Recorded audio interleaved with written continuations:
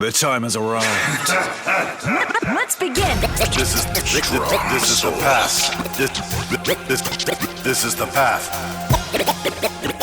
This is the path. This is the path. This is the path. Round one. Fight.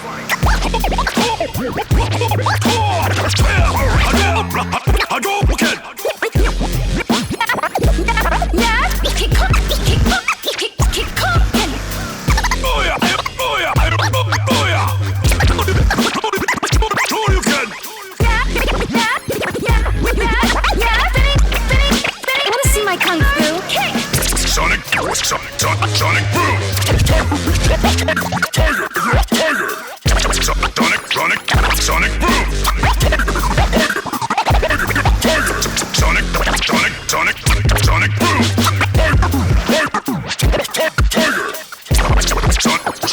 Sonic boom! You've got no moves. This is the path. This is the path. This is the path. Round two. Fight. Bust you up! Stay!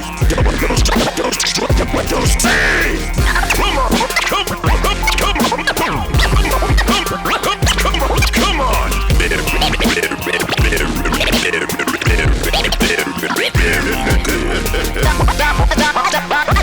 Start in? I'll take you downtown. I'm ready. Now begin.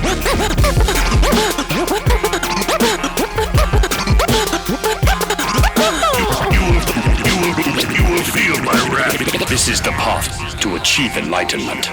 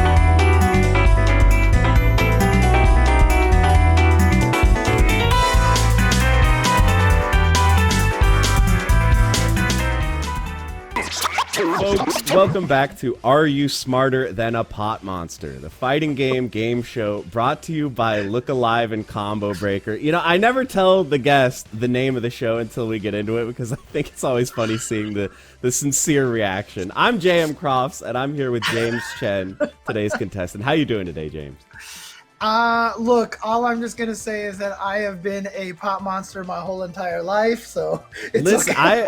I always say that too. You know, someone who enters tournaments and, you know, you're not sure if you do well, it's a nice bonus, but it's not really your expectation going in. That's how I operate. But for you, you know, you're something of a fighting game scholar, I feel like. Ever since the old days, I've seen your guides on Game Facts. Do you feel that you are smarter than the average pot monster? Don't set me up for failure here, John. It's too much pressure. Exactly. Okay, no, I'm sorry. We'll keep expectations low. All right, I'm ready to go. If you keep all your questions related to Street Fighter 2, I think I'll be okay with this. Okay, excellent. We'll put that knowledge to the test today. The game is pretty simple. 2 rounds, 4 questions each. Just like a tournament, it's double elimination, so you can miss one and keep going. Oh, okay. Some of these questions are devilishly difficult, so we've got 2 lifelines to help you out, or as we like to call them, top player privilege. First of all, we got coaching, so you can break the no coaching rule, and you will get a hint to get you closer to the answer. And the other is top seeding. The number 1 seed in the bracket, they're usually the first to get a bye. So if you're just completely lost, we can rearrange the bracket, so to speak, and get you a bye, letting you skip the question with no penalty. But you can only use each lifeline once, so keep that in mind. And with that, I think we're ready to go into the first round. So our categories here, we've got anime protagonists, we've got crossovers, frame data, and supers. So which one jumps out at you as something that you would like to start with? Can I have an extra lifeline and ask Nathan for answer? Oh my God, he ran away, dude. He doesn't. the difficulty of the questions has scared away the cats. Yeah, he left. He doesn't. Doesn't have my back. My cat does not have my. Let's try supers. Sure. Let's. See All right. Let's see. Now you're gonna have to name the game and the character whose super is pictured on screen, or equivalent mechanic. It doesn't have to be called a super. I'm gonna say that the character is Poison Ivy, and I believe this is Injustice 2. You nailed it. You nailed it, James. That's exactly right. Injustice 2, Poison Ivy. So you're off to a good start here. You're not going 0-2. That's guaranteed. Okay. That's usually what I'm hoping in a tournament, is just not to go 0-2. Oh, by the way, I just remembered I have something to do, so I'm going to retire undefeated. All right. Thank you, guys. Signing off. Let's try crossovers. All right. King of Fighters contains characters from many SNK franchises, but who is the only Samurai Showdown character to ever appear in a mainline KOF game? Thankfully, I've been doing a lot of SNK podcasts recently, so I can say with confidence that it is Nakaruru. Final answer. All right, I made these too easy. I thought these were going to be hard ones. Okay, but this is just round 1. Don't get too comfortable. Oh, this is only round 1? There's going to be 4 more questions if you get through these 4. Man, I thought I was doing good. Now I'm scared again. Let's do frame data. All right. Chun-Li has the fastest jab in Street Fighter 3 Third Strike, but how many frames of startup does it have? All right, this one I'm going to answer with a caveat. This is a trick question in a weird way. Yeah, I know there's kind of 2 possible answers. Yeah, it depends on how you define it. The original old method of defining frame data, they did not have the first active frame as startup. And so a lot of people said that Chun-Li's crouching light punch in Third Strike was 2 frames. But by modern nomenclature, where the first active frame is also considered part of the startup, it would be 3 frames. So modern day 3 frames, old days 2 frames. See, James, I even accounted for this. I knew. I put 2 frames, but it does hit on the 3rd frame. Because in Street Fighter 4, jabs are 3 frames. but they hit on the third frame. So really, it's the same speed, right, as Chun-Li. There you go. Oh, cool. So I was ready to go either way on that one, but you got the extra credit. You knew the full reasoning and everything. Nice job. And so we're left with just anime protagonists here. I left it at the end for a reason because I'm scared of this one. Okay. All right. In Dragonball FighterZ, including DLC, there are 6 characters with Goku in the name. You're gonna have to name at least 4. Oh my god. They all got Goku in the name, so that's an easy way to start. All right, I think there's like regular Goku. I think his name is just Goku, and yeah, we'll count that. There's a kid Goku, I think it is. Young Goku. I think we're gonna have to talk to the judges on that one. Maybe guess some other ones. We'll see if we can get it. There's GSS Go. I don't know. Oh god! And don't forget that you do have your hints as well, or you have one hint and one skip available if you don't want to risk it all on the question. You know, I'm gonna use my skip lifeline because. All right, I think that's fair, James. Not a Dragon Ball scholar. We'll show the list here. We got Super Saiyan Goku. We got you were on the right track. SSGSS Blue Goku. Right. Okay. Goku Black, Base Goku, who that's kind of just regular Goku. GT Goku is Kid Goku. It's kind of misleading, and then Ultra Instinct Goku. There's too many Gokus. We set you up for failure there, going deep in the anime well. I know it's not your specialty, James. 100%. I was done on that question, so I'm happy with my lifeline. All right. Well, you came out of round 1 unscathed. You're 4-0 right now. You're out of pools, as I like to say. Right. But now we're moving on to round 2. We got a whole new set of categories. Let's jump over to it. All right, we're into round 2 of Are You Smarter Than a Pop Monster? We got a new set of categories. We got announcers, we got inputs, FGC history, and then Combo Breaker. Of course, this is brought to you by Combo Breaker and Look Alive. Which one are you feeling here, James? I know, like, you put FGC history in there, and I call myself an FGC historian. So that guarantees I'm getting this question wrong.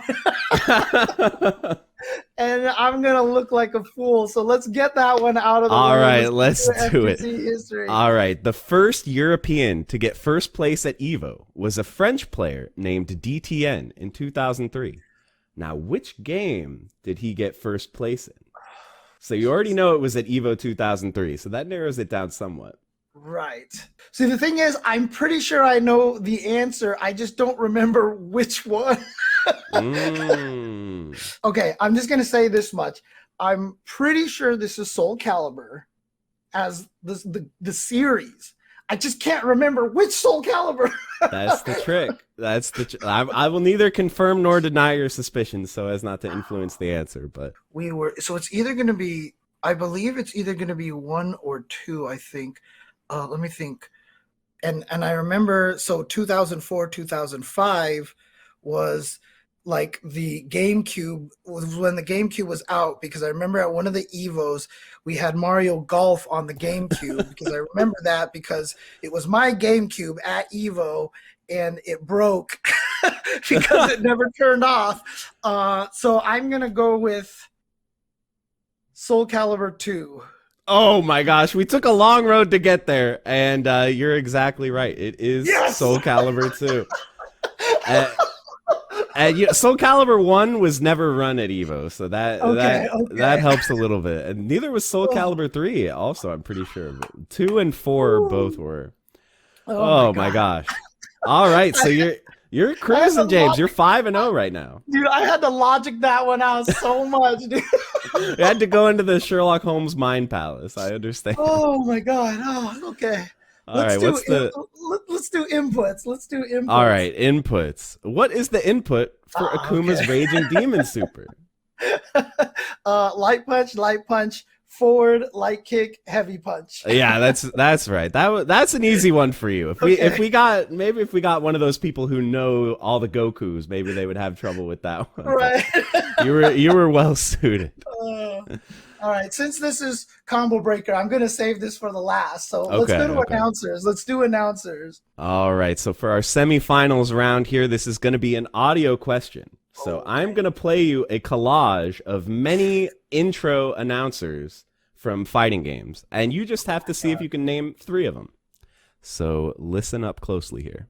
The wheel of fate is turning. Rebel 1. Action! Ladies and gentlemen, it's showtime! Open your magic circuit. Fight. Nobody blink! Let's party! This is gonna be a match to remember. Fight! All right, did you get all those, James? So you just have to name 3 of the games. 3 of the games. Play them again. All right, for sure. The wheel of fate is turning. Rebel 1. Action! Go to the next one. Ladies and gentlemen, it's showtime! That's Skullgirls, right? Yeah, that's right. Okay. Fight. Nobody So go to the next one. blink! Let's party! That's Street Fighter Alpha 3. This Yeah, is that's gonna right. be a match to remember. Fight! And that's Capcom versus SNK 2. All right. Skullgirls, Alpha 3, CVS 2. You got them. The other ones were, we had Melty Blood type Lumina, and we had Blaze Blue was the first one. The Wheel of Fate is turning. So again, the anime coming up is a bit of a weakness. I would have gotten the Blaze Blue one, but I totally would have gotten the Melty Blood one wrong. I almost was like, if you had to have me name all 5, I might have said Under Night in Birth, and I would have crashed and burned on that one. Okay, good.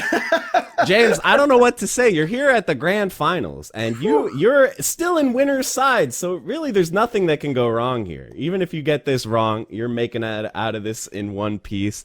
So our final remaining category, what's that? You know what's going to happen, though? I'm going to get this wrong, and Rick is going to be like, oh, really, James? And then I'm fired from Combo Breaker. All right, there's a lot on the line for this one. Right. Careers could be made or broken. Let's see the final question. After the last offline Combo Breaker tournament in 2019, which player got first place in Under Night In-Birth EXE Latest and then went on to win EVO as well that year? So they won Under Night at Combo Breaker 2019, and then they won EVO 2019 in Under Night In-Birth EXE Latest. Like, I have a guess, but I feel like I should use the hint anyway. True. I mean, I have the hint. What's your hint? All right, we'll go to our crack group of coaches here and come up with a hint here, which is he has like a lighting fixture in his name, like one of those things you use to light your house. He's named after it. Okay. I might have actually gotten this one wrong. Now I do know who the answer is, but I don't remember their full name. That's the trick. Oh wait, I think I got it. I think I remembered what it was. It's Clear Lamp, right? It's totally Clear Lamp. Yes. Correct. A perfect score. 8-0. Well, 7-0 if you don't count a bye as a win. But in a tournament, a bye counts as a win. So that totally counts. Oh, I almost got this one wrong. If I didn't go for the hint, Clear Lamp. Okay, thank you for the hint. Thank you, coaches. Thank you, coaches. Yeah, exactly. This is why, coaches can make a big difference in fighting games as well. It's important. But James, what can I say? 8 questions up, 8 questions down. I'm impressed. How do you feel with your result? Is this what you were hoping for? Dude, I am actually strangely really proud of my logicking out the Soul Calibur. The Soul Calibur, that was one for the ages. That was impressive for sure. Well, extremely well played, James. And I just want to give you this opportunity. If there's anything you want to shout out, tell people where they can find you, go ahead and do so. Oh, yeah. If you want to learn more about fighting game history, no, I'm just kidding. I'm on JChensor at everything, JCHENSOR, on Twitter, on Twitch as well. On YouTube, most of my content is on Ultra Chen TV, and I do also stream on Ultra Chen TV as well for the Tuesday show and such. Oh, you can also find me on Instagram.com/JChensor if you want to see more pictures of my cats, because that's all I post on there. All right. I mean, who doesn't love a good cat picture? That's for sure. Well, thank you so much for agreeing to be a contestant, James. I really appreciate it. And I really appreciate all you guys at home for tuning in to Look Alive and watching our show. I hope you enjoy the rest of everything that's on offer today. Don't touch that dial. And peace out, everybody. Bye. Hi, my name's Tomas with the Fraud Crew, here with my good friend Alex Alchemy today. Have him do his introduction. Hello, everyone. I am Alex Alchemy from the ACP crew here in Puerto Rico, and I'm just happy to be here. Be showing you some high-level Jackie today. With Spabobin and Josh the Funk Doc. Spabobin, a master of the game, definitely found most of the mechanics in it and wrote the Mizumi. And then Josh the Funk Doc, just a legendary speedrunner and fighting game player in his own right.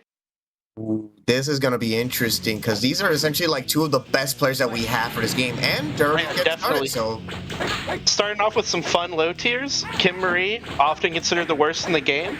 She's got some interesting options in neutral. She's the grappler of this game. And Sam's the Rekka character. They're going to be seeing Sam fish for his Rekka a lot and try and hit the Rekka loop to link to stun. Kim's going to try and just get any stray hit that she can. It's rough for Kim. Even in the other low tier matchups, she's still at considerable disadvantage. Alright, both of them spacing out. Oh my goodness, that time running out all but gets it with the Rekka, and Josh the Funk Doc taking the first round. And if this is your first time watching this, all I have to say is these games, these games rather, can go by hella quick. So in a big of a fight, it's just over in an instant. One thing to note about Jackie too is you're not going to see much jumping in this game. It's almost entirely ground-based neutral. Jump is really floaty. Yeah, but to make up for that... That's the thing with this game, though. Oh my god, I'm sorry. But to make up for it, there's really good dashes, really good back dashes. There's also command like normals that are overheads, so you can still open people up. It's just it's not too recommended. Essentially, it's more like a high risk, high reward kind of scenario. Oh, in case, like if you do Sam mirrors? Oh, what? Okay, I actually wasn't expecting that. All right. All right, both of them are trying to rush each other down as much as possible. Oh, hitting the Rekka. Bunch of Rekkas going out. If you somehow manage to get the first one and get the rest of it, they can do like a lot of damage. Hitting the dash loop. That's something that Spabobin's really good at, is hitting that dash loop. Spabobin takes the first round. Alright, both of them just trying to like get a feel at the match start. Neither connecting with anything. Lots of stuff on block. Oh, yep. Trade? Trade, yep. Oh, gets it with the Rekka combo. Nice. Oh, super, but not connecting though. Only hitting on block. Punish. Oh, just going through with the auto combo. And there's the follow-up. You love to see it. Really good conversion out of that. Funk Doc taking her out. Oh, this is some dirty pressure that's really hard to deal with that dash loop. Especially around start. Ooh, getting so much pressure in the corner here. Funk Doc absolutely insane. Yeah, my man Josh not letting Spabobin breathe right there. My goodness. All right, now time both of them just dashing around, trying to get the hit. Oh, no combo. Now timer is deceptive in this game because the last like 5 seconds of the clock are longer than the other seconds. So there's more time than it looks like, but oh wait, who's gonna get this? Wait, I think that might be Josh. Timeout. Yep, but it's gonna be Funk Doc taking the second game too. Heck yeah. God, it just goes to show how ridiculous this game can be, honestly. Alright, and Spabobin going with his signature main though with Admiral. Oh, here we go. Now things are truly gonna get interesting because from what I've heard, Admiral Jackie is like considered like one of the top tiers, essentially. Yeah. His crouch light punch is one of the best hitboxes I've ever seen in any fighting game. You're gonna see that crouch light punch come out a lot. He's also got the double Dutch loop, which is looping two DPs into each other. Very explosive character. As you can see here, this is the difference between a high tier and a low tier too. Like, there's not much you can do even at the highest levels of play as a low tier versus a high tier. Oh yeah. I think this is both players get. I think this is Spabobin getting serious at least. Oh, and there's a perfect. Oh, and taking it really quick and getting the perfect. That was beautiful. All right, see if Funk Doc responds with Okay, yeah, he is. He's gonna respond with a high tier pick in Thorsten. So both these characters kind of do the same thing, except Funkdog's gonna be fishing for a confirm with crouch light kick, and Spabobin's gonna be fishing with crouch light punch. Two really explosive characters, though. Touch of stun, very common. Oh, hit the confirm. Yep, there it is. There's a combo. Lets him get up. Oh, pressure. Oh yeah, and that's gonna end it. You're getting better. Oh yeah, that's one thing to mention about this game. Jackie Chan cannot die. He just gets up, congratulates you for your hard work. Yeah, there's actually fatalities, but you tend not to see them because they can only happen to non-Jackie characters fighting other non-Jackie characters. Because Jackie doesn't die and Jackie also doesn't kill. Exactly, because, you know, he's Jackie Chan. Oh, into the buzzsaw! The open misses the follow-up! Whiffs that DP! Oh, this is definitely gonna kill! Oh yep, my that's gonna take the round. Alright, round 3. This could go either way. Round start like crouching light kick. Whiffs These are two characters that approach to neutral. It's very similar, but one of them is just a slight bit better than the other, with Admiral being the better one. Ooh! Oh, misses the sweep. Gets a bit of a trade. Yeah, but Spabobin in the advantage right now. That might change, however. Hold on. Yep, and he's gonna get up kicks. He's gonna get up kicks off this. Oh wait, what? Yep, oh, he's gonna kill. Yeah, I was about to say, like 3-1.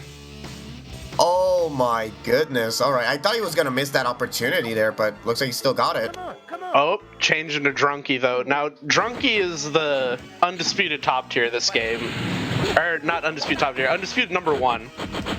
He's got the jars to control neutral, and he's also got an infinite that is one of the, really the only meta-relevant infinite in the game. So he's kind of just a really privileged character. There's no other character with a good projectile, and there's no other character with an infinite. But he does have issues though.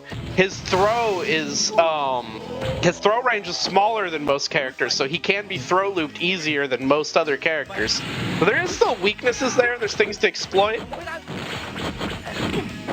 Oh, hitting the butt, not confirming into the infinite though. Oh, hitting butt again, but this time on block.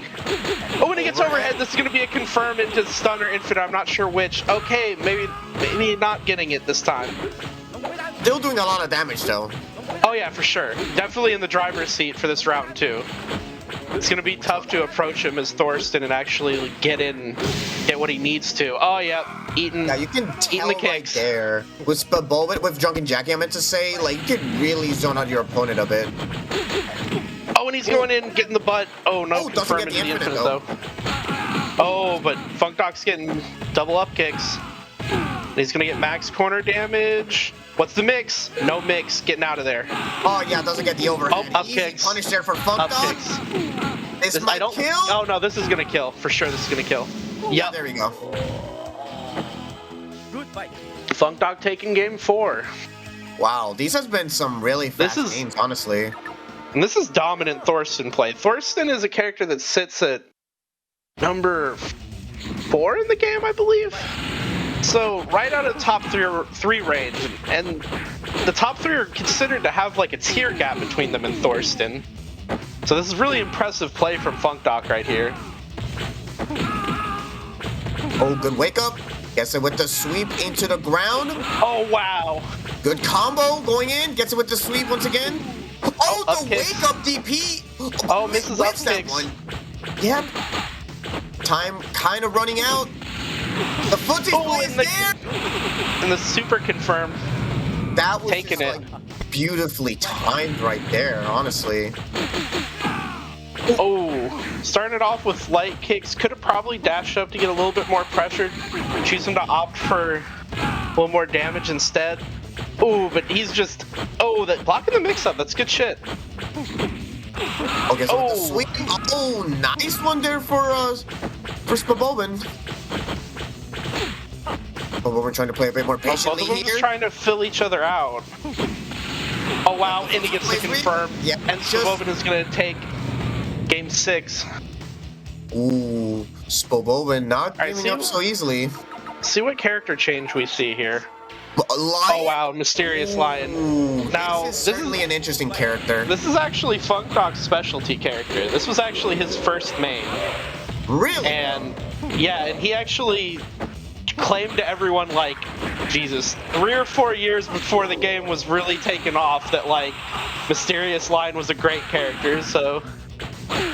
But I mean, I would say he's a mid-tier, and Funk Doc is just godlike, though, to be honest. Oh, using the Psycho Crusher, and yep, getting hit. Oh, and there's the taunt afterwards, so you might want to explain how that's actually important. Oh yeah, taunt will take away your opponent's meter, so BM is meta.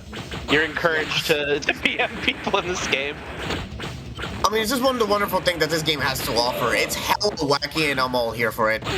Oh, maybe a throw loop setup here? No, eating the DP. Oh, missing the double dutch though. Yep.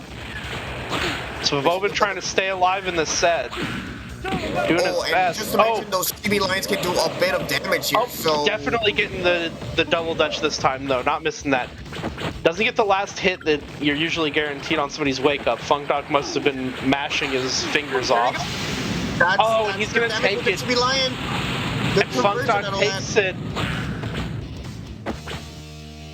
Alright, jumps away. Jackie Chan gets up, congratulates the lion, and that's essentially it.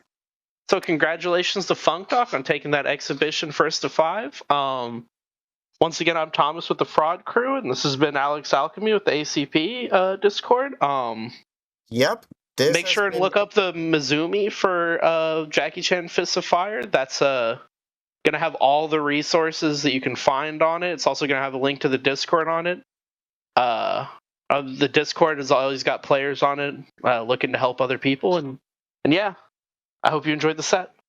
Stay safe, guys. See you guys later. And now, Combo Trials defeat streamers. Okay. Let's go.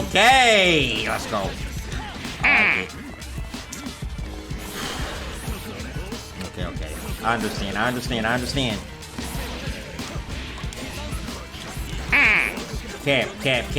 Cap. I don't understand.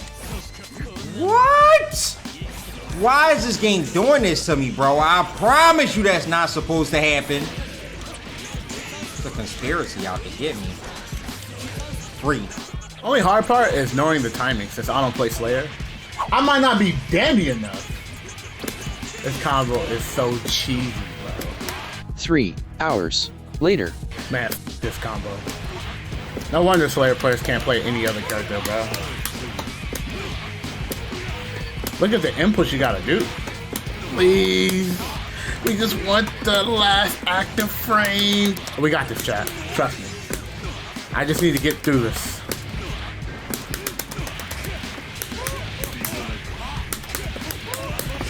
Yes!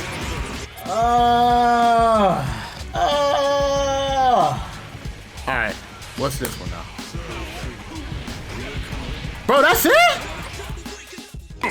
What's up, everybody? Welcome back to Look Alive. Hopefully you've been enjoying all the action. We're back with some more Dragonball FighterZ, and I'm joined by the lovely Dunk. How goes it? I'm very, very good. Happy to be a part of Look Alive and happy to present some Dragon Ball. Honestly, game is part of my heart, and I'm really excited to showcase it. Yeah, and the cool thing too is that, Wanted is, I think, very, a very highly regarded series for a lot of different games, but obviously I think Dragon Ball is the focus, right? And so everybody talks about Dragon Ball for the series and people love it a lot. And so I feel like it's one of those events that if you like Dragon Ball at all, you have to know about Wanted, and you probably also know about both of the players we're going to be talking about today. Yeah, absolutely. Wanted, especially in Europe, is where we see the highest level of play, right? OB Assassin, I think, is one of the players from the sort of pre-COVID era of Dragon Ball, right? They were going offline, going around defending sort of the European turf against Americans as they came in, like Hook and God, like Sonic Fox. But then you come to that post-COVID era, right? Yasha has been running Wanted, which is like an exhibition series, right? Where you have to work your way up from the undercard to eventually get to that main card and hold it down like a King of the Hill sort of event. And Yasha has been doing that. He did that for, I believe, 17 weeks. So he's just that good. So expect to see great gameplay from him. Yeah, and that's the funny thing too. You say 17 weeks. You know, I was talking about it when it comes to like the other games too. It seems like there's always a long, like hard to dethrone champion in Wanted at some point or another in like every single game. And I think having people come back and like try to re-challenge over and over is such a cool thing. Like the King of the Hill format is just like, it is kind of like a tournament arc thing, which works well for Dragon Ball, but I think it just works well for fighting games in general, you know? Yeah, and I mean, it does mean you have to adapt, and we'll see what adaptations Yasha makes here, because one thing you have to note, the newest character in Dragonball FighterZ is Labcode 21. Definitely very strong, but Yasha opting not to use them. And then we will get the first hit of the match. Yeah, and the rejump right away too. This character is good, like basically everywhere on the screen. You know, like it's one of those things where when you watch her play, you're like, man, she is so strong. Damn, nice defense there too. Yasha has a great position, but no assist, so pressure's not going to last very much longer. And I love that 214H out of pressure. Yeah, Yasha caught sleeping. And 6H wasn't enough. Look at him trying to get out. Yeah, and it's one of those things too, I was going to say, where you kind of have to find those moments to escape. I love that OB Assassin on defense there, when there was no assist, nothing left. Just went for the air dash over to reset. Like, instead of challenging with like 5L or something like that, just says, I'm going to take this space. Wow, the hitbox gets completely smoked. And yeah, that's a rough start. I love like just the tag at the beginning. I don't even know if it was intentional, if it was off the side swap on accident, and then this character just running amok. Yep. Look, that's one thing Yasha has in space, right? Great movement to navigate over that beam, get that JH, and that hit will connect. And now Yasha can look to spend some meter. We might see level 3, and we will. And watch out for this, right? If he goes for the vanish, that is a really, really good mix that Obi has to respect. But obviously stay on the same side. Looking maybe for Spark or something on defense to like try to flail out, doesn't go for it. Oh, and just gets clipped. Oh no, no confirm though. That's an unfortunate drop. I love the walk under, by the way, right there when the air dash came, and then the tag too, because you know in the corner situations like that, having awareness of your position is so important. No assist here. Look at Yasha's defense. He's just so happy to block it out. Finally gets on the offensive. JL will count it, but no confirm. And the reflect on the 6M will get OB out there. But look at the crosser. Get dump the beater. This is a lot of damage. Not gonna kill or anything, but you're in a really good spot. You know, you have assist for pressure. You can go for whatever you want here. You can go on assist. Just check for the 2M. Oh no, you hate to see it. Doesn't go for the auto combo, but has the assist, super dash for the kill. Easy peasy. And one thing you have to be careful after hit level 3 is he can go into stance and it can completely devour your sparking. It will not get hit and he can bait it really easily. OB with a 2-character lead, Yasha needs to make a massive comeback with the 17 if they want a chance of taking this first game. Yeah, limit break plus spark, pretty nice here, and you have a lot of meter to work with, but it kind of evaporates so quick. You know, you need it for level 3s, you need it for vanish confirms, you need it for all this kind of stuff. Yeah, even right there, you see the EX Rekka trying to like get some pressure going here. Oh, and the counter. Really, really nice there from OB to sense. It was a way out of that pressure. And now Yasha knocked down. Does super dash to H into EX6 and the guard cancel. Vanish guard cancel actually to get himself out of that situation. Yeah, and I mean, that's a lot of meter to dump, unfortunately, right? Sparking can kind of save you there because it'll build you a lot of meter. But just gets clipped on the tail end on the rocket kick. You hate to see it. Doesn't go for spark or anything, but like next hit kills. Yeah, force the spark on defense. You're running out of life. You need to use it. And it is sparking level 3 with that limit break power buff. And the 2H comes out from Yasha. And one thing about 17 is their 2H damage is insane, but the drop, Yasha doesn't get it off. Base the DP and OB is going to lose that team Gohan. This is actually really scary too, because if you look at the life on his characters, like each character dies in one good hit. You know what I mean? So like even though you have a 3-character advantage that turns into a 2-character advantage, when you get hit by stuff like this, oh man, the drops, you hate to see it. Okay, this is the spark, and yeah, eats the hit off the sparking right there. So this doesn't do any damage, you just get the knockdown. And he'll go into that level 3. Remember, OB does have 1.5 bar. He can go into that EX stance and really just take his time. We'll see what he does on offense. JM in the DR, and Yasha will tech. Yeah, pretty safe, right? Doesn't want to go for anything too risky. There, just gets clipped low, and that's a dead hit, just like that. Yeah, Yasha fighting the hit. His sparking has faded, but now it's a 1-on-1. The comeback is on its way, but Obi still has that lab code 21 and that sparking. The jail will connect. No confirm with the empty vanish. Now Yasha in the offensive. Oh, and you hate this. He just clipped out of the air. No kill or anything, though. This is really close here. Waits out the barrier, goes for the super dash after. Doesn't get picked up on the Rekka. Oh, the key blast. Oh man, right at the last second. And yeah, I like that you called out the sparking too, because the sparking was fading for OB, so right at the end he tried to force with the empty vanish like a few times. It's a really good option, I think, and a good awareness that even though it's running out, you can try to use the utility of it. And look, to be very frank with you, this matchup tends to teeter on Yasha's side, right? We've seen Yasha take wins over Obi Assassin at the Wanted Series by the same name offline in France.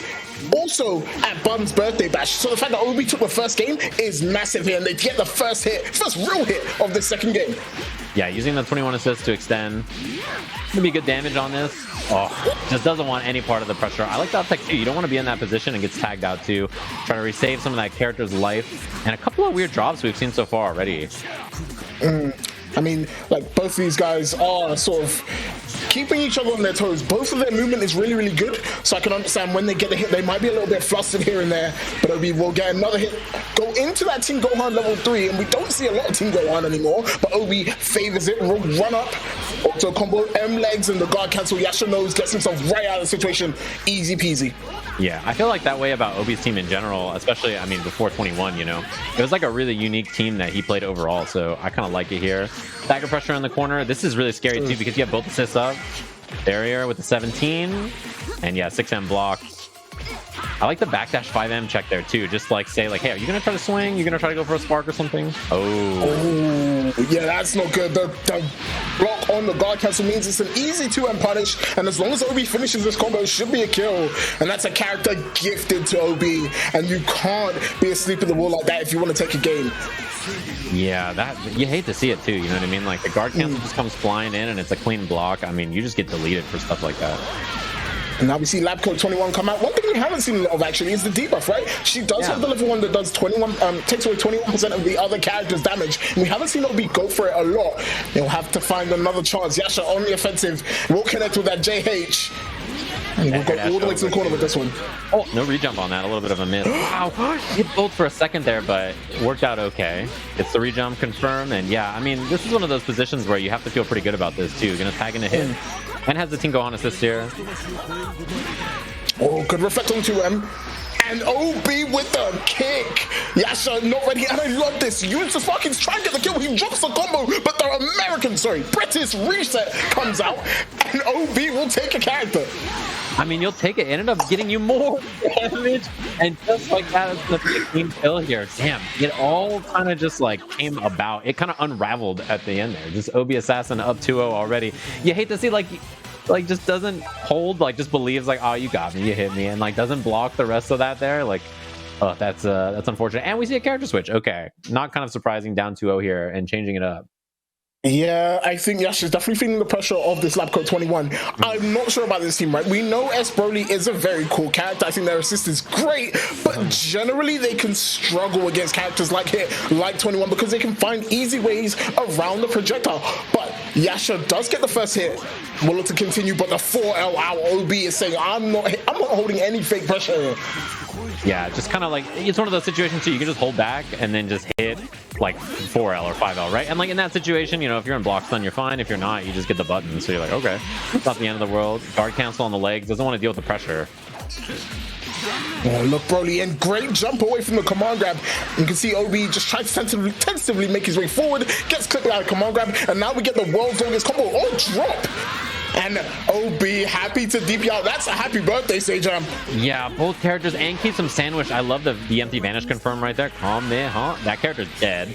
You're feeling great about that. And I think even this sparking can work out really well here because you get the extra meter, gets the rejump on the vanish, and you're not going to quite have 2 bars at the end of this.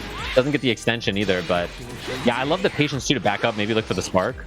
Yeah, definitely. That Shimi was looking for a spark 100%. Look at the blue life Yasha has to regain from a sparking here. The command grab will connect, and surely we see Yasha get this S Broly out of here so they can go into the time chamber and really regenerate.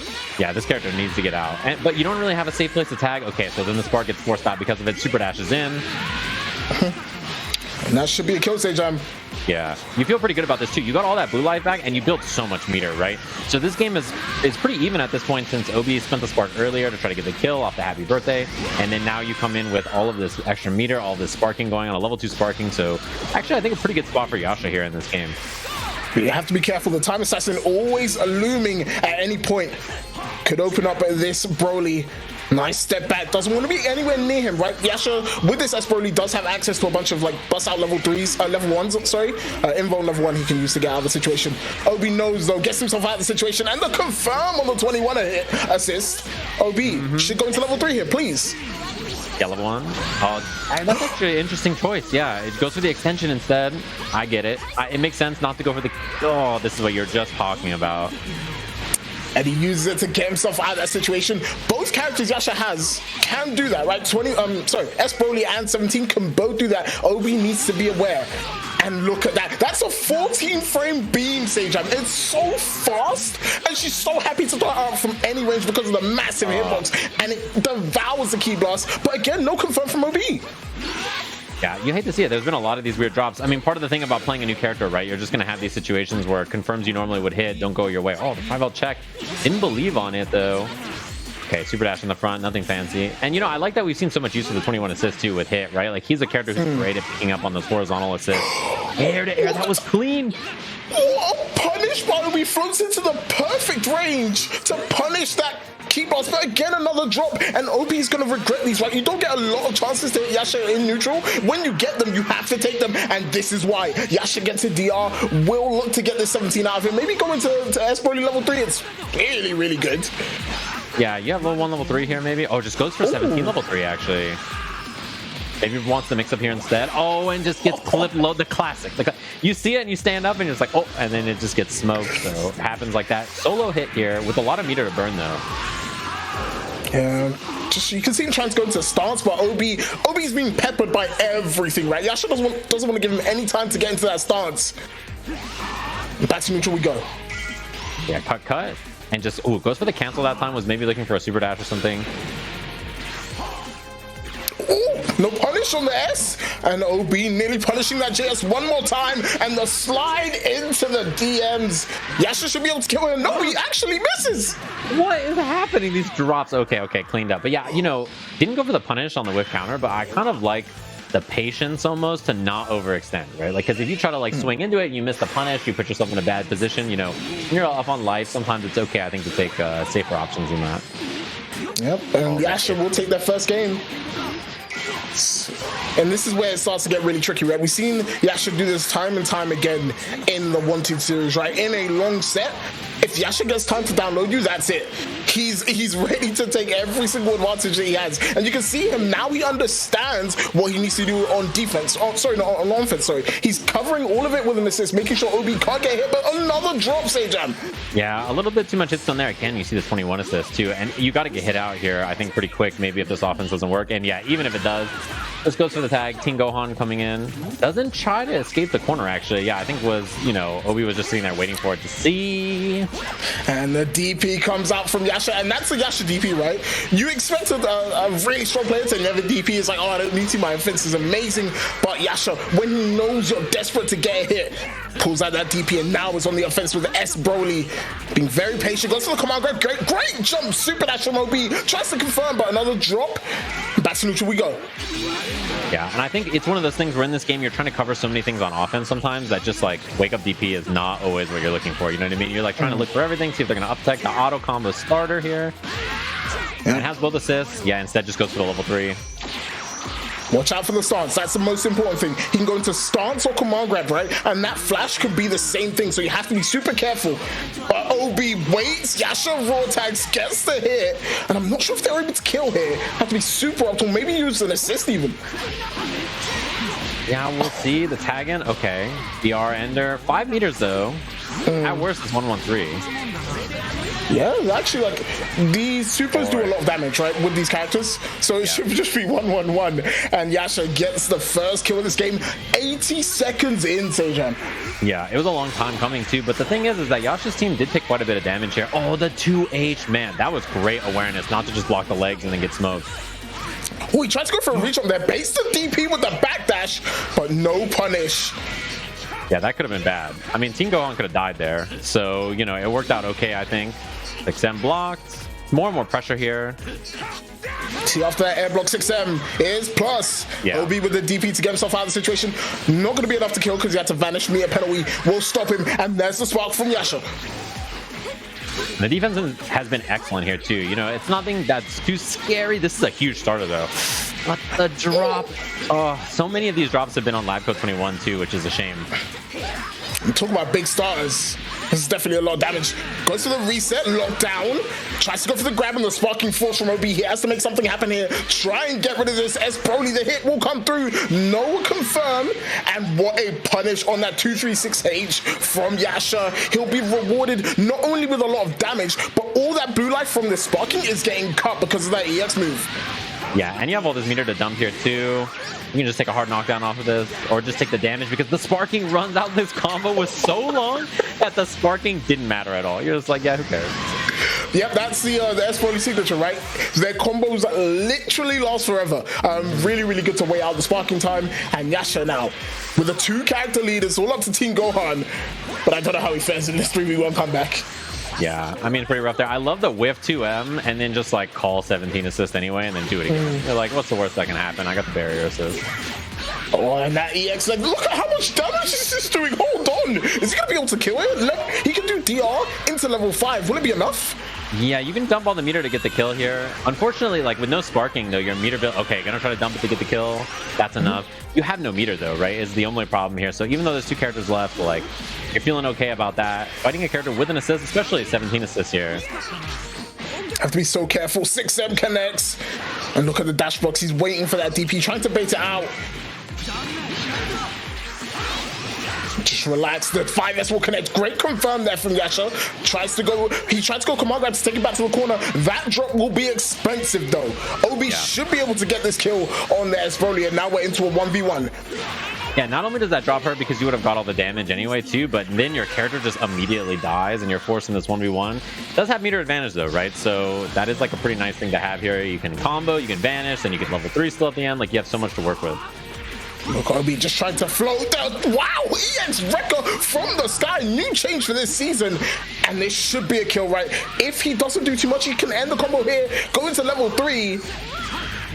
Oh, actually also the vanish, and really, really stylish from Yasha. Completely unnecessary. But that's what's going to be taking game number 4 for them. Yeah, I mean, having something like that too in the air that completely halts you and then brings you down like that to catch people. A lot of people will try to run under you when you're in the air, right? To like go under and not avoid like falling down and dealing with the mix-up or whatever. So sometimes you're just chilling and all of a sudden it's just like, whoop, he just falls straight out of the air and you're like, oh God. Sage, I'm not sure if you've noticed, but we've seen a team change. OB has dropped the Lab Code 21. We are now going to see Trunks. Yeah, this is kind of what I was accustomed to seeing, especially, you know, with all the drops we've seen from 21-2. Like, even if a new character is that strong, if it's not your comfort pick, right, it makes a lot of sense, I think, to go back to something like this. Oh, you know what? I have to say, Trunks is one of OB's like favorite characters to play. I think they enjoy it, but the problem is Trunks isn't that great. Yeah. But we'll see what OB can do with the character, right? If you're a specialist in it, it might be worth a little bit more than playing a character who's quote unquote good, but you're not really used to. All in that time though, OB does lose a character. Yeah, it didn't last too long at all. It was just like, oh, okay, well, we see the switch to... Oh, well, yeah, and Trunks now has to do something because you just immediately get your Gohan smoked and you're just like, uh-oh. And hits in a bad spot, too. You have to start thinking about where you're going to spend your sparking, too, right, at this point. Because, yeah, I mean, I was just going to say, I don't think you're going to want to save it here. Okay, that's huge. A little bit of damage on 17, but that's probably not going to matter too much. He's been level 3? Okay, he does. I think he's just looking for any sort of hit to get rid of this S Broly, even up the character score and really give themselves a chance in this game. But Yasha does have sparking 3 meter on their side. There's the EX starts I was talking about, and you can see it does not connect with the sparking at all. And OB gets the punish and should be able to get the kill because all of that, Sejan, is EX damage. No blue life recovery at all. I just burned completely through it. As you can see, sparking is about to fade. Yasha maybe we'll try something with like an empty vanish here, but it's about to run out, yeah, so didn't get the opportunity. And apart from the meter, this is now an even game, 2 characters apiece. But you can see OB trying to flip through. The 5M will connect. Yasha is going to do so much damage with this combo. Yeah, I was going to say, it's pretty important choosing where to spend your sparking there, and it worked out great, but look at the damage on this, even on the drop. Nice block in the air dash over too, and just to dash up Dragon Rush. Sometimes it's like the slowest Dragon Rushes that hit you. You know what I mean? You're just like, oh god. It's like it's not in your book. it's not in your book of things to expect. So you're just really not ready. And maybe OB could find a clean hit to get rid of this 17. Wow, the 2M. And just like you said, it's the slowest option that you might not expect. 2M is really slow. But Yasha gets another hit. And with 7 meter, you have to think they dump some here. Yeah, for sure. And I think you have to get 17 out here, right? You don't want this character to stay in the drop. Oh, man, you hate to see it. 5 LLL gets the job done. And I mean, you have a lot of life to work with. In terms of life, we're pretty even, but having the extra Trunks assist, the beam here, is pretty useful. Yeah, 7 meter on Yasha's side. So you can look to spend some. Oh, wow, 5S will connect. And if that whiff, that would have been an easy punish. Super, super negative. So much recovery on it. But Yasha threw out, got the hit, and we'll go into level 1 to get the kill. It's now 1 character apiece. OB will get a bit of meter for their troubles, but this is anyone's game still. Yeah. Oh, God. Yeah, change the future right around start. I mean, it's a good option, right? It just deletes most things, has a humongous hitbox.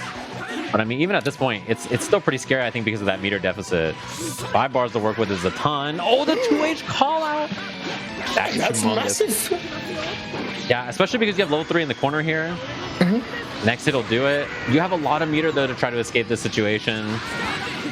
Plus, OB just trying to lock him down on the backflip away. Just wants to leave that situation. Violence will connect. It's not enough to kill. Cross up Jing, what block from Yasha? Oh my god, this is humongous. Though. With all this meter on the line, you have to be kidding me. That beam didn't kill. Oh no. The tragedy. OB about 100 damage away from taking this, but the gut factor again from Yasha comes out strong, managing to get the 5M, dumping tons of damage onto OB, and now it's 3-2. The tables are turned. Steady. That was so tragic. Just the beam not killing right there, and then watching the beam from Trunks just whiff and dash 5M gets smoked. You hate to see it. And just like that, I mean, Yasha up in the set. Yep. OB, you can see him trying to force the issue. The sparking comes out though, and this is massive, right? Gogeta as a character, I was gonna say can 2-touch off pretty much any hit. If you hit 5LL, it's an easy 2-touch. Yeah, and I mean, the starter was great too. I mean, you're in sparking, it's a double jump L overhead and everything like that. And then the drop into the reset gives you even more damage. So you'll take it, right? I mean, those are the best kind of drops where you immediately hit them again for extra damage. And it sucks to get hit by as well because you're like, oh damn, I should have just up-tech, but OB will have to make do with these 2 characters and sparking again. Oh my goodness, that was such an amazing reaction because he literally can't do anything else after that. The fact that Yasha was able to react to level 3 was amazing. Yeah, now you have to watch for Spark. Yeah, there is the Spark and get through on the Clash. That is humongous too, because even if this isn't too much damage because of the sparking regen, you know, getting rid of some of this level 2 sparking is huge. Both got hit. He could anti-vanish if he wants, yeah, to keep them both in, and he does. But unluckily, Gogeta falls out of the combo. The X starts to go past the assist. Look at the hits from hit. Yeah, and I mean, even the assist kind of got smoked there again for a little bit. This should be able to get the kill here, easy peasy. And look at the blue life. This is so much, man. You just lost so much life because of that. Such an unfortunate scramble, just with the assist getting clipped like that. Just like that, it's an even game. And you can see OB feeling it, wants to take it to Yasha. Good block on the 2M and backs out. No assist to work with, and knows they can't risk staying too long. Yeah, I like the 2-on-4S right there. Just like get away, kind of reset the position, say like, all right, what are you gonna do? Like, what's the plan here? Oh, the air dash in, finds the clean hit, and this is great damage here too, especially because you might want to get the character out, you know, depending on whether you feel confident doing level 3 with 17 here instead or something. You know, keeps in for the Oki, the reflect, still keeps up the pressure. Oh, that 5M got stuffed there. Not going to be able to kill. But the corner goes to OB. And look, Yasha just wakes up with the buttons. Goes for mix after the 17 assist. That has to be fake cross-up from Yasha, right? He jumps in the air, does J2S. Yeah, just jumping in. On OB. That's like kind of the classic, right? You just go in the front with the beam instead. Makes perfect sense. Okay, now we're going to see the meter dumped here. Get the hard knockdown. Goes for the empty low. Great block. Blocks on the 6M too. The clash, the reverse clash too. Good awareness from both of them. And I love the escape option from Obi instead. Just like not engaging. Oh, and the auto combo. Maybe didn't even know what side you're on there after the flip, right? You're just like kind of piloting it. And you're like, oh, I'm where now? I'm inside this 5-0. It hurts. But luckily, you won't have to do it anymore. Just hit. Good reflect on that Rekka. That's barrier. That's an easy punish. Negative 40. OB Assassin was ready for that. Level 3, no ops to keep it simple. Good jump on the command grab from Yasha. Exactly. Yeah, that's not easy to do. I mean, in those situations, you mentioned it earlier, it could be the stance, it could be something else. You're not always ready for it. Great awareness on defense. Knockdown here, again, just going for pressure. DR gets jumped, no punish. Yo, he's on the other side. Didn't even know. Didn't get the hit. Maybe happy to block. EX. Oh, EX! Rekka into the barrier. OB's patience rewarded. And so many times in this set, it's 1v1 again. Yeah, this has no business being this close to, and that's such an easy punish. Okay, this is humongous. That should be a kill, right? He can surely go into level 5 to get the kill. Dump all the meter here to get it. It should be easy peasy. No drops, nothing weird. Yeah, and that's going to be it. Yasha taking their 4th game. And Seijan, that was super close, right? You saw Obi go into EX stance and then the kick. If that was a millisecond away, that's Obi's game, right? He gets the kick. Yeah, exactly. But luck on Yasha, well, say luck or skill, whatever you want to call it, on Yasha's side, managed to get the kill. And now Yasha looking to close this one out, 4-2 the score on set point. Now, I love that just like dash up, delay DR there. I feel like Obi hasn't been going to it as much, you know, as this has been going on. So I kind of like that option. Falling overhead gets the hit. And I feel like this is how so many of these games have started, right? Team Gohan on point has not won a lot of these interactions. And in fact, as you mentioned, just gets hit, it's knocked down, next situation doesn't work out, and then it's kind of just been over. Oh my gosh, you hate to see it. Just so many normals, right? It was JL went to JM, which is 3 hits. OB gets stuffed by air, and that's going to be a dead Team Gohan. Yasha on set point takes the first character this game, looking to close out clean. I question the S Broly pick. It seems to have worked. Yeah, but I think a lot of it too is off the strength of just the point battle. You know what I mean? Like if you lose the point battle every round, it just puts you at such a big deficit, and Team Gohan has really not played much. Well, gonna have to go back to Old Faithful hitting Trunks to try and close this one out, try and bring it back. EX stars, that's a happy birthday. I think there's 2 characters. Yes, there is. OB opts not to spark, and I understand. Instead, cashes right out, gets the blue light from 17 right away. Yeah, and I think those early sparks have not always paid off, so I like it. Yeah, blocking the air dash over, which is, it's more about positioning there than anything. I love that 2M stagger too. Just to like, you know, kind of reset the position, gives you time on your assist. 2H hit confirmed. This should be the kill. Oh, we went for the fancy combo instead of the simple one. And Yasha gets out, crush up on the Rekka, extends with the EX barrier. And surely this 17 is going to get out scot-free. Obi should have had the kill. Yeah, that is a tragedy. I feel like that's so much of the set so far, you know what I mean? It's been like hits Obi has had, and then things just not working out in their favor. And you're just like, oh, you hate to see it. Air dash in, yeah, there's a spark immediately. You kind of need to make something happen pretty quick here, and the DR does happen. And look at the meter board, right? Like basically 2.5 meters off of that. We'll be happy, go into level 3. And next hit will kill, but Yasha again has fucking, we've seen this situation so many times. Yasha has opted to keep their team whole in situations like this. And also do the same now.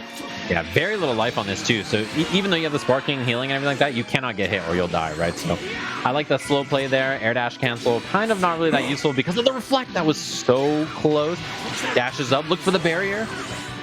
Oh, the beam will connect, and now Obi right back into and blocked. The 5H will connect, and Obi evens up the character score again. And honestly, I think they have the life lead. I can't see the top, but that 17 is very hurt. Yeah, I think so too. Oh. And that is brutal too. It's not that bad. This isn't going to hurt that bad though, but the next interaction is pretty important. Yeah, goes for the snap. I like that to try to kill 17 here. Character's lower on life. No! And that's one of the worst super dashes, right? Because they're running away, they get so much extra time to just react to it. Yasha, you know he's going to be ready. And now OB down to their last character. It's going to be Trunks, the savior of the future, to try and keep this one alive for OB. Yeah, that is the worst feeling when you want your super dash to stop. You're like, oh god, please stop. Like, it just keeps going. You're like, oh, please no. I didn't mean to super dash that far. Oh, and the air to air. Oh my, and on the flip too, it's just like a weird straight interaction, and I love the vanish to pick up the combo here. Gonna get the knockdown. Oh, locked out with a 17 assist. Obi tries to mash out for a JL to intercept. Obi trying to take airspace, and with that rejump, they're going to build enough bar. Surely you go for level 3 here. You go for that, makes you go for something to end OB. No, the vanish. Oh, and then try to go for the fake cross up in front, but yeah, this is a tech away from OB Assassin, doesn't have to deal with it. That's No 5H. Yeah, so just goes for the vanish instead. I like the jump away. Oh, that was a great pickup. Yeah, because if you stay on the ground there, you have to deal with 17. So the air to air was a perfect choice. And I love this from Obi, right? Takes himself out of the corner so he can go into flip mix. Flip mix is super potent. If Obi can pull it out and get a kill, this is anyone's game. But Obi went for DP. It didn't actually work. Fake cross up.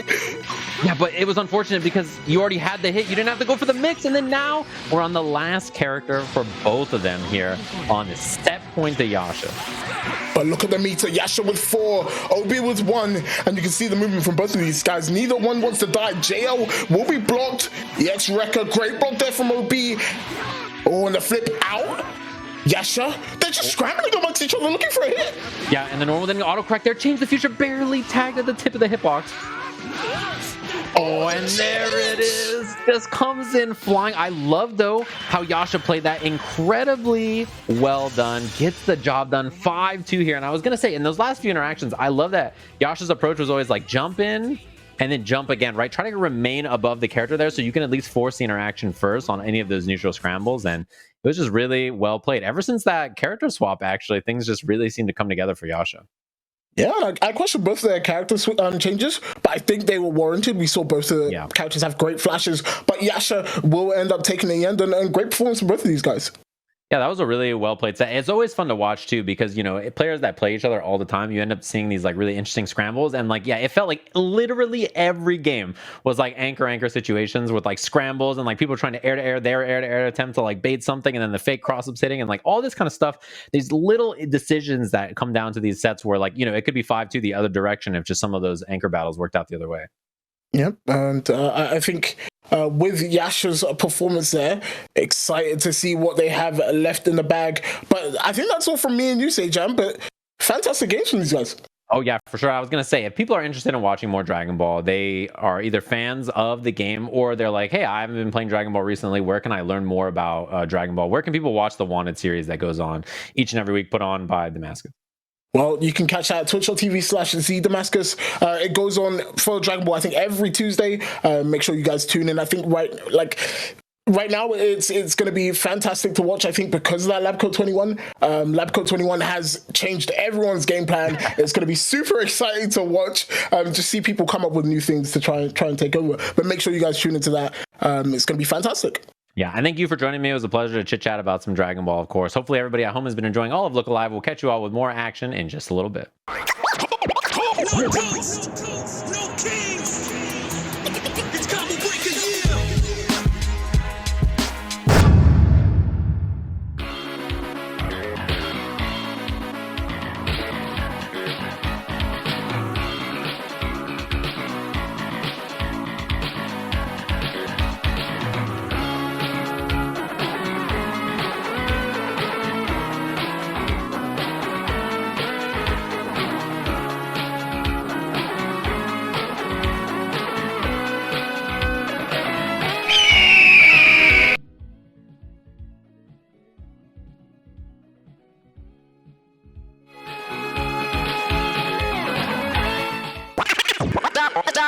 Hey Combo Breaker, I'm Mr. Top 10 List, and on my YouTube channel, I like to cover fighting game lore and mechanics based on archetypes, aesthetics, and whatever else I find interesting, all in the classic Top 10 List format. We also cover a variety of other topics, but fighting games are among my favorites to talk about. For this showcase, here's an abridged version of my Top 10 Demons in Fighting Games video. Each segment is cut down from the length of the original video for the showcase, so check out the full video for more in-depth looks at these characters. But for now, here's the abridged Top 10 Demons in Fighting Games. Number 10, Nyo Tengu from Dead or Alive. Nyo Tengu is the princess of the Tengu realm, and as that title implies, she is a Tengu, which has a few definitions based on folklore, ranging from demons that signal war is coming, to simply being mischievous spirits who protect the forest. Her motives aren't entirely clear, but she seems seems to be around to fight and give advice mainly. She lets the plot be the plot and just pops up every so often. For the most part, you couldn't even tell that she wasn't human if it wasn't for the giant wings, but at least they're not just for show. Expectedly, they're a central part of her moveset. She has a flight mode that gives her plenty of options for attacks. Sometimes she can just stay in the air and combo for a bit, or she can use it for the ender, like flying into any Zuna drop, or just wailing on the opponent after doing a dive bomb. And her hand fan is not just for fashion, she has some strong wind powers that it helps with. So with a combination of wind, wings, wisdom, and probably a fourth word that starts with a W, Nyo Tengu shows off the true versatility of the Tengu. My deception rules all of creation!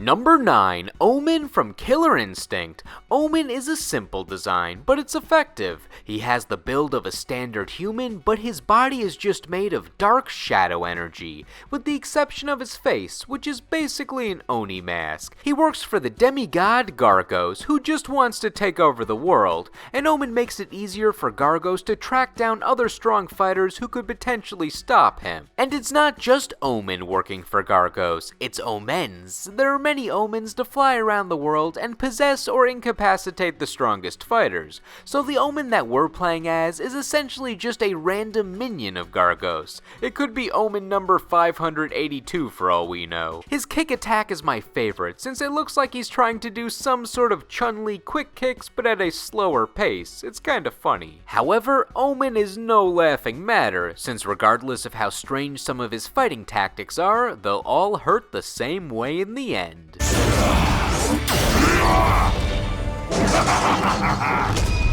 Number 8, Firebrand in the Marvel vs. Capcom series. I know we're talking about a crossover series that has many powerful demons from all backgrounds, like the Doctor Strange villains, Team Devil May Cry, and Blackheart, but I like the simplicity of Firebrand. He's a traditional devil-demon design and has classic devilish powers. Nothing too crazy, just claws, wings, and fire, and sometimes I just want to play as a common demon who only likes to destroy, though he has a bit more of a purpose than Mindless Servant, going on multiple quests in the Gargoyles quest series to protect his home. He makes great work of those claws, either going for some quick slashes or taking you for a ride as he drags the opponent into the ground as he flies low, and the destination is the wall, allowing for more combo opportunities. He also has straight up fire powers in the form of balls at all angles and a flamethrower. He can turn his body white to increase his speed temporarily,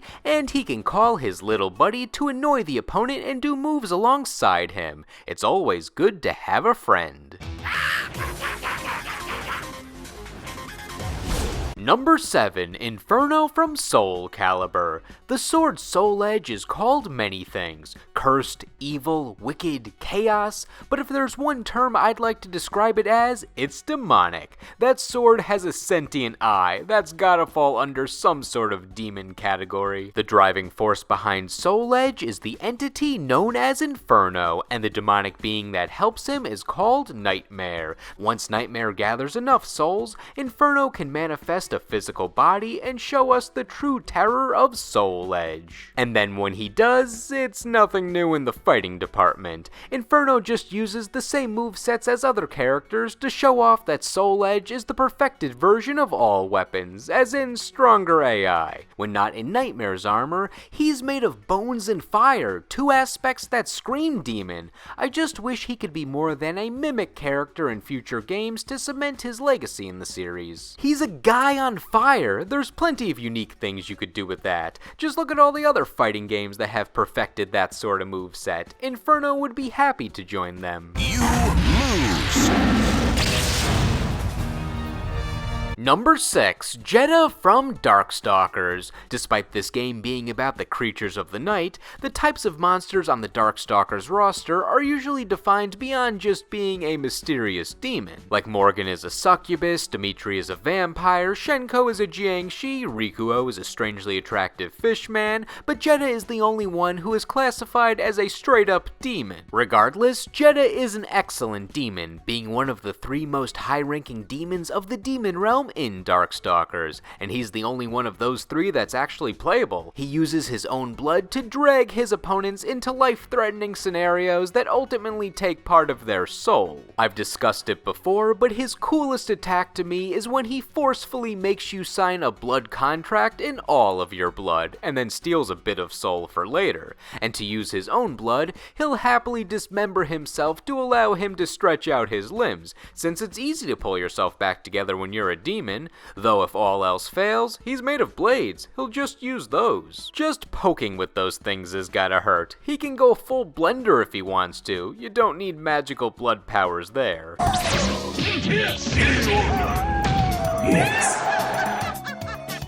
Number 5, Quan Chi from Mortal Kombat. To show his superiority among the demons, he leads all types of demons to do his bidding, whether it's an army of mindless copy-paste demons, the revenants of the characters that we used to know, or a group of other strong, intelligent demons, like Serena, Kia, and Jataka, who NetherRealm Studios really needs to bring back in playable form. No other demon can control him. Quan Chi only works for fallen gods, aka Shinnok, and we all know he's gonna betray Shinnok in the end too. Since he's all about necromancy, he favors the skull as his main projectile. He works so hard to craft that beautiful crystal skull only to smash it a second later. Sad. However, the Oni side of Quan Chi's personality shows in a few of his attacks, since he likes to get physical with some of his moves. And of course, you can't forget about that one fatality he has, where he just rips off the opponent's leg and beats them to death with it. I failed to see any magic used here. That being said, I love it. What was going through his mind when he decided to do this? Quan Chi wins. Flawless victory. Number 4, Orochi from King of Fighters. Orochi was the demon behind the bosses in the first few King of Fighters games, either possessing someone to fight on his behalf, or some power-hungry person was trying to release him. The form we see Orochi take is not his true self. He's basically a giant snake in his real body, or more snakes plural since there are many heads involved. When we get to fight Orochi, he's possessing the fighter Chris, leading to his more human appearance. Being close to a god power level, it's very hard to defeat Orochi without some sort of magical crap. You either need to be a chosen one or have a mystical artifact, like Kagura's Yata mirror. But since Orochi's a final boss in an arcade mode, technically anyone could beat him if they punch him hard enough. Canonically though, you do need to be a main character, since they're the ones with that power. His body even flickers for a few seconds to show that all his might cannot be contained in this realm. It's a really cool effect, I like it. Though if you like how it looks, just admire him from afar, because he will dispose you with ease if you get too close. KO! Winner is Number 3, Merkava from Under Night in Birth. The Under Night universe has creatures called voids, which are basically demons, and that's what Merkava is. While voids tend to be mindless creatures that just attack whatever moves, Merkava is above all that. He'll still fight like a wild animal, swinging his arms and biting, but when you're not fighting, he can have a normal conversation with you. Just because he's a monster doesn't mean he has nothing to say. If you look at Corgian's official Under Night intelligence chart, Merkava is actually one of the smartest characters in the game despite being one of the most animalistic fighters. Merkava's fighting style is like 80 to 90% arms. He knows where his strengths lie. And when he's not using his arms, he's probably using his teeth. It's usually a combo, grab and bite. Merkava doesn't need to make things any more difficult.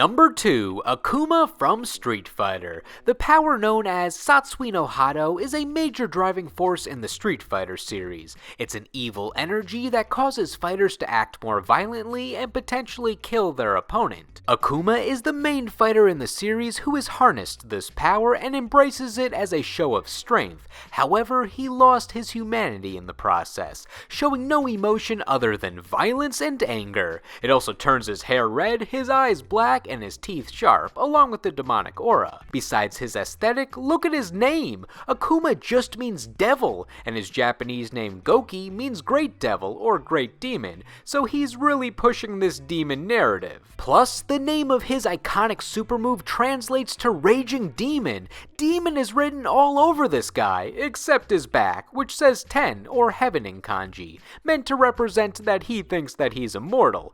And let's talk about that Raging Demon. That's like the best super move in fighting game history. It doesn't have a bunch of animations or flashiness, but it always is able to exemplify the brutality in just a few hit sparks. Who would have thought that all you needed for such a great super move was a black screen and a few dots with sound effects, though I like the bits where we see a more thoughtful side of Akuma. Not so much for him being nice, but just not being violent, like when he's thinking, maybe there are strong fighters in this world and it doesn't actually suck, or when Elena takes a selfie with him and he's just confused, or when he's on one of my favorite pieces of official Street Fighter art, where we see him giving fruit to a kid, because apparently Akuma is a street vendor to make money on the side. I want to see more of this Akuma, just him doing day job things. I may be alone on that one, since you generally play Akuma for the action and not the story.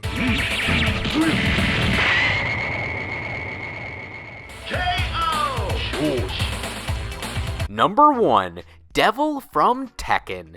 Devil's origin is somewhat unknown, but the implication is that this guy is the devil. He takes over the body of everyone's favorite protagonist turned antagonist turned chaotic neutral turned whatever he is now, Kazuya Mishima. I've covered the story a few times in other videos, but basically, Father Heihachi threw his son Kazuya off a cliff to teach him toughness, which triggered the devil blood in Kazuya's lineage to take over and let the devil possess his body. The story has been told in so many Tekken games that certain aspects of it have been changed or revealed, like that Heihachi also threw Kazuya off the cliff because he feared the devil gene in his son, or that he did it for the opposite reason, where he wanted to activate the devil gene so he could harness it himself. However, all those details really don't matter in the end, since the devil was here to stay regardless, wreaking havoc all over Tekken's plot. After beating his father in Heihachi's own tournament, Kazuya took over the family business and was quite aware of how the devil powers have enhanced his strength. This is when Devil's influence fully comes into fruition, where he emerges in all his purple glory. When you reach Kazuya at the top of the arcade ladder in Tekken 2, after beating him,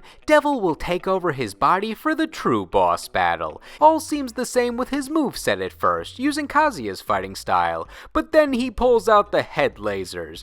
That's essentially what devil power is, lasers and flight. But those who want Devil's power are really just in it for the raw strength. Everything else is extra. I still kind of miss something about Tekken 2's Devil. I can't quite put my finger on it, but I like the circumstances in which you fight him in the game. It has that PlayStation 1 era uncanny animation, and instead of fighting him in some sort of epic volcano or a stage with any form of brightness, it feels like you're fighting Devil in a void. There's no visible end to the room in sight, or even an indication of where you're fighting, so all you see is a screen in the background that infinitely loops the fight that you're playing. Regardless, for being such an enigma that motivates half the cast of Tekken, and showing us some cool laser beams, Devil possesses the top of this list. Perfect. You lose. And that's the abridged version of my top 10 demons in fighting games video. Check out the full video and much more on my YouTube channel. Anyway, thank you all for watching, and I will see you in the next video. Hey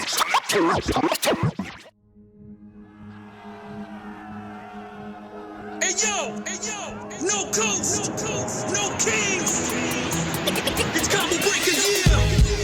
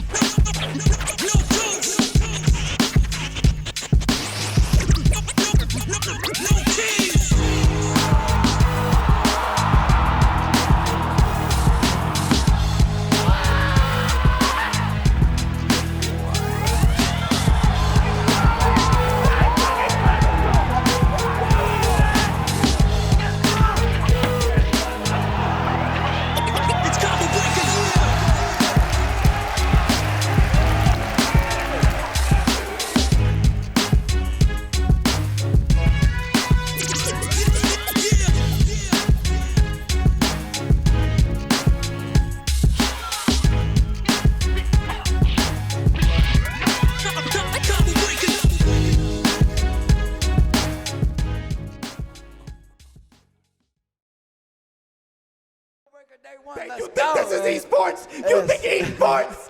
This is FTC! Hey everybody, we are going to be bringing it old school here for you guys with some Street Fighter Alpha 2 action. I'm James Chen, and I am joined by my wonderful son, Vicious. Vicious, how are you doing?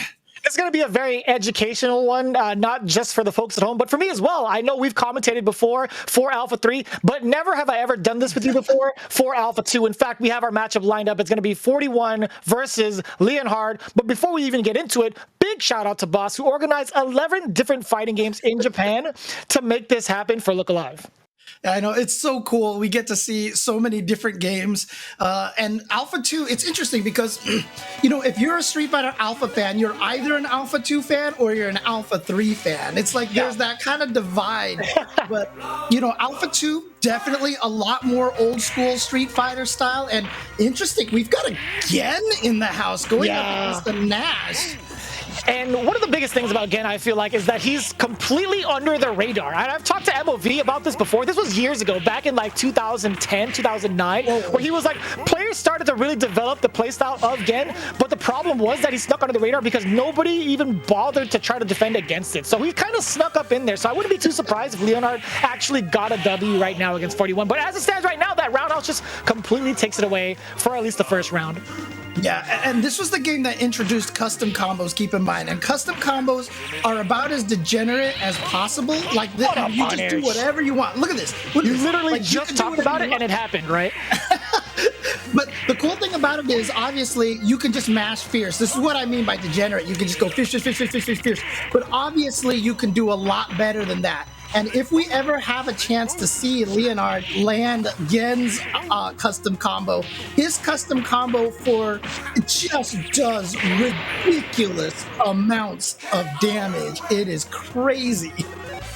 But not bad for 41. I gotta say, that chip damage, he knew full well what he needed to do to get the job done. He did have enough meter to get the Sonic Boom Super. But I will say, on the side of Leonhard, he had a really sick side switch gimmick after that level 3 super, like the Death Touch super. Well, it's not really the Death Touch super, but he neutral jumped afterwards and the body fell backwards behind him to get the corner positioning. That was super sick.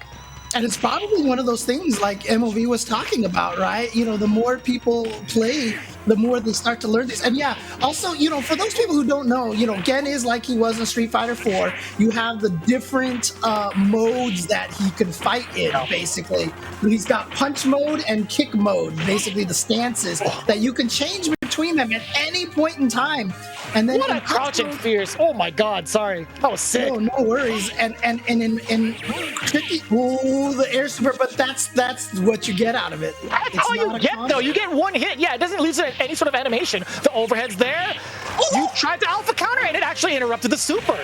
Yeah, that is an option select that came up late in my life of Alpha 2. Sure. It's like super early, but you know, you tend to buffer things in late on cancelable moves because that way, if there's no alpha counter, your move just finishes animating and nothing happens. Sure. If they alpha counter, you get frozen in your active frame that's cancelable, and suddenly you can cancel into something. That was a huge interrupt too. That's how Shotos could DP a lot of alpha counters and such. Right. You see the rapid hands there from Leonhard. There wasn't any single buffer behind those hands, by the way. Or at least I might have missed it. I might have blinked and it just happened.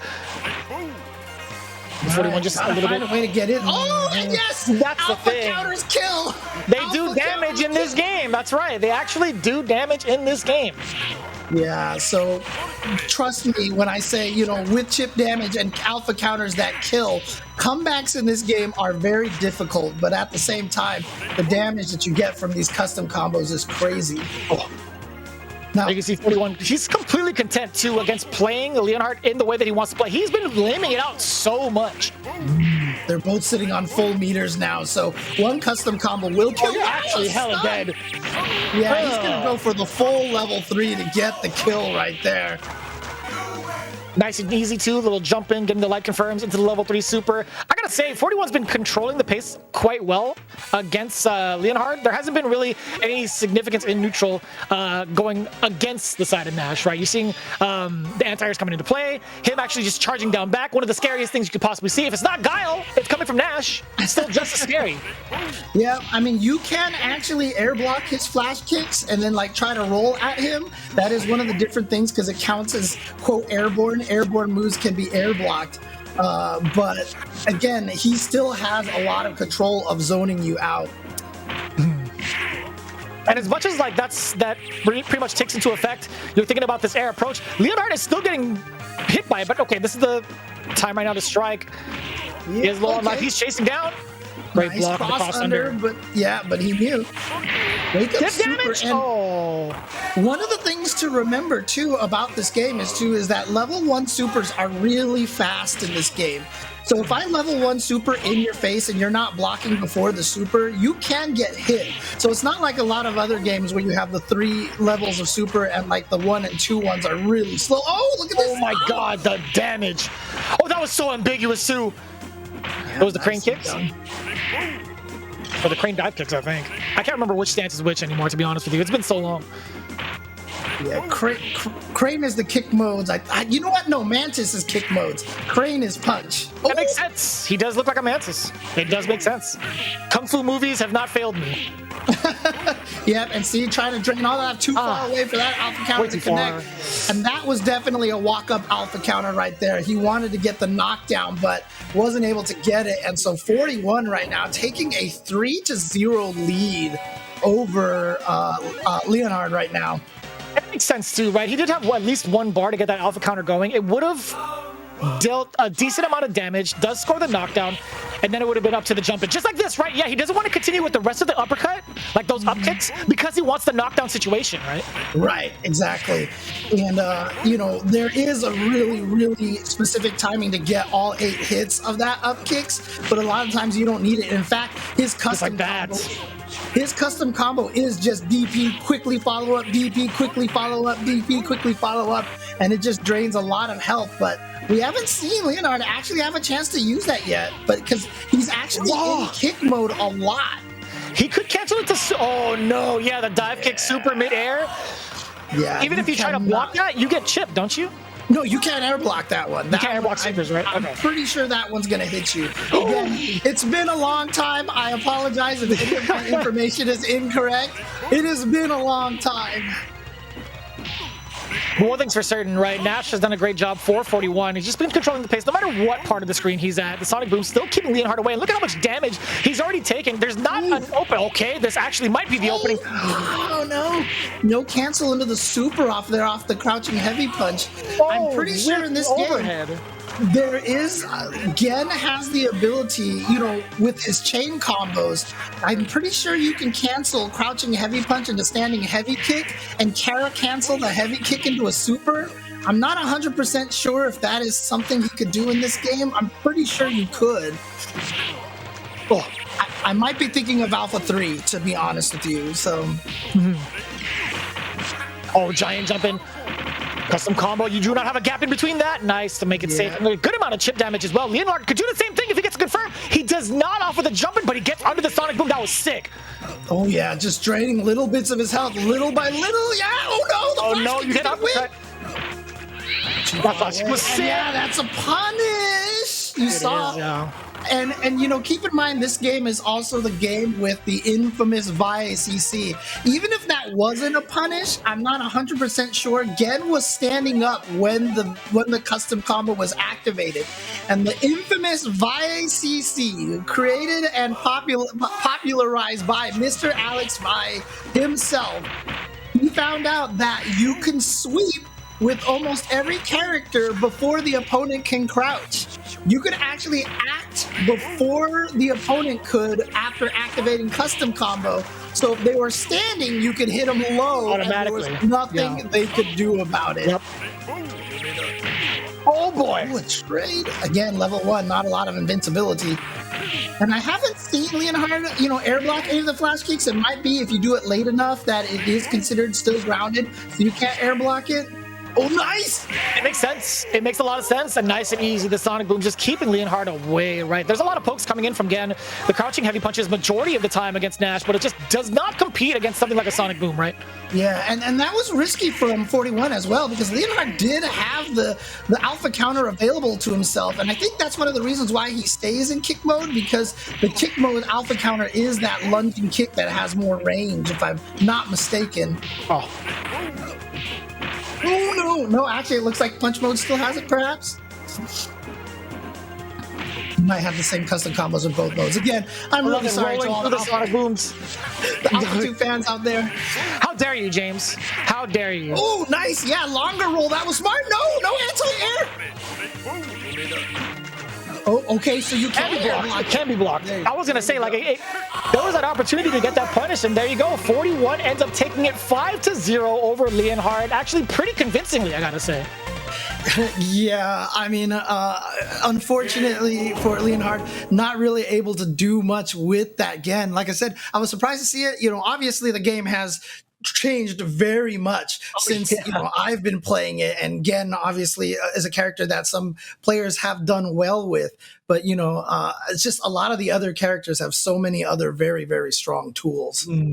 But either way, we got to see an exhibition, a very good one at that, between 41 and Leonhard, still dedicated to their craft, which is pretty amazing through and through, James. But for the most part, that's... Yeah, I mean, we both have so much to talk about when it comes to legacy Street Fighter games, right? Yeah, obviously. Just being able, just loving that one game and continuing to play it the whole entire time is just like one of my favorite things about fighting games. They will never grow old, they'll never die, and that's kind of one of the things that, you know, Look Alive here is celebrating, and so it's really cool, really cool. Yeah, big shout outs to Boss, big shout outs to Combo Breaker putting this all through. Again, Look Alive is going to be happening for the rest of the day, so be aware for that. We're going to see you all on the flip side with plenty more fighting games to go. And now, everyone has a Punk impression. Forward dash. Oh, finish the job. God damn, he screamed at your ass. Oh, hold on. Get him, Necro. Hold on. Yeah, let Punk get on real quick. What's up, Punk? Man, if I was in this tournament, I swear to God, I would have bodied these guys. They got no neutral. I swear I would have bodied these guys. Yikes, you don't think I'm nice? You don't think I'm nice? I got second place last time. You lucky I'm not here today. And look at Punk. Yo, if they put Luke in the game, you know my Luke gonna be nasty. Street Fighter 6. They probably not gonna put Karen. My Karen too OD. You know, my Karen. I'm the alpha. You know, you ain't nothing but a little bait. I'm gonna play that hook. When I speak French, they say I don't have an accent. Really? Sound like I'm from France. Do you think that about America too? Like your English, like your American accent? I got a pretty good Punk accent. I think I can. Bruh, I'm through. This man is playing some characters. I mean, you know, if I'm gonna pay $60 for Street Fighter 5, I might as well play all the characters. Gotta milk the value. And welcome back to Look Alive. We have another exhibition on the deck, and it's something a little different. Tough Love Arena. But I can't do this alone. I gotta have my homie Shy Guy coming through. Dog, tell me a little bit about this game. It's browser-based, is it not? Absolutely. It's got one of the most silky smooth feeling netcodes. Roll back, of course. Play anywhere in the world. Came out January 1st, 2021, and it's just still going strong. All right. So to showcase a little bit of this action, what do we have on the menu today for this play? We got Wilton Laws versus Meat, two really competitive players, top seeds in almost every tournament. Really looking forward to this one. And then you just said tournaments. So there's tournaments run for the game that we're about to see, right? Is it on a weekly basis? What's going on? There's Fridays we got weeklies. Just from the base game. Saturdays we run a modded bracket. So creators can make some mods, make stuff that they're passionate about, and compete on Saturdays. Already, you could definitely tell this is a fighting game, right? Like, people might look at this and be like, yo, where's my ridiculous 3D graphics and sweat like that? But, you know, this definitely has all the elements of fighting game. I see the health bars. I see the other bars at the top. What are those bars below the health bar? Those pink bars right there are for meter. It's 1,000 meter per bar. When you have two bars, you can burst like the get off me option. For 1 meter, you can RC, like a Roman cancel, extend combos, make things safe. Really adds depth to the game. And you got extensions right up in this now, game? Wilton is Sick. doing really good. Oh, yeah. Wilton's carrying me pretty solidly to the corner. They're actually playing the same archetype of character. They're playing the spices, Wilton playing onion, Meat playing garlic. Every character is named after food in this game. It's pretty funny. Yeah, it's already kind of making me hungry. What's the difference between onion and garlic in terms of like their moveset or their game plans? Yeah, Onion is a counter hit heavy character, loves to do some corner carry, corner to corner combos. Garlic is more of a, I'm gonna dash in front of you, just like that. I'm gonna get projectile and just kind of lock you up with strike throw. So what's going on right here? It looks like that's the burst, right? Burst, right back in the corner. Ooh, oh, what a round! Whip punishes? Was that a whip punish I just saw in this game? Was that a whip punish? Absolutely. Just being right outside the zone and then using heavies to bully the other player is works really well in this game. Beautiful combo coming out from Meep. And Meep with the first one. Corner. I'm gonna get out of the situation. A little difficult. Stuff. Pressure from Onion. Harassment. Switch sides though. Gets right back in it. Dance on him doesn't quite work out though. All right, Wilton Laws. Ooh, fantastic jump in, round start with it. I like that. Or get the corner carry off that low. Keep him in blocks, and what are they gonna do about it? Oh, maybe that. Maybe get out. Oh, dabbing on him. Yeah. This game has neutral block, so those cross-ups are a little more lenient, but without neutral block, Garlic would be unstoppable for sure. Seeing the Halloween skin for Garlic right there. Seeing quite a bit of changes on the costumes, and I like that. Something different with it. This reminds me back in the day, like, you know, you go on Newgrounds and you play after school and things like that, like, but a lot more in depth with it. Like, you said there's rollback with this too. Are there other features that other fighting games should be maybe having in their packages? Yeah. The lobby system is definitely something that I think carries the game. You can play with a bunch of friends. You can just click copy URL, send it to a friend, and they can be instantly playing with you from anywhere in the world. And how many people created this game, by the way? How many developers? I know it's indie. Two. Just two, yeah. The main dev lead is M. Paul Weeks, and then the art is all done by Amy Zhu, and they do an amazing job. This looks super fantastic, just like this conversion right here. Locked in the corner, you're dead. Wilton Laws. Wilton Laws saying, what I say, you must obey. Getting 2 on the board. And we're seeing a change of character. Yo, Meat. What is this Pork? What is this character? The Pork is the grappler of Tough Love Arena. They got the regular throw right there. It looks like it whipped that time. Sets up some really good 50-50s, and he has an armored chop that does hard knockdown. And you just get more and more 50-50s. You guess wrong 3 times against Pork, you're dead. Oh my god. You just said an armor chop with a hard knockdown, 50-50 as a grappler. It's a little top tier out here. Oh, he has one of the best neutrals, absolutely. But it's super punishable. Wilton doing a good job just taking advantage of that chop too close. It's a one-touch situation that could have went either way. Wilton Law is starting to get that leads closer and closer, now blocking it out, but there's the grip to do it, the back throw. This is tough, could be locked down. There it is, the caver. RC goes for the chop, does get punished though. In the corner to corner, I believe. Okay. A heartbreak. Get caught in the startup right there. But here we go. Has to burst out. All that meter used for nothing. Neat though. Coming back like that. Maybe this is the change they needed. Maybe it was all about running this character that puts the grip to do it. I do against Onion though. Put him in the corner instead. There you go. Wilton with the life lead right now, just definitely controlling the pace of this round.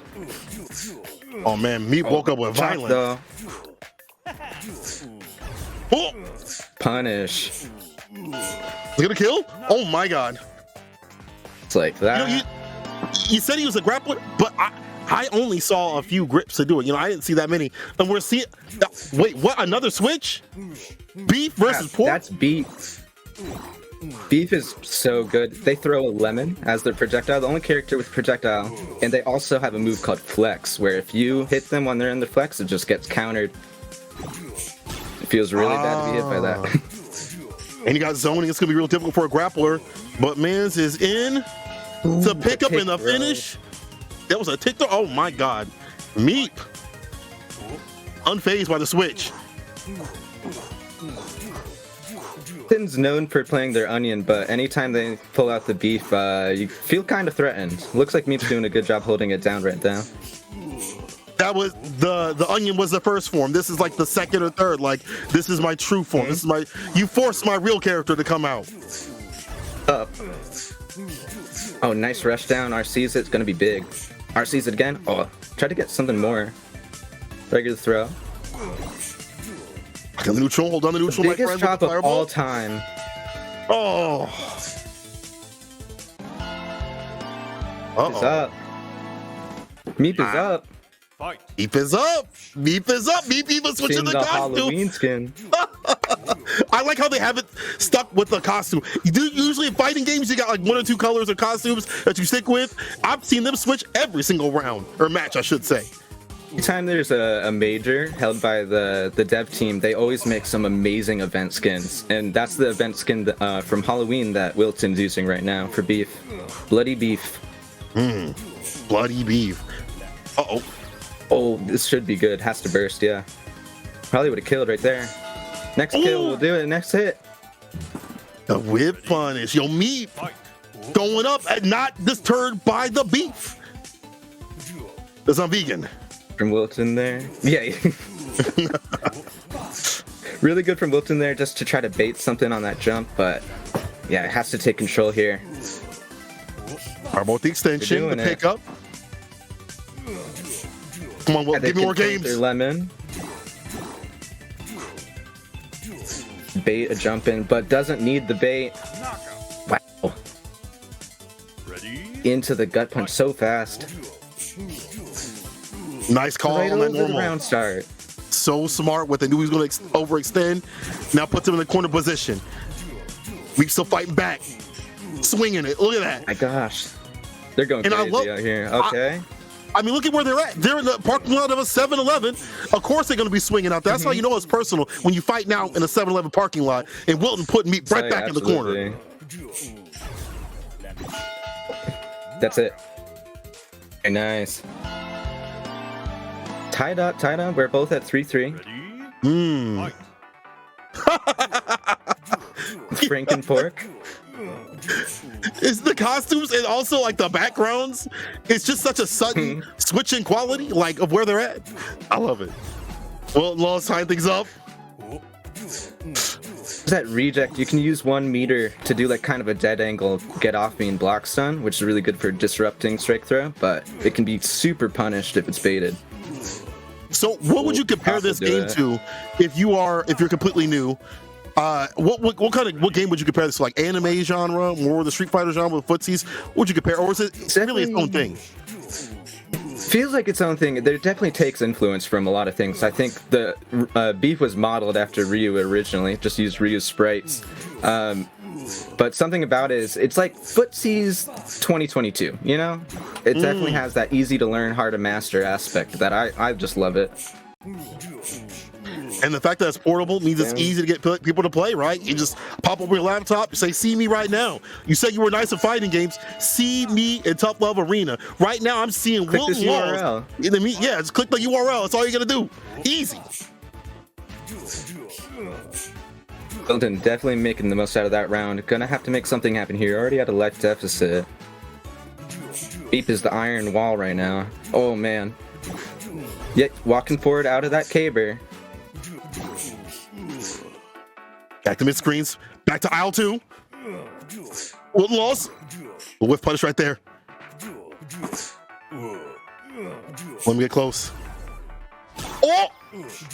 Bates! I almost said burst. I guess it's a burst. That's the worst. It's off the table. Wilton Laws on game point. Ready? Fight. Costume switch again.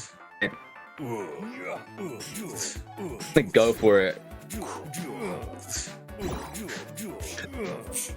So Shy Guy, tell me what Meep has to do to bring it back. Tell me what he's gonna do to bring it back like that, right? Like he's kind of getting pieced up. You know, Wilton Law is able these early or later rounds, I should say, parts of the round is where he's getting that comeback. How can Meep just maintain that momentum?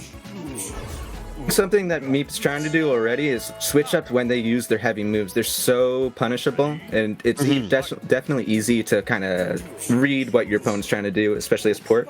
But if you condition them, you know, put them in the mixer, if they guess wrong, they lose, you know, so you just got to get them in that situation.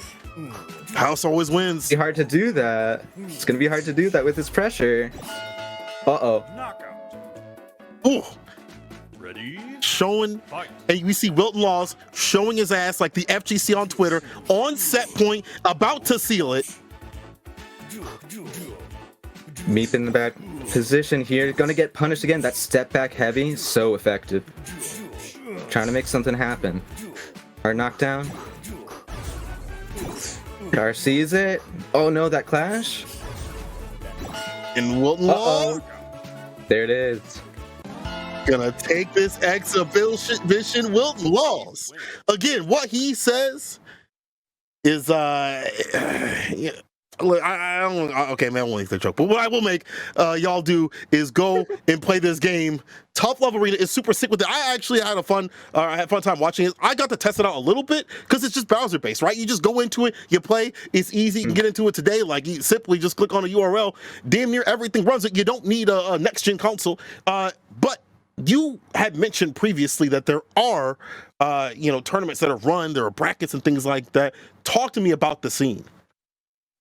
So we have a super friendly, welcoming community. Every Friday, we host a weekly Test Your Hand Against the Best of the Best. On Sundays, we have a mid-tier, so if you're just getting into Tough Love Arena, don't want to really tussle with the big boys, that's your bracket to do it. If you're interested in modding the game, join Tough Love Gauntlet Modded. We got over 50 mods that are all tourney viable, super fun to play, kind of like a boss rush sort of vibe. And the community is just always growing. They're going to be at PAX. They're going to be at Combo Breaker. It's going to be a great time. So you guys are physically going to be at Combo Breaker. That's super sick with it. So people try it out. I mean, it's easy. You pop open a laptop, like anybody can pull this out and run some sets. So if you think you nice, get on it today. Go play Tough Love Arena. I want to thank you, Shy Guy, for joining me for this fantastic action. People, we got more Look Alive action coming your way. Don't go nowhere, because I'll know.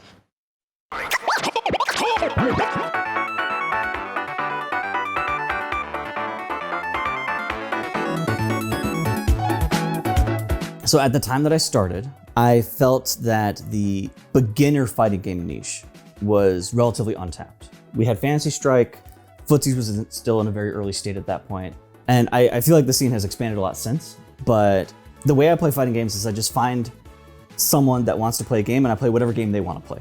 And that's how I've played most of my games. So I'd go to an office, someone there plays Unial, I'll learn Unial. But I've moved around a lot, I've worked with a lot of different people, and sometimes I'd get to an office and I bring in my PS4 and my 2 fight sticks, and no one would play fighting games there. And I'd be starting with, the unmolded clay and trying to get someone in from scratch. And it's hard for someone's first game to beat Unial or DBFZ or any of these other things that have, 30-second long combos. And I tried some of the beginner games like Fantasy Strike or Smash, or things that are, a little bit more popular, a little bit more accessible as an on-ramp to get them interested. And that was what I thought could be a really successful angle for TLA and something that I had a lot of passion for. Because I really liked these beginner games, but I didn't totally agree with all their design decisions. So as I said, I started with essentially footsies, just light punch and medium kick. And then as a player, I was like, well, where's my skip neutral button? And so I added a jump. And then I was like, blocking seems kind of strong. So I added a throw. And I tried to add just enough to get to the fighting game that I would have fun playing, but still felt as simple and bare bones as possible. He basically taught me all the terminology. I learned so much just listening to him talk about it. But I want to say we designed the characters around their mechanical strength. We have like a character with long arms, long range, and then we have like a really buff, muscular character, and then we have like a quick little guy to round out the set. I said, draw me characters that you want to draw. Give me, I don't want to give you any direction. I want this to be as fun and expressive for you as well. So what do you want to draw? And she came back with some concept art. Designing though was interesting because I feel like I got to kind of do it in a vacuum. You know, my thought process was, we're doing this for free, we're doing this for ourselves, for fun. And I love, you know, like strong silhouettes, flat colors, a lot of animators into that. But also I really like the idea of expressing with just body language and no facial expressions. So that's sort of something I decided on really early is like they shouldn't have faces. And I think that makes them more relatable in a way. And I feel like they don't need faces because their body shapes are so different and their body languages are so full of personality. Like the way that each character gets up or gets hit or jumps is like all really different. And they all sort of showcases their personality, whether it's like being kind of awkward or being really buff, which is a personality, and just being kind of sly. That's sort of how I think of the three of them. I think it really benefited us that you didn't have the context of like other fighting games in a way that could anchor you, because this came up a lot in the first year when I was trying to design moves, and I'd basically be like, I want Guile's hopping medium kick. And I'd be trying to describe that and I'd just be like, let me just show you the sprites. And she would resist me being like, no, because then I'm just gonna draw that. And I want to draw my own version of that. Yeah, exactly. I feel like when we're developing moves, he would just be like, well, the hitbox should be this far. And they should be generally be like this kind of pose. And I would just take that and run with it. I'll just be like, what's the goofiest thing I can do but still fit that criteria? And I think that's how it ended up being so fun. I would start with these preconceived notions of like, I'm gonna have a character whose fireball is kind of like Guile's, but then realize, well, oh, that's like kind of hard to balance without neutral jump. And the way that I constrained myself with the simplicity of the engine, a lot of existing archetypes didn't translate as well. And so I tried to focus more on just the matchup feeling of a fighting game, where I am playing the rushdown character versus the zoner, versus I am playing the rushdown character versus the grappler. And this feeling of just, I have a zone where I'm strong, I have a situation where I'm strong that's different from my opponent. And that's what's interesting. And it doesn't necessarily map one-to-one, but as long as I can create those moments, that's the tension that makes the game fun to play. And so I remember getting the feedback when we released in January of a lot of people were like, Noodle is insane because you have this Rekka character who's also Dhalsim and also has a DP. And this seemed almost heretical to, you know, combine all these archetypes. But I was actually really inspired by, again, I keep bringing up Eunice, which I haven't played that much. What blew my mind was Lynn in that character. She's like one of the main characters, and she's the super fast rushdown, but she has like Guile's fireball. She just has this option to sort of like cheat neutral, which is supposed to be hard for a rushdown character. I think the game supports it because it has these really strong mobility options, but that I shouldn't be too precious about like translating existing archetypes and copying exactly what I know, because one, that won't be as interesting if it's just simple Street Fighter. And two, as long as I preserve that matchup feeling, preserve the fact that each character has relative strengths and weaknesses, that's fun. And then, again, going back to Amy, as long as it stays evocative, I think, to their flavor and their character, it rings as true. So yes, if you describe Noodle as Fei Long plus Dhalsim plus Ryu, that sounds messed up. But if you look at Noodle and you're like, well, the arms go far, and Frenzy makes sense because the arms are whipping around, they're really big, and you know, Rekkas are fun. Then you're like, okay, that makes sense, that's Noodle. In the beginning, their gimmicks was one person long arms, so they were called arms. And Beef was always called Beef, because, you know, and Onion was called legs, because they had long legs. So we had arms, legs, and we had Beef. And then their else was just gonna be like evil arms, evil beef, and evil legs. That's why they have the little backwards black heart. And then when they turn into like full-fledged characters, we're like, well, we need real names. And I think Paul came up with the idea of, well, Beef is great, we'll keep Beef. So let's just make the other characters also food names. That's how we got Noodle. And then we got Onion. And then the else who then became real characters just spun off the same idea of like what's similar to beef is pork. And that's how everybody got their names. And I think people love that. People had so much fun with that. Oh, someone posted a video where they like threw dried up like a pack of ramen like against a slab of meat on the ground, being like, this is the matchup. We definitely had a moment because we came up with the character names before the game name. And we had a moment where we were trying to decide, should we lean into this? Should we call our game like Food Fight or something? But I figured that would be, again, we loved the designs and we loved the names because they felt evocative and they felt fun. But I figured if we called our game Food Fight and then you show up and it's this, like Play-Doh looking guy and not, the living tomato, you'd be confused or disappointed. So instead we lean into the heart theme. So sometimes people are a little confused of like, what's with the food sub theme, but it's fun. It's fun. It's goofy. Like we're just being like unapologetically having fun.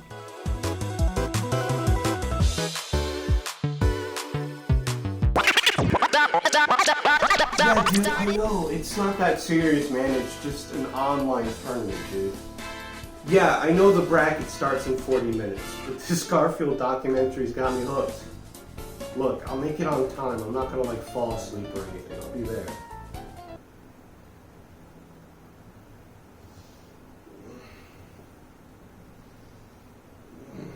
Oh, what time is it? Shoot. Oh no, the bracket started! No! I need to come.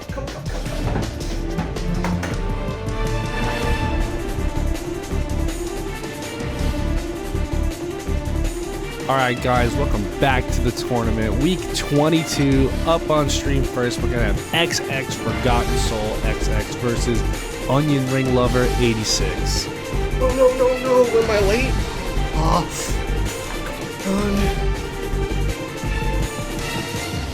Damn, guys. Well, unfortunately, we're gonna have to DQ Forgotten Soul to the losers bracket, man. Good luck with that run. There's a lot of killers in there. No! Looks like someone's having a bad day, huh? My name is Lumi, and I'm here for just a quick message. Please, check into your brackets on time, whether they're offline or online. You probably got people waiting on you. And who knows, if you don't check in time, you might end up like this guy right here. What a shame. My first match is against a Urian? Are you kidding me? Welcome back to Look Alive, everybody. I hope you've been enjoying the show so far, checking out all the cool stuff for the weekend, whether it's matches or games or anything like that. We have another little jam radio here to talk with JMCrofts, the very lovely man himself. How are you doing today? You chilling, relaxing? Yeah, I'm doing good. Nice, beautiful weather here in Chicago today. Got above 60 for the first time this year, so I'm feeling good. It's not even spring yet, so that's true. Yeah. I suppose I got. You guys don't know what it's like over there, dude. I got the window open today. Like, can't relate. Yeah, it's nice and windy, and I'm like, ooh, it's a frigid 60. Like that, I feel the opposite. It's actually like 59, and I was like, man, it's chilly out today. Like you're hurting my soul, say Jam. I can't. I realize I've never actually seen how you live. Like I've never seen your background before. Is this like a bitch? You live like this? Nah, I don't mean it. Like, damn, you do live like this. I mean, like, whenever I watch your videos or anything that you do, you always have the green screen up. You're living on like a Street Fighter 2 stage. I almost never let people see my actual green screen because it's sad. I've used the same green screen for like 5 years now. It's PVC pipe with like feet at the bottom, and then it's green fabric from Joanne Fabrics alligator clip to the PVC pipe. That's my green screen setup. It cost me $5. Guys, listen, people who say it's expensive to get into streaming, you can never see it. That's the thing. It's invisible most of the time. I'm a maker, say Jam. You might not know what that's like, but I see. Well, I have nothing. It's just I didn't make a single one of these posters or those wall. I didn't build this house. But listen, on the you're topic, a decorator. Yeah, I'm not even gonna give I didn't even do this. But on the topic of being a maker, I was gonna say I've talked to a lot of people who do all kinds of stuff. One of the things I wanted to highlight is people who do unique things within our community. And I think the thing that I love the most about your content is that there is so much history and like kind of knowledge that you tried to cover and like unveil kind of the mystique behind things. Like you did the video where you're like, how does the Iron Man Infinite work? Like, what is this? Or the Chun-Li parry, or historical moments within the community that people who maybe they didn't watch or they didn't know, they would love to know about those things, but there's like not information or like a place to go. You can't just go like, oh, in fighting games in 2010 this happened on this date. So what kind of was like the motivation to start creating things like that? I kind of felt that there were certain aspects of the FGC that were just underserved in terms of content. Like you can find match footage, you can find tier lists or whatever, you can find guides, tutorials, but so many people know about the Iron Man Infinite. It's like a meme. There have been so many videos about it, but people don't know, like, why is the Iron Man Infinite so important? You know, there's a million infinites in Marvel too. Almost every character has an infinite on at least one character. So why is the Iron Man Infinite so notable? So many people love fighting games, like they played Street Fighter, Soul Calibur, whatever, but they don't know anything about, you know, the FGC or the competitive scene or like the deep, crunchy, hardcore mechanics. So I want to kind of break that down and make it accessible for people who like fighting games, but they don't really know how to get to the next level. Right. And I was going to say, that's such an interesting point, because content that is built around the history and the stories and the why and kind of like stuff that is not just like top level player opinions, top level gameplay, do so well. And there are so many viewers, especially on YouTube, that are like, you know, a little bit like less interested in that competitive side of things and more interested in the games themselves. And they want to break through, but they don't really have like the kind of knowledge or know-how on how to do it. And I think your videos do such a good job of kind of covering that stuff. There's sort of a separation between being able to play a game really, really well and then being able to talk about a game or like break it down or explain it well. I'm able to see things from that perspective of someone who's a little bit more casual. And instead of saying like, yeah, you just do super jump cancel, yada, yada, yada. Like I can be like, okay, no, this is why you do this thing. Here's how to sort of think about how to play fighting games and not just like, here's the mechanics of what you have to actually do. I think that also something that draws people in is that when you watch the video of the Daigo parry, everyone's losing their mind, right? Everyone is so excited. And like, that's us, right? We know, but people watching that, they want to be part of it. They want to relate. Like they could tell it's amazing by watching, but I want to be able to help take them to that next level of like, this is why you should care. This is why it's special. It's such a relatable thing though, isn't it? Because everybody has like, if you're like not a football fan, you've been invited to a Super Bowl party and like everybody cheers and you're just like, are we winning? Like they don't know what's happening, you know what I mean? They're like, did we score a sports down? Like what happened? ELI 5 or whatever? Like I want to know like funny guy go bop pop pop pop, like what's that about, you know? And I think that your kind of content is such a nice bridge for those people who are just really like, I would love to be as interested in this as you all are. You know, if I had known I was just going to join this call and get compliments, I would have. All right. No hesitate. Grill me, Sage. The reason I asked you and everybody else on this show is because I think that there's something really fascinating and worth talking about. And so many fighting game players don't understand that. You know what I mean? They're just like, I know everything. Everybody else must know it too. And the preservation is mega important, I think. I try not to get too involved in like Twitter discourse, but there was a piece of Twitter discourse that was like, viewers only want this, memes, or viewers only want exaggerated reaction faces or like whatever. But if you sort my YouTube channel by like most viewed, a lot of them I don't think you would look at and be like, yep, that's the kind of thing that your average Joe, it's like, some of it is in-depth stuff. Sanford Kelly versus Duck Doe. Joey Donuts, who's never gone to a tournament, he's never heard of these people, but people hunger for this type of information if you can explain it in a way that is interesting and if you can break down, hey, here's why you should care. Like, I think you would be surprised at how discerning and how sort of canny the average viewer is. You just have to sort of invite them in a little bit. You have to speak to them on their level. That's such an important thing. You know, I myself for commentary have put a lot of effort into describing players in ways that even if you don't know the scene very well, you like know who they are. Because like, you know, sometimes on commentary, people will say like, this person needs no introduction. And you're like, that they might need an introduction like that. Yeah, you probably should give them an introduction. Yeah, like Sonic Fox vs. Goichi was such a popular thing. Everybody knew about it. And so they kind of didn't need an introduction. But even still, I tried to like sell it as like the ultimate offensive scramble versus like the defensive god, you know? And I think your Sanford Kelly Duck Doe example is kind of the same thing where like, if people don't know who these people are, but you sell it as like, this match was so important for the scene or the community or whatever for this reason. And if you talk about it in like such a revolutionary way that is like, hey, even if you don't know anything about this game, this is why this is so cool, like people will check it out. And I'm sure that you've had other games or other things outside of fighting games that have done that for you, and you've been like, oh, this is so cool. Like I watched Trackmania videos. I know nothing about Trackmania, and I watched the videos and they're like, this is how this world record got broken. And it was like a 27-part process of how they got there, and I have no business watching that video, but I thought it was incredible. Or like reasons. Summoning Salt. You know, when you see what some people say about about YouTube where they're like, the only way to get big on YouTube is like lowest common denominator. You eat hot wing, you pog face. This is how you get views on YouTube. And then try to explain to them that a video explaining the history of the world record of Mike Tyson's Punch-Out.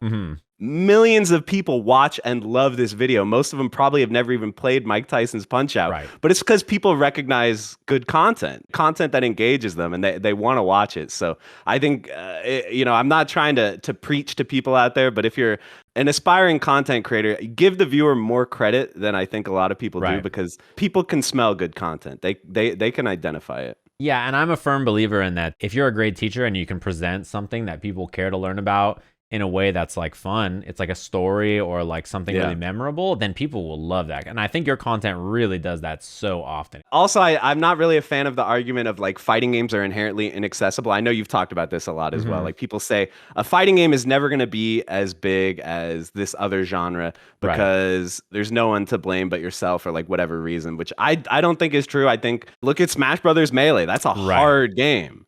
Yeah, it's one of the most dense games to play. People want to learn. They want to love the games more. And so I think that we can help them. And I do think, hopefully it doesn't sound like I'm ragging on other content creators, because honestly, it was so much easier when I started out. People have gotten so much better at making content. So it's harder for me to make videos go viral now. So I do love seeing that. Yeah, I was going to say, on the topic of presentation, and you brought it before in content, you started to do a lot of game shows. You were doing JMpardy, which I thought was really cool, and you've tried some other experiments, including one for Look Alive. I think game shows are so cool. I think they're all really fun to watch, and it's always fun to be the person on the couch who like doesn't know any of the answers, but it's like, I would have got that. It looks so easy when you're in stream chat. It looks really easy. Yeah, it's just like a fighting game. You're like, I could have answered that or done that. You know what I mean? Like game shows are so good because of that, and they teach you things that you honestly don't know. And so when you started to do JMpardy and like work on other game show stuff, what was the motivation? Were you just like a big game show fan? It takes a lot of effort to do a show like that and write all the things that go along with it. Something I've talked about before is that I'm just so easily bored. Like I hate doing the same thing over and over. So I'm always kind of looking for what's something I haven't done. I'll totally cop to the fact that I stole the idea for JMpardy from Ludwig. All my good YouTube ideas come from Ludwig, actually, and I think that's true for a lot of creators. So he did Twitch Jeopardy. It was all like Twitch memes and insider jokes for Twitch. I was like, I could do that for fighting games easily. And it was harder than I expected, I'll be honest, but I've been changing up the format a little bit. I think that Jeopardy was obviously great. People are always asking when I'm going to bring it back. It's way, way easier to make like Deal or No Deal than it is to make Jeopardy if we're talking about like real game shows. Yeah. So writing all the questions and the fact that it's 3 people at the same time is also hard. I'm always trying new things. I'm sure I'll bring back JMpardy, especially.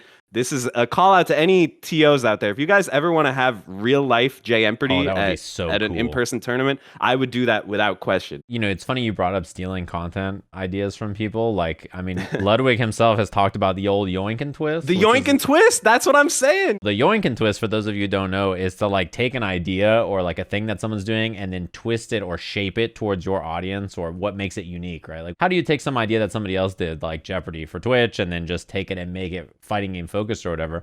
Will It Kill is a yoink and twist straight up from Evo. Like Evo did Will It Kill in the arena, and they only did it for the arena. It was not on stream in 2019. Wow. So I was in the audience watching it, and I thought it was kind of funny. I had a few conundrums on my channel, one of which was that I noticed my viewership was low on Fridays. You know, the news comes out like over the weekend, and like Monday and Tuesday, there's Blow Up Tuesday. There's always stuff to talk about in the beginning of the week. And then one of my Twitch people was like, hey, you know, we're trying to come up with ways to use channel points. Can you come up with like an idea on how to use channel points? And like in Filament and I were like, what if we just did this show? And then instead of like an arena of people going, yeah, or no, or whatever, like you actually just got the vote.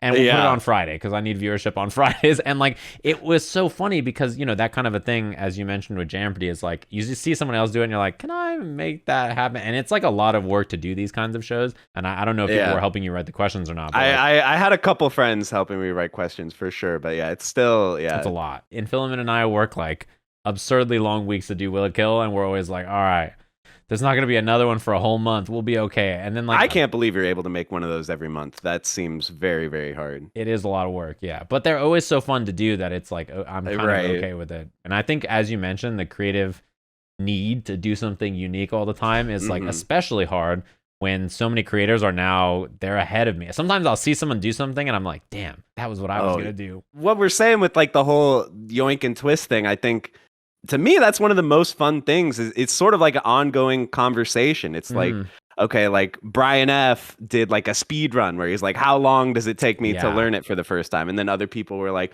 well, let me see if I can do it. And then people, I actually think that that's really great. I mean, we think about so many things like remix culture and like sampling and like all these different reactions and things that we're doing that are based on what other people have done first. I think it's a lot of fun, and it's a lot of ways to keep your content fresh without having to think of a brand new idea every day, which, you know, is kind of impossible. For talk show stuff, that's what I had done for so long, and I think like it's one of those things that sometimes you just don't have an idea for a day, or like you're just not sure about what to do exactly. So you're like, I don't really have anything to talk about for today. You're going to run out so easily.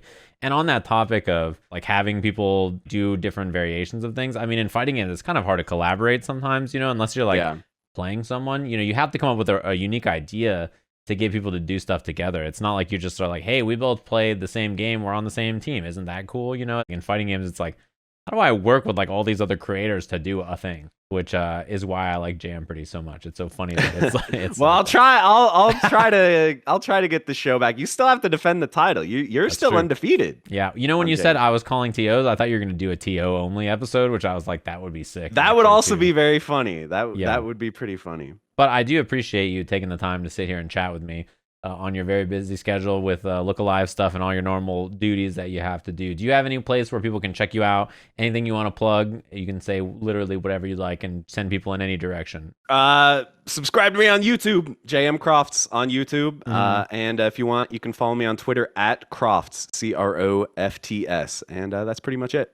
Yeah, I highly recommend it. He does incredibly awesome stuff. He is just a lovable human. You should just keep that energy in your life. You're too kind, Sajam. You're too kind. I can't with this. Oh. I'm serious, chat. You should, if you need like a cheerful day, that's where you should stop by. But I do appreciate you stopping by and saying howdy and chatting. Hopefully everybody's been enjoying all the Look Alive stuff. We'll be back with more in just a little bit.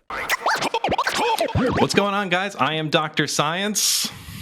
And I'm JM Crofts. How's it going? And we're here for Tatsunoko versus Capcom. You may or may not have seen the two of us doing Tatsunoko versus Capcom before.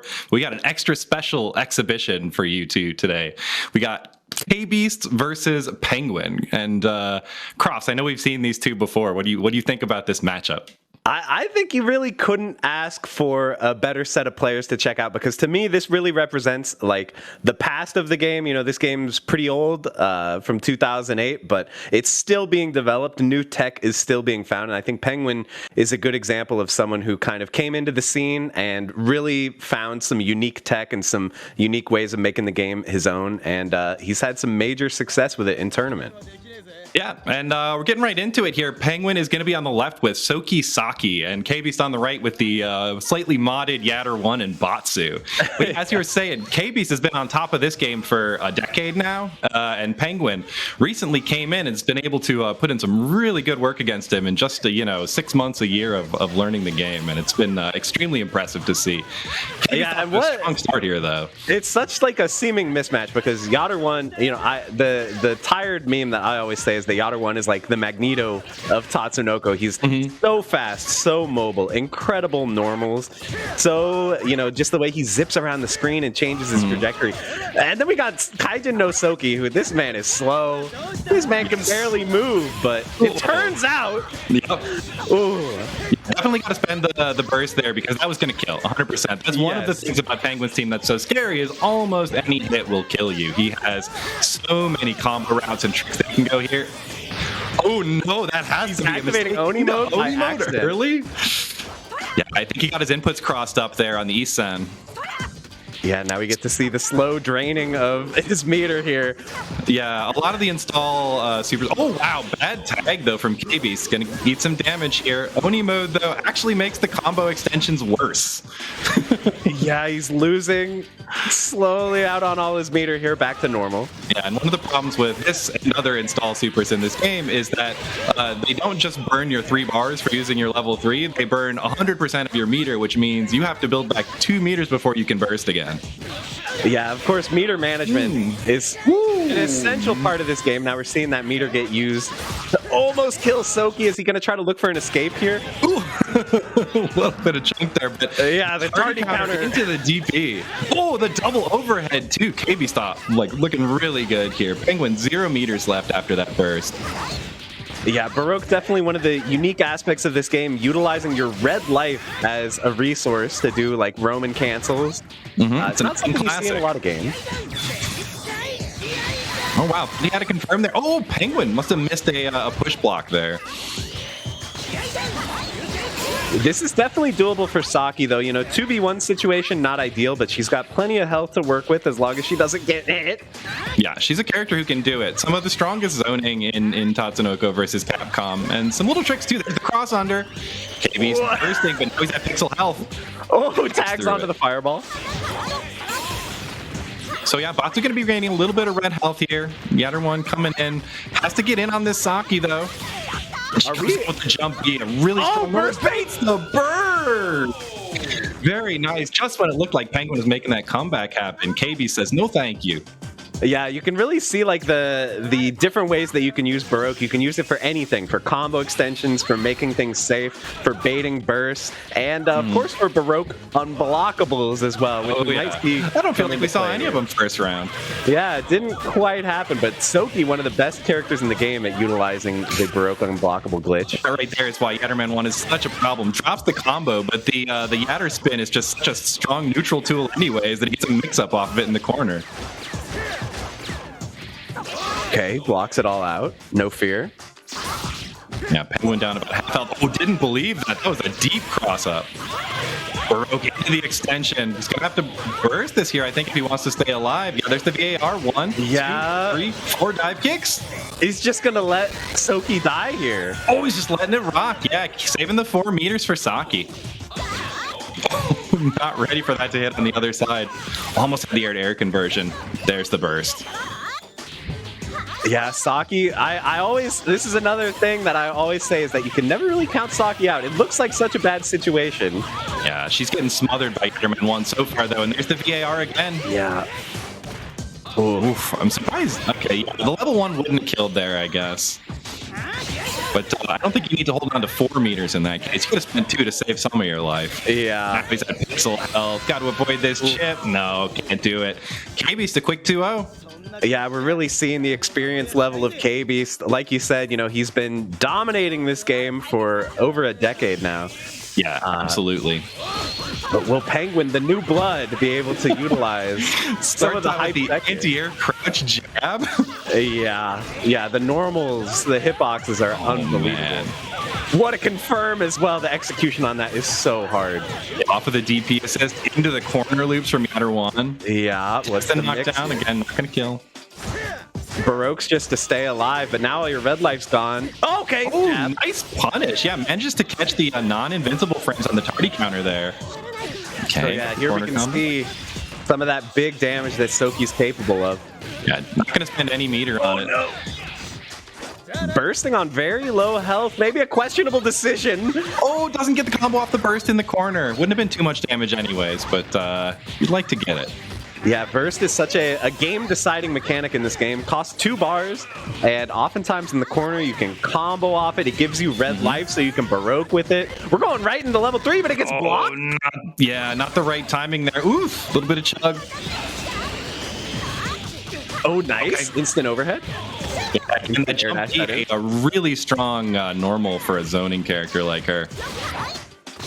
Yeah, it's one of the interesting things about Saki. You know, she just seems a little awkward, but she's got a handful of tools that are so powerful. Picks it off the raw tag. Yeah, K-Beast is unreal right now, and he's going to get the... Oh, no, he's going to miss the OTG. He misses it. The dash back keeps them from bouncing over his head, and it's supposed to make it more consistent, but he dashed back too far and missed altogether. Nice pickup with the assist. This damage is unreal. Little too late on that DHC there. Oh, and into level 3, she's dead.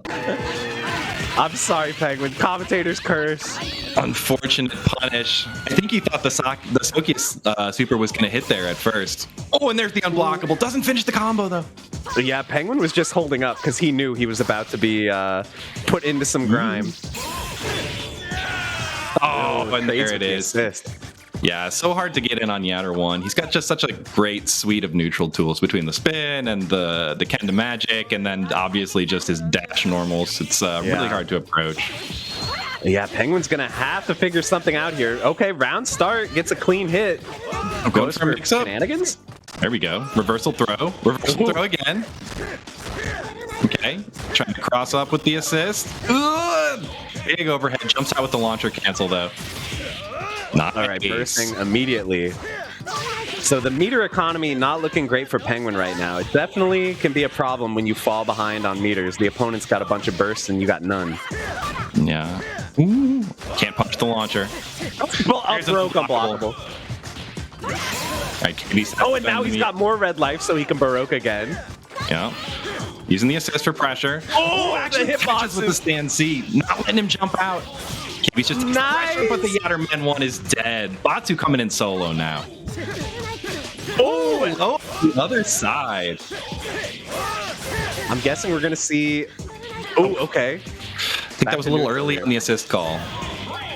Gets another throw. These throws from Penguin are really saving his life in these defensive situations. Yeah, Soki a little bit confused, though, swinging his sword the wrong direction. Yeah. Oh, goes for unblockable, but gets hit out of it. Yeah, KB's going for the DP. Really nice option. Even though that unblockable looked a little mistimed, would have beaten it anyways. Oh, and the Baroque forcing a burst. That was not an unblockable, but hits him with the Baroque anyways. Oh, can't quite convert that. And finally, Penguin takes a game, gets on the board. Yeah, a little strategy that I see Penguin using there, which is very clever, is combining a throw with your assist, right? You kind of put your opponent into this sort of fake unblockable situation where if they jump, they might get hit by the assist, but if they sit still, they're going to get thrown. Cross-up setup again. I'm not sure if this is supposed to be a combo or not, but he's just getting these sort of cross-ups at the beginning of the round. Yatterman 1 almost dead. Burst down to pixel health. No, and he tags! No burst available. This could hurt a lot. He's going for it again. Yeah, okay. KB's was ready that time, though. Yeah. No Baroque unblockable coming out just there. Okay, bursting that Baroque combo. Neither one of them has burst available if they get hit immediately here. Ooh, happy birthday! Yeah, goes straight into the super. Nope, not in time. Oh, such a great jump back. These are the Nice normals we're Baroque. talking about from Soki. It's just so hard against him sometimes. Once he's in that position, just swinging the sword over his head. You can't jump out. You can't go forward. What are you going to do? Yeah. Yatterman has big hitboxes, but Kaijin, his hitboxes, man.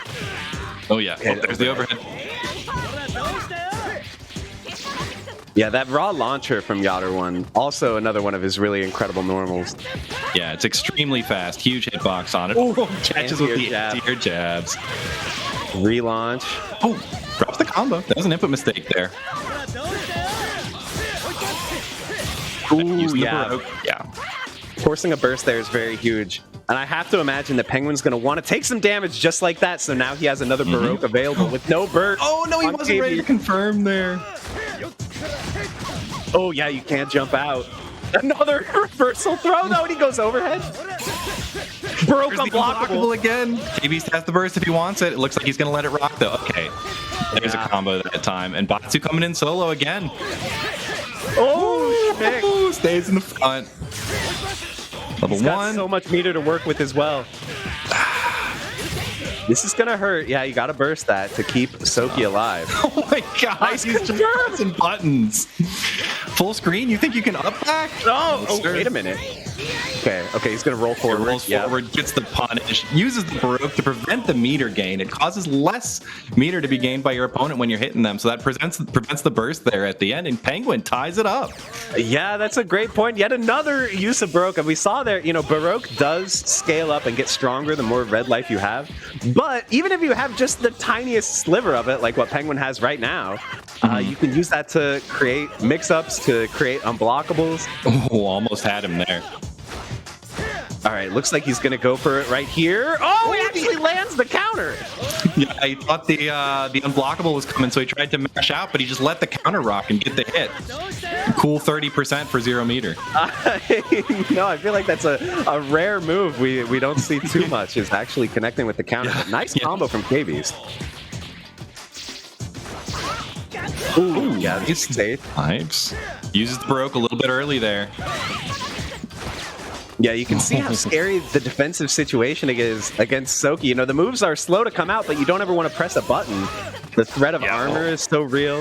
Yeah, the threat of the assist. Right again there with this NC as an anti-air. It's just he just swings so high up above his head.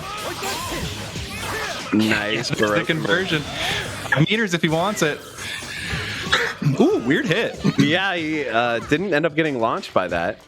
Instead, if he hits behind, he gets launched backwards instead of forwards and doesn't go far enough to get the wall bounce. All right, not a safe DHC. Yeah, nice punish there. Good awareness to air dash over and take that. This could be a dead Soki though if he's going to choose not to burst. 1, 2, 3, 4. I think it makes sense. The meter, nice. Yeah, so he's still got burst meter at this point, and he just has to fight the Saki. Ooh. Okay. This time he lands the confirm, although not much damage, like we said. Yeah, another big thing I always say about Saki is that I think one of her advantages, we haven't seen it too much, but a nice thing is, you know, we know that burst is so powerful. Burst can really stop characters from making comebacks, but Saki doesn't really care too much about burst. You can't, you know, you're not going to burst random gunshots. But the damage really adds up. Yeah, the burst does self-damage that's not that much lower than most of her combos, so, you know, it feels bad to burst against her, and you can, look, just these comebacks that way. These random grenades. Oh, that was a blockable though. Look at this. See, it adds up. Yeah, Yatter 1 getting kind of low. Oh, there we go. Air-to-air conversion. Yeah. But he burst. Yeah. Yeah, that was the burst even earlier. Now he's at pixel health. Yeah, this is very scary here for Penguin, staring at him menacingly. Oh. Opens up with the low when he lands from the super jump, and KBeast is now on set point. Yeah, man, KBeast, he had a bad run there against Soki, but he's maintaining the mental fortitude here. I love how neither of these two wants to take a second at all. They just want to get back in there. More games. Like, buddy, you're about to lose the set. Think for 1 second. No. If you let the opponent think for too long, they'll remember how to run away from Soki. Oh. Very nice jab. Oh! That was just mixed. That wasn't even unblockable. Yeah, I think he kind of fat fingered the unblockable there, but he does still keep the pressure going in the corner. Oh, Penguin switched it around though. Nice conversion with the sweep with Baroque. Yeah, wow, here's the burst. Burst a little early. Yeah, keep that health. Air throw. Yeah, that's an OTG. Nice. Wow, crossover counter. All right, it's just. Oh, that was so tricky. I didn't even know which side she was coming in on. Oh, the grenade. I like the air-to-air. Yeah. Loading up a bullet. B bullet. Trying to gain some space here. Okay, air dashes out of the corner. Yeah, this is going to be big damage. Oh, no. Oh, he drops it. But you get another chance.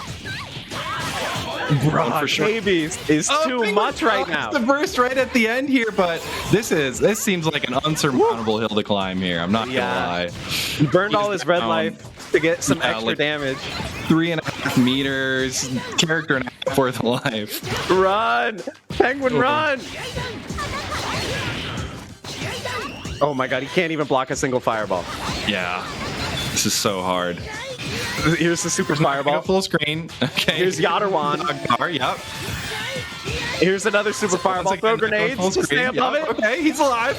He's fighting for his life right now. Finally gets chipped out with the dive kick. For a second, I was starting to believe there, though. We were having a Justin Wong never give up moment, man.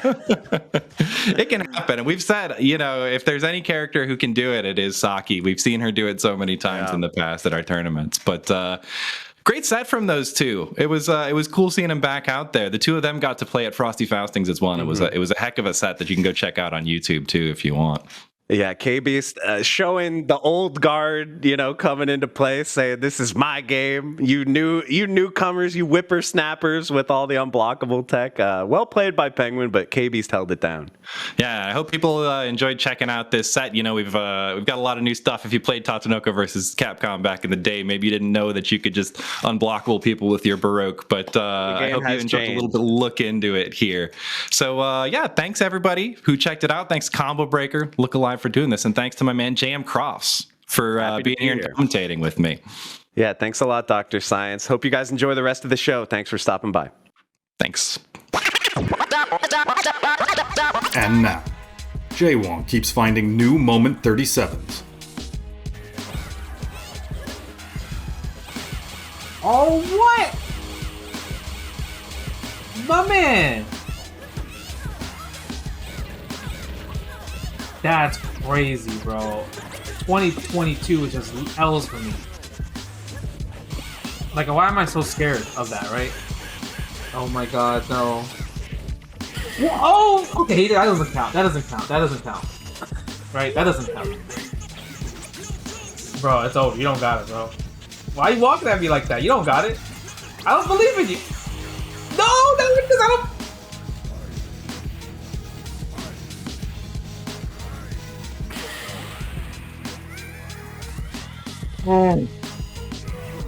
He's not gonna do it. He's not gonna do it. He got this? He got this? Huh? He got this? Let's go, Justin! Oh shit! No! Okay.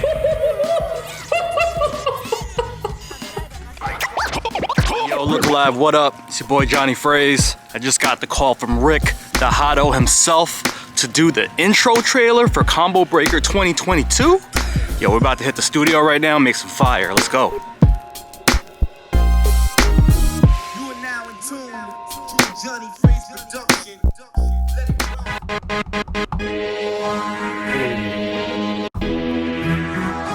Yo, that's the one. I like that stab.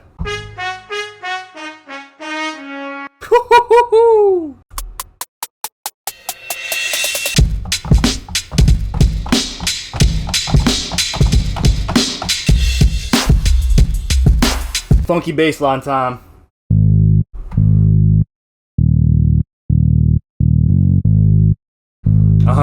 Add a little bit of that wobble.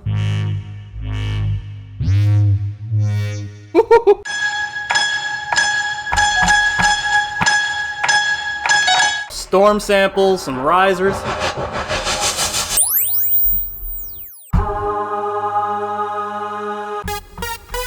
Gotta get funky with the sax too.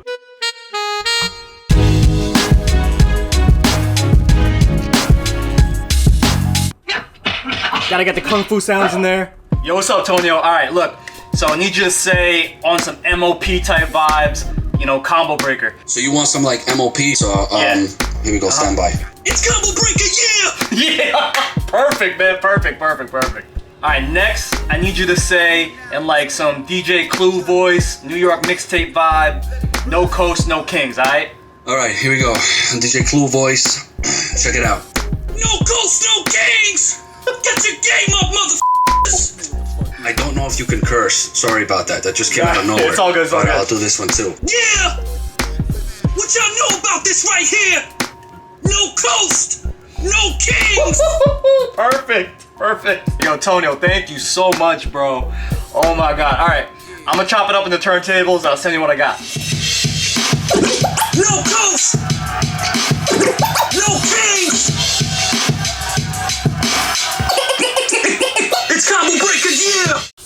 Alright guys, the track is done, mixed and mastered. About to send it over to the Combo Breaker team to cook up that fire trailer. You already know it's gonna be fire. Once again, it's your boy Jonyfraze. I'll see you guys at Combo Breaker 2022. Let's take you out with the beat. Look alive, baby. Hey yo, no coast, no kings! It's Combo Breaker, yeah!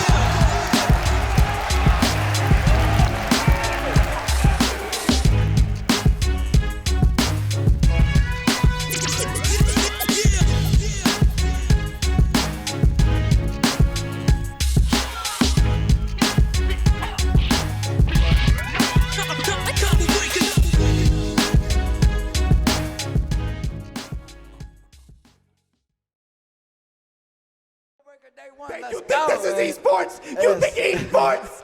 This is FTC!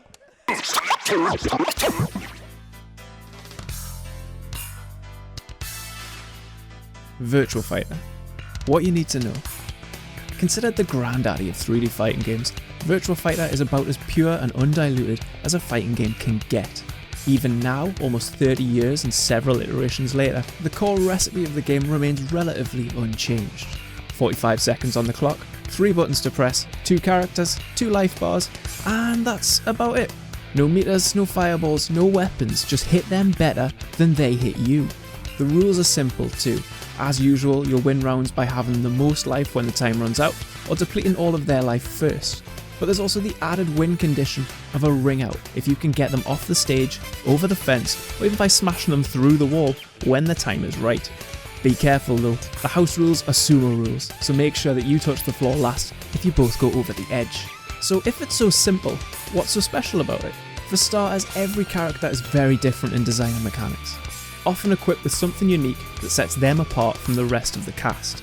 Maybe it's a fancy stance, or a custom way of comboing, or maybe you just brought a helpful beverage, or some extra fighting weight along with you. Chances are you have something that they don't, making every matchup a unique and challenging clash of characters. Also, it's super aggressive, none of that respectful turn taking to be had here. There's always a couple of offensive and defensive options on the table for both players, and it's a test of knowledge, courage and willpower that's going to get you in and out of trouble as you decide how clean or dirty the match is going to be. Because there's always an option, you're in a state of attacking and defending at all times. One well-placed evade is all it takes to send the enemy flying, so don't be surprised to see 2 players up in each other's faces for the entire match, trying to pull off the seemingly impossible. For this reason, the main objective is to lay on the pressure and try and shut down as many of those options as possible, aiming for that coveted state of Nitaku, where you trap the opponent in a situation where they have to make a hard read, causing matches to get faster and more aggressive as they progress and the stakes get higher. Look out for things like circulars that shut down the enemy's escapes, sabakis that can strike through specific attacks, or reversals that provide a hard counter with guaranteed damage if you're able to get deep enough into the opponent's head. Damage is big, with some throws and combos capable of chewing up half your life bar, sometimes even more at the walls. And this, combined with claustrophobic stages and short round times, makes it a high roller's paradise, where it's only a matter of time before someone puts it all on the line in spectacular fashion. There's currently quite loyal scenes in versions of Virtua Fighter 3, 4 and 5.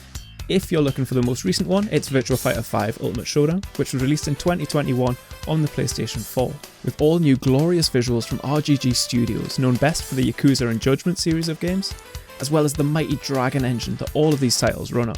Although visually this is new and beautiful, the mechanics and frame data in Ultimate Showdown have all been carried over from the 2012 release Virtua Fighter 5 Final Showdown. So when you're watching a competitive Ultimate Showdown match, expect to see players with literally a decade of game-specific knowledge and practice under their belts. This means, from a spectator's perspective, you're watching visually one of the most cutting-edge and jaw-dropping fighting games, whilst also watching some of the most battle-hardened and experienced gameplay. A very unique combination that's something to be celebrated. With that, there's no better time to watch competitive Virtua Fighter, so grab some popcorn and enjoy this committed player base unleashing some of the best to offer in virtual combat. And welcome to Look Alive 2022. It is Scary Eyes here with VF Harpooner for some VF5 Ultimate Showdown action. Man, I'm excited. It's going to be great. We're going to have a great time. This has been a fun year for VF. Really big things happening. Great year for VF. Yeah, I'm really excited to keep it going. A lot of you guys, maybe it's on your radar. You've been seeing what we've been up to, but maybe it's not. And this is your opportunity you get to see.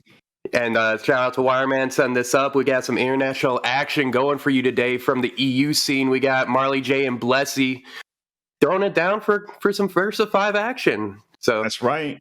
VF is a universal game. It's all over the world right now, and the European scene's always been pretty strong. We're involved with them this year because the EU is going to be the center of our global showdown right now that we're putting at the end of 2022. We've got qualifiers. We're doing like a pro tour kind of thing. Qualifiers in NA, qualifiers in Japan, and qualifiers in EU. And the top 8 from all those guys at the end of the year, they're going to meet up in Glasgow, Scotland. We're like actually going to be sending them out with the money that we raised from the series. and they're going to meet with each other. Blessy's actually one of the central figures in that, and he's leading the EU, so that's who he is. But if you didn't know who Marley J is, you haven't been playing VF very long. This guy has been in the scene for 20, I want to say 30 years. This guy's been around forever. This guy is really old school. Been around for a hot minute playing Absolutely. VF. And so he'll be playing Vanessa. This is going to be a pretty interesting character for a lot of people. Actually, both these characters very exciting. I think a lot of people have questions about him. Vanessa's probably one of the more complex characters to first pick up because she has two different stances. You'll see her actually change from defense to offense stance when she crouches down. And she has totally different movesets, almost like two different characters. Meanwhile, we got Blessy over here playing Go Hinagami. Basically the king of the tick throw with this character over here, setting up for anything you can to put his hands on you, get the throwdown, and just set up for the Oki situation. Yeah, absolutely. Probably one of the most basic characters in the game and one of the most easy to pick up, but very effective. He's got a really strong strike mix-up and incredibly powerful throws, like you were saying. So we'll see some of those, hopefully. Oh, nice. Getting under there with the wacky hitbox. Getting that good wall carry and ring out because we got that taco stage, so you just want to get to that end, push them out, and then, hey, set up for round 3. Oh yeah, stages are so important in this game. They really alter the way that you have to approach every match. Right now, you're going to see how tight the space is. It's really going to change a lot can go a full mile here, so good counter. Damage is already high, and once you get to the wall, oof. Ooh, especially with these two characters, nothing's going to last that long here. So one of the fun things about defensive stance Vanessa, you'll see that Marley had defaulted to her for a while there, is that she has a lot of moves called sabakis. They're in some other fighting games, but in VF, they're really key.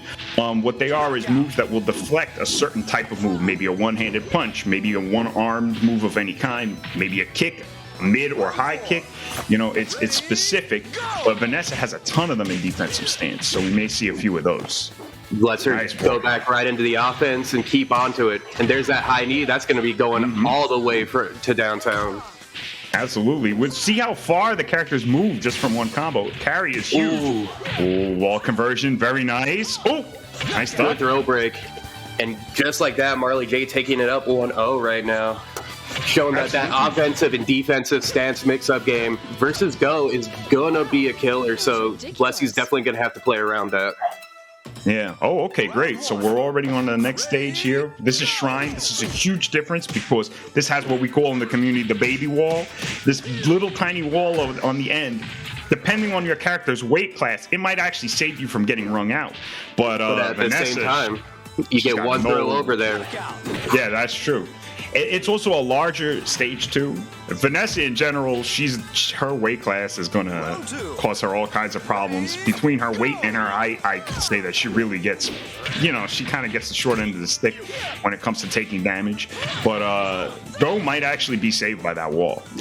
Go is definitely going to be saved by that wall, especially considering the fact that, like you said, with her weight and height at disadvantage in some situations here, it's going to come down to is if they're going to end up playing in that danger zone, which is conveniently marked with that nice little wooden outline there. So yeah. Oh, huge shout outs to the RGG Studios for reviewing these stages in Ultimate Showdown. Oh man, they look so good. Love them. Yeah, the stages I think are the star of the show right now. But yeah, some really cool things you may have seen in that last round was Vanessa doing that straight kick, and it caused a crumple state on Go. That's because from side turns, certain moves actually cause a full combo crumple. It's really aggressive. Virtua Fighter is a game where you have to take your turn, but you have to make a choice every single time. And if you attack at the wrong time, you get hit. It means a lot. It means a lot more than in most games. Especially with these two characters being the high risk, high reward with the strike throw mix-ups that they're trying to get off of each other. Yeah, absolutely. Oh, there you go. That's there's that high knee. That's that little knee. Shout outs to Godoku in New York. He always calls that the crush groove. Man, I hadn't heard that name in a minute. Groove, yeah. Get that crush, get it going. Oh. Playing the mid game.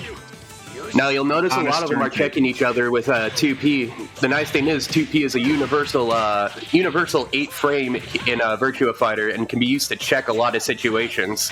Yeah, it's 12, but yeah, absolutely. I apologize, I forgot about that. No problem. It's absolutely a universal, and it's fantastic because it's a low and a special low at that. It does mean that you can block it standing up. But it also means that it's really fast. It goes under a lot of pressure, and it definitely beats throw. Because remember, in VF, all attacks beat throws. You cannot throw somebody out of an attack. And a lot of people learned that the hard way once this game came out on online recently. So absolutely, both these guys have been playing for long enough that they definitely know that. And that actually used to be up until Final Showdown introduced the lazy throw escape technique. Where you can throw escape while blocking. It used to be the ideal way to get out of throws. So we'll see right here. Blessy is got to get something going though. He's got to get something going, but Marley J's playing with a. Ooh. Okay, here we go.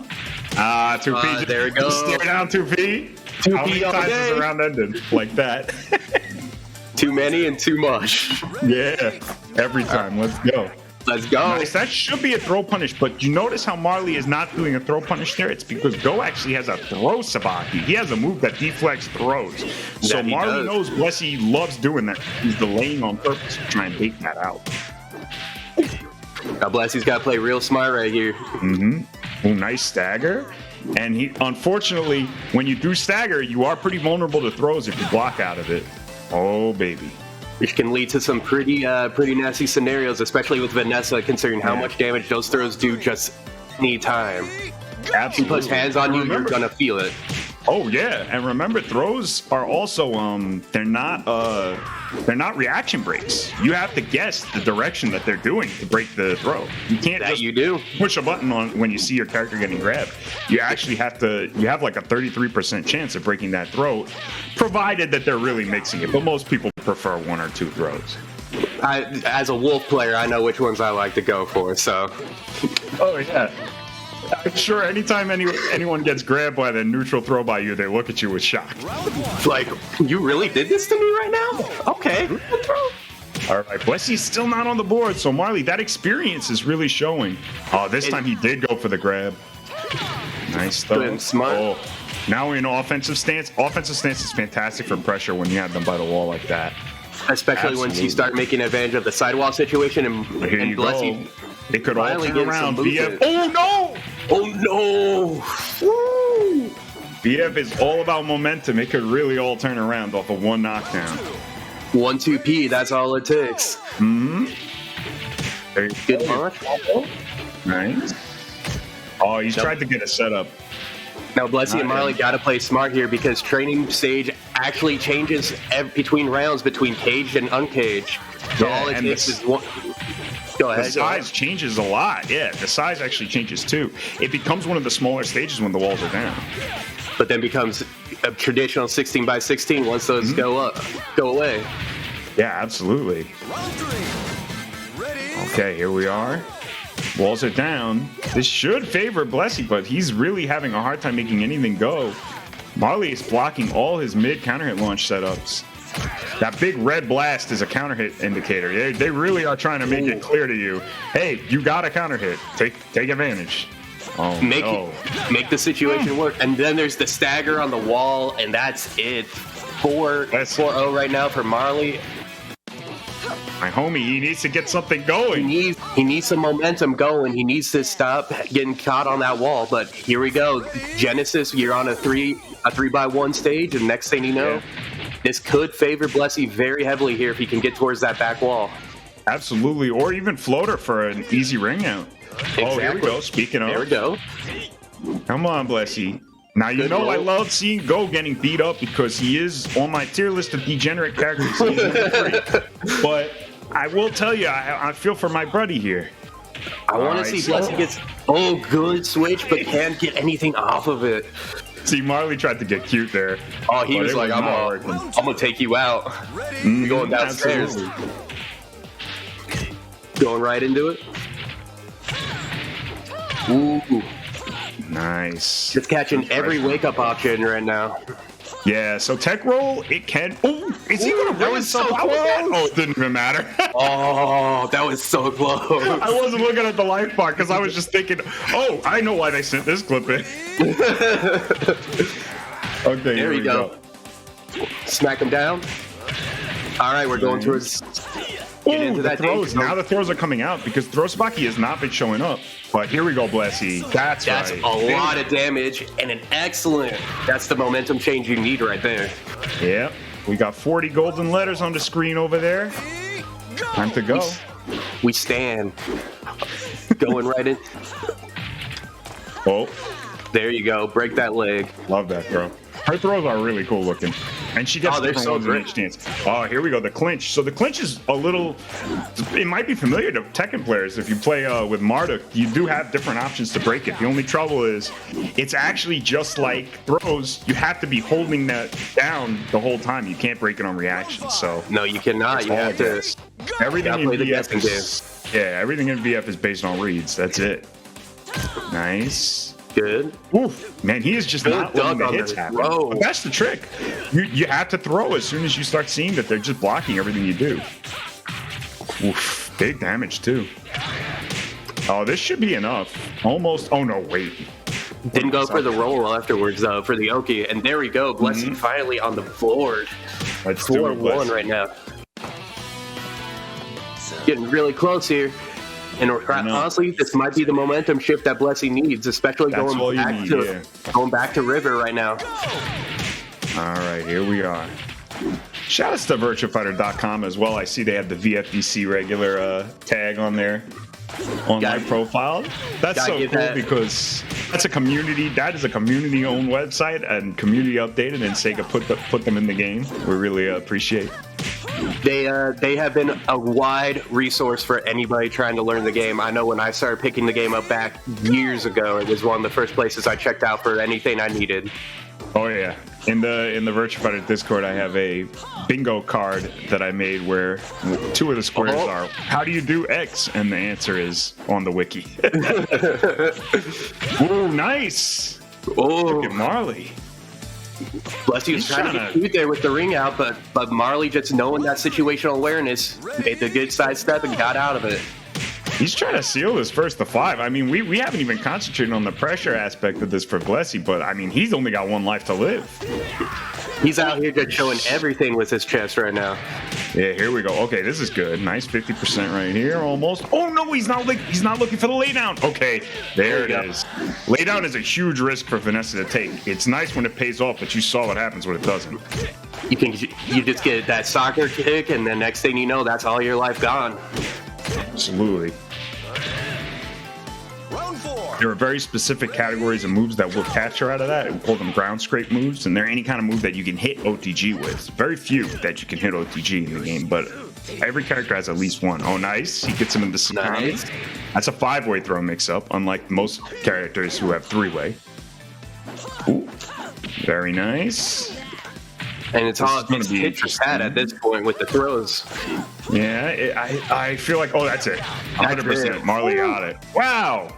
You see that double axe handle coming down, that's it. Just stand up, shake the hand, move on to the next one.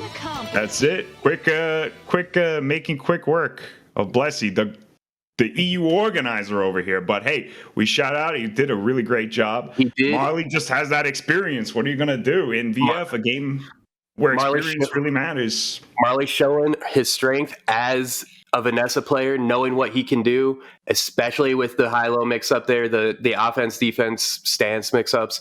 And Go just unfortunately couldn't get anything going. And that's just momentum at that point, especially when you have to deal with the fact that, hey, wake up. All right, that's a 3-way Oki situation. You get grabbed. All right, now what am I going to do?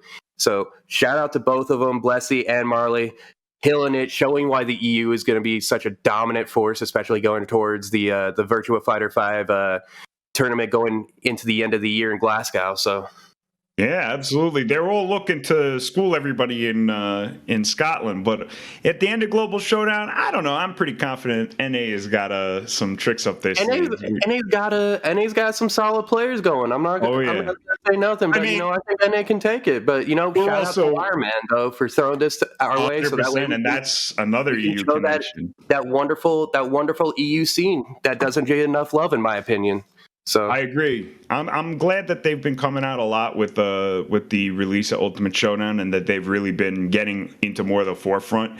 I really recommend you guys check out any of the stuff that you see on Virtua Fighter, especially if you're checking on Twitch. There's qualifiers for all the NA events and the EU events coming up. So very excited to see more action out of these guys. The game's growing, and that's all we can do for that. So thank you so much for tuning in for Virtua Fighter 5. I've been Scary Eyes. He's been Harpooner. Thank you so much, and we'll catch you at the next tournament. And now, Lost Soul speaks his mind. Nage with no leader now. He's got him. That is it. Lost Soul. Lost Soul with the upset eliminates Nage. You know, the first couple of matches, beating Teresa, beating Rion, those were, you know, understandable. Beating Nage, I don't think anyone was ready for this. I did not have that one penned, man. And over Daymendo at second place, but yeah, good on him to even be able to reset the bracket like that. Obviously went down in the end hard against Lost Soul's Elfelt, but these are obviously two of the top players in North America. Yeah. I mean, everyone in this top 8 was, really, except for Teresa, obviously, but Lost Soul, doing as he has done so many times in the Guilty Gear Xrd era, is going to walk away with the first place championship trophy, and you know we're getting a promo now. Yeah, congratulations to Lost Soul. Really, really tough break from Peppery there, but you know, second place, nothing, you know, not too bad, not too bad. Obviously, we talked about it. Nice, makes the blitz. Not burst safe though. Teresa escapes, and Lost Soul takes it with the jump H. Lost Soul 2-1 over Teresa. This is a first. Again, look, man. When you talk about these arcade legacy titles, players in the West typically have a tough time breaking into that top cut. We know that there's a gap between the East and the West. But Lost Soul to be able to perform here on this stage, put one of the strongest jams from East Japan and Luke out of the tournament. Hey everybody, welcome back to Look Alive 2. We've got a special exhibition for you in Smash Ultimate, so let's jump right into it. We've got doubles match between some of the biggest FGC reps in Smash Ultimate. We've got Axiom XL, OG Mustaine, Vendetta, and Cytonics all repping the various FGC characters throughout this game. My name is Last, and I'm joined, of course, by Ronin X. So, let's get into it. Let's see how this goes. It looks like we're opening up on FD. Let's get right in. Yeah, that's something that I've actually heard Vendetta talk about a little bit, is that he doesn't have as much fun in doubles because, like, he can't do some of the stuff he's used to. But I've also heard some other Shoto players claim that they're better without auto turnaround because they have those, like, crazy bears. And already off the bat, we see a shield break come through onto Axiom XL. He only eats a focus attack for his troubles, but it's still a little bit painful to be shield broken this early. Absolutely, man. That's the thing. All these characters are absurdly broken in scramble situations, so they want as much interaction as possible. So it's almost like a coin flip, especially with how chaotic what we're seeing right now is. Yeah, there's so many particle effects on our screen, and Axiom XL just wipes the board clean. Only one remaining with 3 stocks, but yeah, we saw it there for a second. We saw like a Shoryu come out. We saw a Buster Wolf. We saw an Electric Wind Godfist. Like, everybody was just going, I have a special move. I'm going to use it. Why not, right? There we go. The first stock for Axiom XL is finally gone.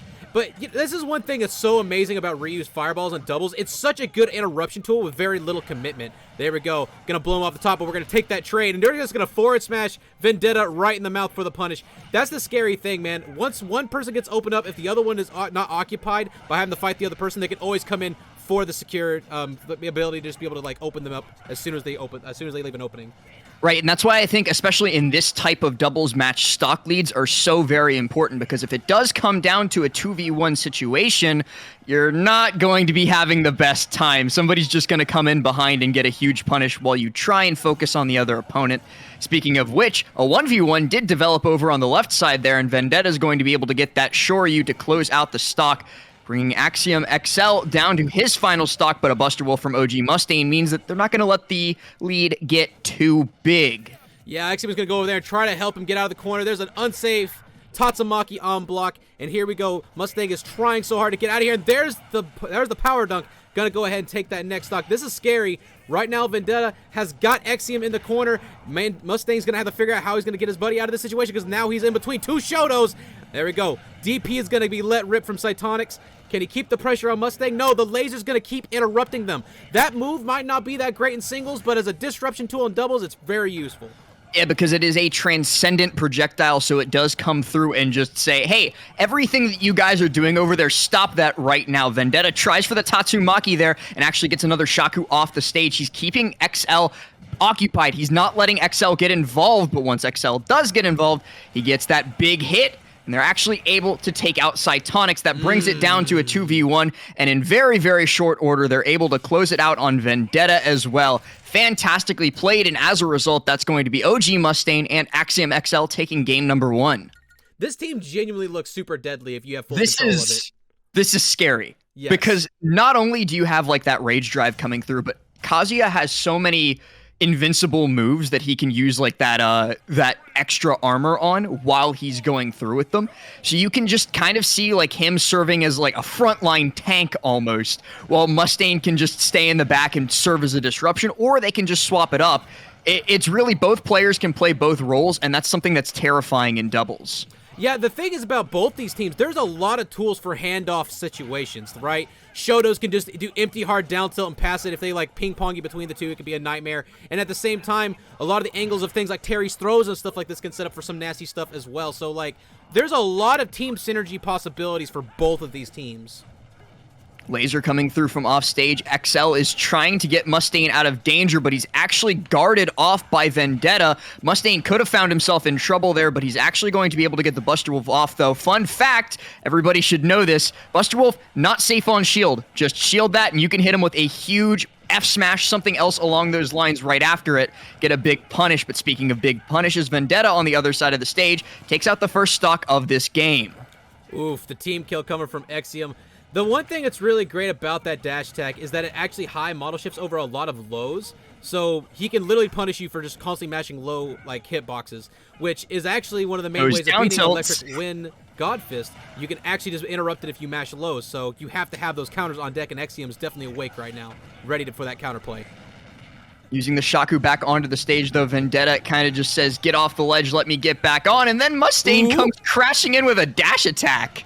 Oh, you see Exium try to get under him with Crouch. He was trying to get him with the DI mix-up right there. If you DI in or away, doesn't matter. Crouch Jab will cover both, and you get your kill confirmed, but he dropped it. That's the thing, man. Kazuya's execution's so tough, but you know what's not tough is that DP coming from Vendetta, who is about to cook Mustang and put him in the corner. Can't Cytonics keep him there? Cytonics almost actually managed to follow up off stage, but Mustang was able to get underneath the ledge and then use that rising tackle to get back on stage. He's still not out of the woods yet, though, because he's at 101 against a Ken in the corner. One good setup into the DP could do it. Instead, it's going to be XL eating the DP, and another one. They're just throwing them out left and right. Yeah, it's really terrifying whenever Vendetta and Cytonics are able to kind of stick close to each other because they can just play as an assist the moment any of them gets put in hit stun. This is so terrifying. He just got a DP in this man's face. He did not care. You mentioned it too, that like in certain scenarios the Shodos can play as an assist trophy, and that's exactly what we're seeing right here. It's just like, oh, it's your turn to play, I'll just help you out. Oh, it's my turn, let's go. And now they've got Mustang trapped between a rock and a hard place. Gets caught by Shaku. He's going to try and come back in, but he's just in the middle of these two, and I don't see a way to get out of this. This is going to be really scary. Right now, Cytonic seems a little hesitant to go for the follow-ups that Vendetta's giving him. Like, you know, he's serving him up with that hard down tilt, and that can just put him in so much hit stun. And that's not just it. If you get hit with Shakunetsu sent towards your friend, you're able to get follow-ups from that because of how much hit stun Shakunetsu has now, especially after the recent buffs. So that could definitely set up for some crazy stuff.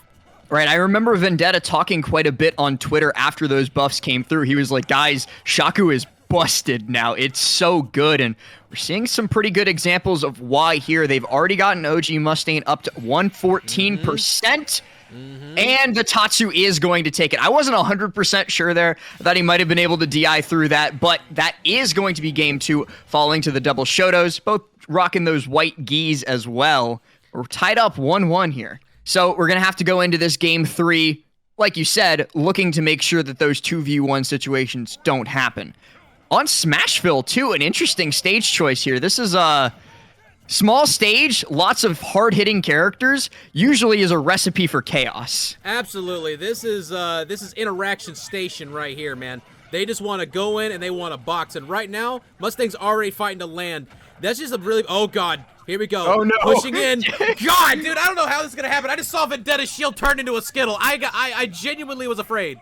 I was literally like, get out of there, Vendetta, get out of there now. And he was actually able to get that shield drop Tatsu to reposition himself, but he took a lot of damage in the process. And it's actually going to be Cytonix that goes down first.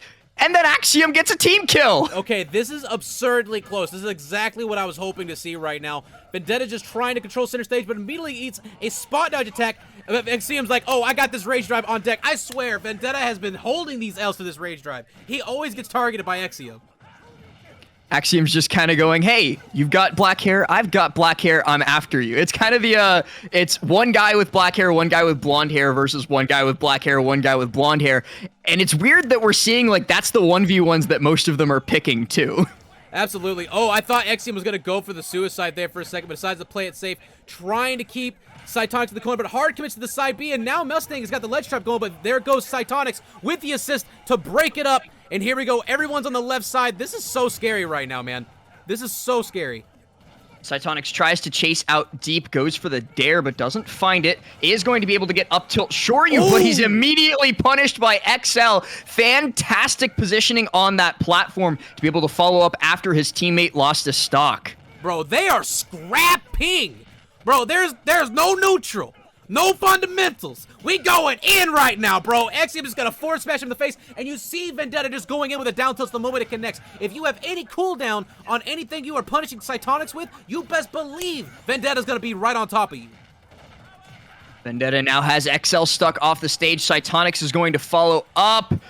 XL alone, he's stuck on stage by himself as Mustang tries to recover. Terry's recovery is a little bit slow, and as a result, he's not going to be able to get back in to help his teammate before Vendetta and Cytonix can take him out. Cytonix, though, he's starting to hemorrhage a little bit on this final stock. He could be losing his life soon, so despite the fact that Vendetta's been able to tank on this stock so hard, it's not going to matter if he ends up stuck in a 2v1. Mustang, though, at nearly 150% means that he could also go down soon, and that is exactly what's going to happen. So great quick thinking by Vendetta to set up yet another 2v1 scenario. Axiom, though, he's healthy on this stock, so it's still very doable. Absolutely. We all know Mr. Mishima eats his Wheaties and lives forever, and he's just gonna punch Vendetta in the face. He's like, oh, I gotta fight two of you? I played Street Fighter Cross Tekken. I saw the trailers. We all know how this went. Bro, he folded these two. Now let's see if he can do it again. I believe in him, bro. Can he do it? This pressure is insane right now. This is coming from Cytonix, though. Yeah, I love that Axiom tried to retreat to the platform, but Cytonix, like, immediately recognized that, and he was like, hey, I have moves that hit you through this. I'm not letting you claim this platform as your own. Cytonix gets the DP, but it's not enough yet. 177% also means full rage for Cytonix, so the next solid confirmation into Dragon Punch should KO, but he's got to find that confirmation into it to be able to even set that up. Rage Drive now here, a thing too, should kill Cytonix, but it's the DP comes through exactly like I said it would, and that is Cytonix and Vendetta taking game 2, or game 3 rather. I can't count, I'm so excited. Man, that was just some good Smash Bros, man. I don't even know what to say. That was just genuinely one of the most fun sets I have ever got to commentate.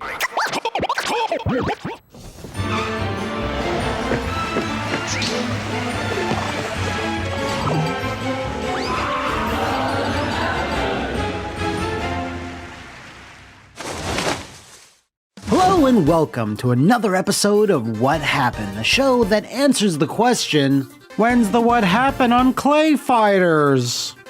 Right now, I guess? I'm gonna be honest here, folks. I have no idea why there's been such a huge surge in requests to cover this 90s as hell parody fighter franchise. It's like asking me to cover the Scary Movie series, which I'm not gonna do. But I digress. Under our crazy big top today, you'll experience chills, spills, blockbuster exclusives, announcements, anti-announcements, and of course, cancellations. So for all of you in attendance and to the millions watching around the world, let's get ready to crumble!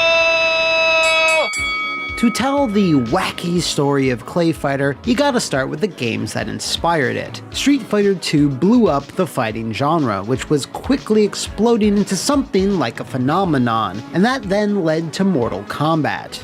It took that same one-on-one concept and made it ever so darker, more realistic, and employed a unique visual style. I mean, to be fair, digitization really started with Pit Fighter, but who cares about Pit Fighter? Visual Concepts, known for several platformers and licensed fare under Interplay, began to investigate stop-motion animation as an eye-catching look suitable for video games, and soon teamed up with Danger Productions, who had experience with stop-motion to hash out the logistics. What spawned was two separate projects, the first being Claymates, a platformer, and then Clayfighter, which was a fighter. They felt that the genre, which focused on two large sprites, would work well with the expressive cartoon-esque quality of the medium. Interplay, wanting a piece of that delectable fighting game cream pie, were more than impressed with the early work and tests produced by the studios, and greenlit both titles. Visual Concepts would handle the programming and design, while Danger Productions would be in charge of slowly photographing every single frame. Clayfighter was made in about a year, with the instruction booklet vaguely mentioning that a clay meteor slammed into an amusement park, giving the horrible curse of life to a piece of taffy, an evil snowman, a clown, a Viking opera singer, a strongman, a scarecrow, a random blob, and finally, and most not dated at all, an Elvis impersonator. Thank you very much. Now, of course, due to the time and complexity of stop motion, the game's mechanics were kept fairly simple, as at the end of the day, the focus was on humor and silly characters, and not combos or frame traps. However, it was the game's marketing campaign that seemed to capture many imaginations, because it was 90s as fuck. Bad Mr. Frosty was shown having freshly murdered Chun-Li. They would also regularly spoof the Mortal Kombat Dragon logo, and even poor old world heroes got dunked on. I mean, like, why? Why you gotta bully my boy Mudman? Around this time, Interplay were reaching the height of their relevancy, having published most of Blizzard's early 16-bit classics, which fueled them to spend serious capital on a pretty penetrative marketing campaign, and it very much worked. Clayfighter came out just at the right time with its mix of parody and potty humor, and saw the SNES version selling enough to warrant further Claysploitation. Clayfighter Tournament Edition, obviously a jab at Street Fighter II's revisions, unfortunately offered way less content than what it was referencing. It offered tournament mode that nobody ever used, new backgrounds, but stopped short of including a single new Clay batant. It was maybe for this reason that the original Super Nintendo version was never officially sold in stores, and was instead a Blockbuster exclusive. This might have been one of the earliest examples of, yeah, we don't think this game will sell well enough to warrant us selling it, so instead, put it on Blockbuster's tab. I'm not sure if Blockbuster exclusives were ever truly successful, so I'm just gonna assume that they weren't. Following that, a Genesis port then splattered onto Sega's machine with a pretty significant downgrade in terms of visuals and sound, as was tradition. Regardless, sales were still healthy enough for Interplay to push forward with a sequel, but even though Visual Concepts and Danger Productions worked well together, cracks began to form in the Clay mold.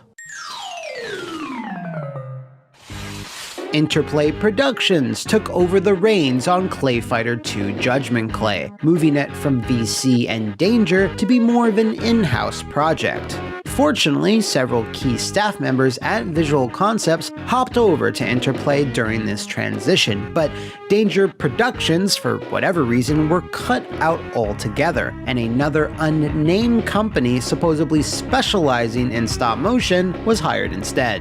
What did the remainder of Visual Concepts move on to? Well, that would be a little game called Weapon Lord!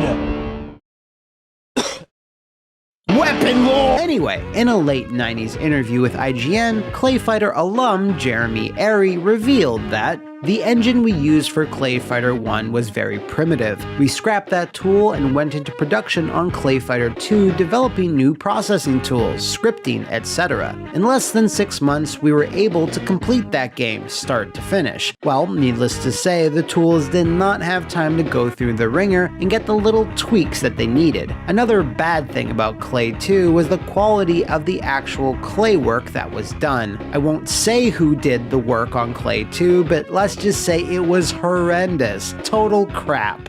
So, Interplay Productions had to redo everything themselves, which is why the sequel looks so different, losing that darker, almost Tim Burton-like style and taking on a more cartoonish Saturday morning-like look. Also, with only 6 months to develop it, Clay 2 didn't really have anything fresh. No new mechanics, gameplay tweaks, or additional modes. In fact, the only technically new things were alternate, eviler versions of the main cast. Even with these minor changes, the overall fighter count remained the same, a solid 8, swapping out older, less popular characters with new ones like Hoppy, Kangoo, Nanaman, Octohead, and Goo Goo.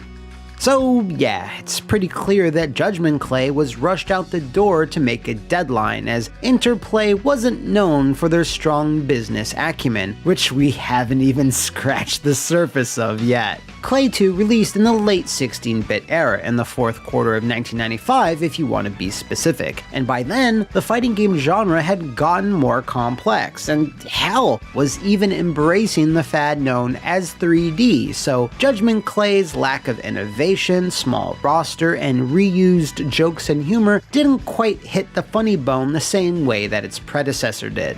Jeremy and his team knew they needed to shake things up, especially with next-gen machines starting to come out. So they decided to plan their next game for a next-gen machine that never wound up coming out. First announced as Clayfighter 3 Showdown on Claymodo Island, the first order of business was to reconnect with Danger Productions so they could provide the claymation once again, as the company had really upped their game on the Saturday morning institution Bump in the Night. You know, I heard if you swallow gum, it stays in your stomach for 7 years before it gets digested. Amazing, huh?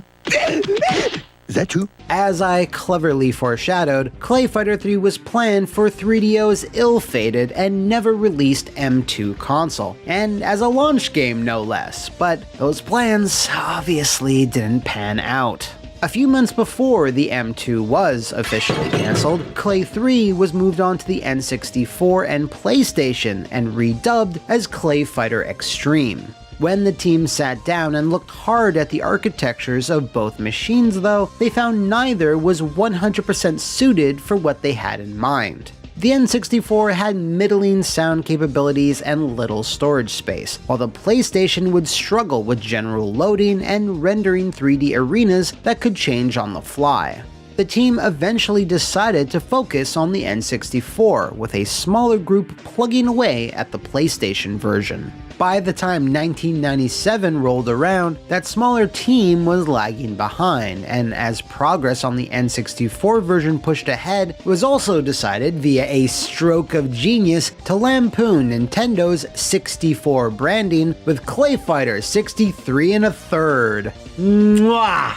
Of course, this left the PlayStation version without a dumb subtitle, so it just simply kept the Extreme name, but unfortunately, the only extreme thing here were the measures taken by Interplay to cut costs. Not long after this new rebranding, the publisher announced that the Sony version of Clayfighter would never see a release. In an old GameSpot article, Interplay's Lisa Fleury was quoted as saying, "The reason that Interplay decided not to develop it, Clayfighter Extreme, is because it was not on schedule to release simultaneously with the N64 version. Rather than have it perceived by PlayStation consumers as a late port, we decided to stop the project and focus on ensuring simultaneous releases for all our other cross-platform titles." So instead of making PlayStation owners feel like they were getting a port, they wanted to make PlayStation owners feel like they were getting jack shit. Unfortunately, with all these delays, rebrandings, cancellations, and these epic bullshots, Oh, Mitch. Being released to magazines, could these be the first example of bull shots? Because that's not what the game wound up looking like at all. Yeah, or was I? When it finally launched in October, 63 1/3 looked very muddy/blurry, even by N64 standards, featured stiff animation with lots of missing frames, and just had a jarring, contrasting look between its 2D characters and 3D backgrounds, something that KI Gold pulled off much better. This, coupled with gameplay that felt slow, unresponsive, and unpolished, resulted in the troubled title garnering its fair share of critics right out of the gate. This was a bit of a shame, as the team did add as much as they could to freshen things up. A much expanded roster with a mix of new and returning characters, including neat cameos by Jim and Boogerman, more special moves, multiple super attacks, claytalities, an expanded combo system, and even KI-style ultra finishers. With the addition of 3D backgrounds, camera angles were used to great effect, and even let fights transition from one stage to another with breakthroughs. I suspect this might be the first time a fighter with 3D backgrounds implemented this feature, but let me know how wrong I am in the comments below. Voice acting and music also saw a huge bump in quality, featuring lots of well-known names like, I'm gonna botch his name so bad, Dan Castellaneta,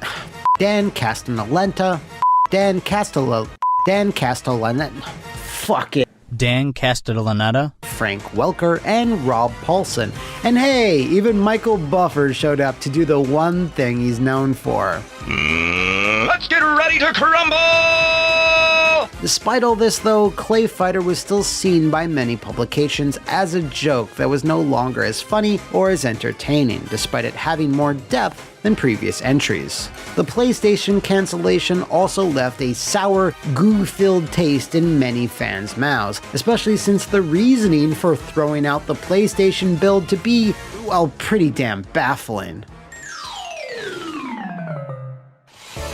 Now, back then, Interplay had been quoted as saying that Clayfighter 63 1/3 sold over 1 million copies, but this has never been confirmed with hard data. And honestly, it sounds a little like a big lie, as the company was desperate to have a hit as the 90s wore on. In fact, the only confirmed sales numbers I can find for 63 1/3 was 60,000 copies sold by the end of 1997. With numbers like that, you can be forgiven when you rubbed your eyes in confusion when you saw Clayfighter Sculptor's Cut on the shelf of your local Blockbuster. It basically packed back in a heap of content that had to be cut from the final game, including a number of characters like Lockjaw Pooch, the Zappa Yow Yow Boys, Lady Liberty, and High Five. There was, however, one final character who was shown during the development of the original game, but who couldn't even make this director's cut. I present to you, Hobo Cop. I'm having trouble. There's been multiple theories as to why the puke-tastic police officer was given the axe, ranging from the fear of litigation from Orion and Columbia Pictures over RoboCop, to Nintendo having a problem with his special moves, which involved alcohol use and exposing his hobo penis. We were so cruelly denied this. And honestly, Sculptor's Cut is not seen as much of an improvement. The deal with Blockbuster resulted in only 20,000 copies of Sculptor's Cut hitting the market, thus it remains one of the most rare N64 games ever made, and often commands outrageous prices that's not even really worth. And honestly, that's where the Clayfighter series officially ends. Sorta. As the 2000s approach, Interplay fell upon hard times, baby. To avoid bankruptcy, they entered the stonk market and changed their name from Interplay Productions to Interplay Entertainment, which for some reason gave them a few extra years. Titus Interactive, yeah, that Titus. Titus? What the fuck is that? Purchased a majority share in the company, but when Titus went belly up a few years later after that, Interplay entered a state of undeath or anti-life, I don't know, but some type of black magic kept their heart a-pumpin'. During pretty much all of the 2000s, they would often announce games but would never actually release them. I could have told you that, laddie. The one that's relevant to us today is Clayfighter, Call of Putty.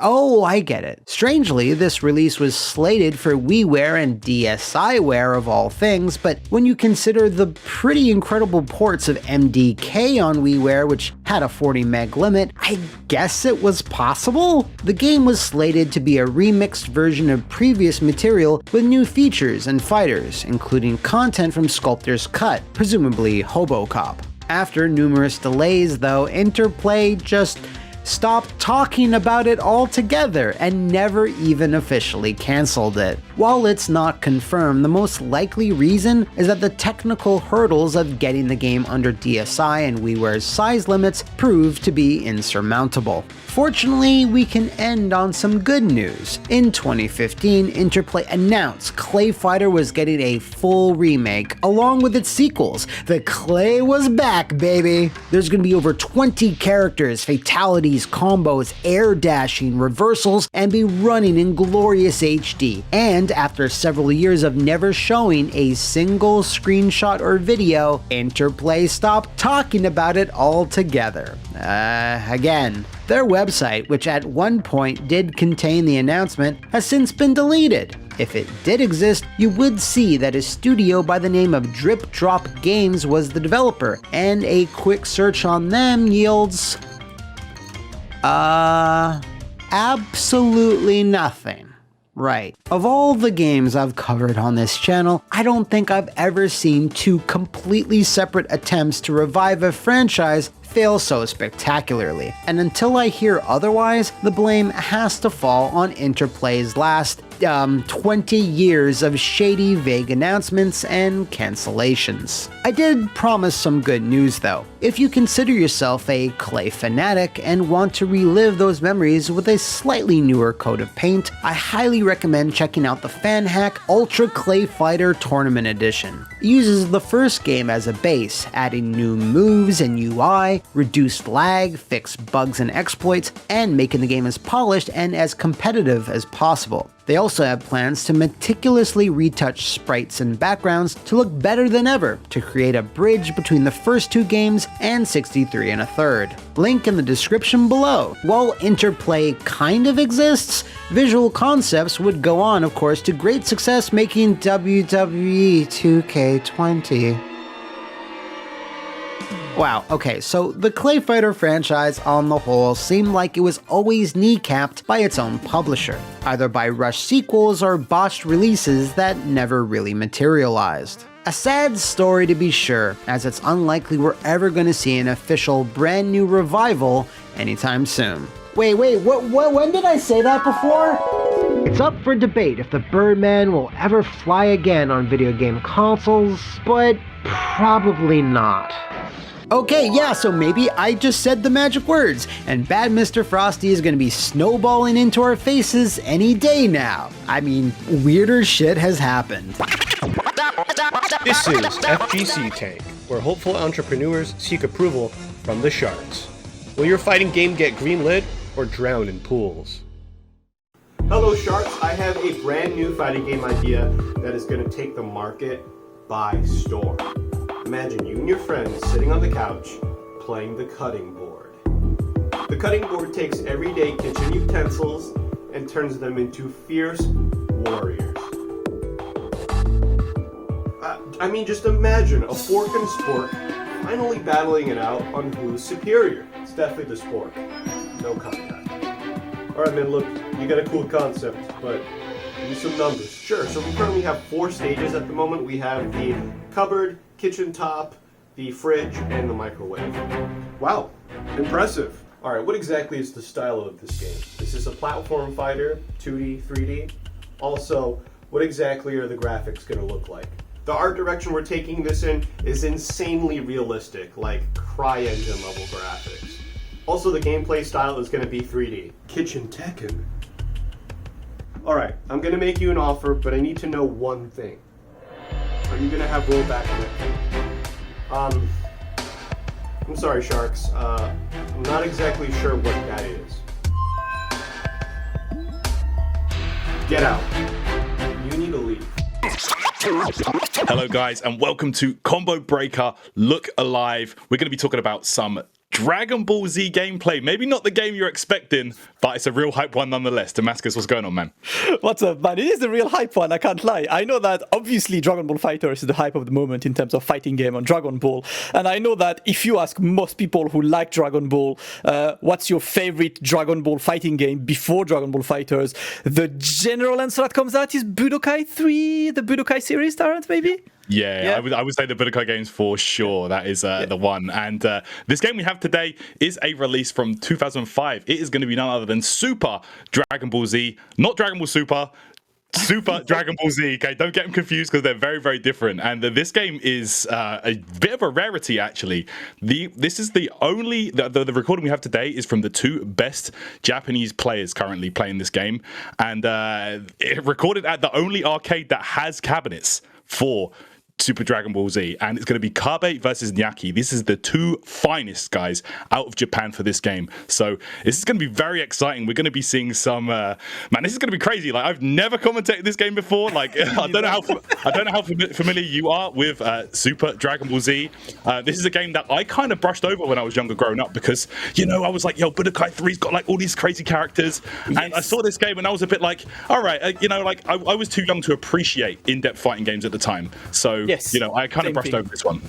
Same thing, and it's really interesting, right? It's quite unusual for different games, as in, you can see the character select screen right now, right? I've done a lot of research. Obviously, shout out to Bass for making these games happen, but a big shout out to the community. You and I have been reached out by one of the main guys of the community, JP4 is his name, who runs a ton of things about this game and documentation and helped us like understand a lot about this game. And this game is, of course, a fighting game. It's a 3D fighting game, so more like Tekken style with side steps and everything. It was taken care of by a man, Noritaka Funamizu. That's the director who was in Marvel vs. Capcom 2, he was in Street Fighter 3 Third Strike, he was in CVS, the original one, has a ton of experience. 3D fighting for Dragon Ball, and the action gauge you see at the bottom, Tarrant, that's kind of Dark Souls, that's stamina. Yeah, this is very important. This is how you do your movement in the game. And yeah, like you said, big shout out to GP Bear and White Freezer. Actually, I was in a call with these guys earlier. They were really talking me through the game and how everything goes down in this game. And, you know, very, very helpful insight on that one. So we have Gohan versus Android 16 here. They showed me a tier list. Supposedly, Teen Gohan is the worst character in the game. Let's go. I like that. Character variety. This is what I want to see. Of course, there is up and down. There's kind of flying and everything. And this is what they're trying. Look at this combo extension. Jeez. So that is actually an infinite. And I got word from my man GP Bear, Kabe is the best at that infinite. So watch out. Flight cancels all day. I would definitely recommend you guys to go look at combo videos for this game because they're kind of wild. Like, you see a lot of really good combos, supers to use, both of them in the air. And of course, you can see that Gohan, the action gauge is going low because he keeps flying. If you lose that gauge while you're in the air, you fall on the floor and you cannot block anymore, so you're fully punishable. That's correct. You got to be careful. You got to keep track of that action gauge. And so the way that skills work in this game and what makes different each character is unique. Okay, we're just getting the stage transition here. Going to go down to the bottom of Kami's lookout right there. I love this. Yeah, this is awesome. I love the stage transitions, man. The way that the action gauge makes each character unique. The skill tree system in this game is so in depth. I had no idea. Like, Android 16 starts off with a base 3 action gauge, right? You can choose to level that up, or you can choose to level up other skills. It's very interesting how you develop your characters in this game, man. Yeah, so one of the very interesting things about developing characters in this game is when you level the characters up, you can learn new skills, new supers, and when they're at max level, you can actually learn skills from other characters. Yes. So you can literally build your character however you want and just customize whatever you like about other characters into maybe your favorite character from the series. That's right, you get to choose one inherited skill, that's correct. Okay, so here we go right now. Nyaki going to work, man. He's going to have to get... He's got his work out for him, though. Kabe with a 2-round lead right now with Gohan. So what's pretty funny about this is there's like a tier list that's like S, A, B, C, and then they have G for Gohan.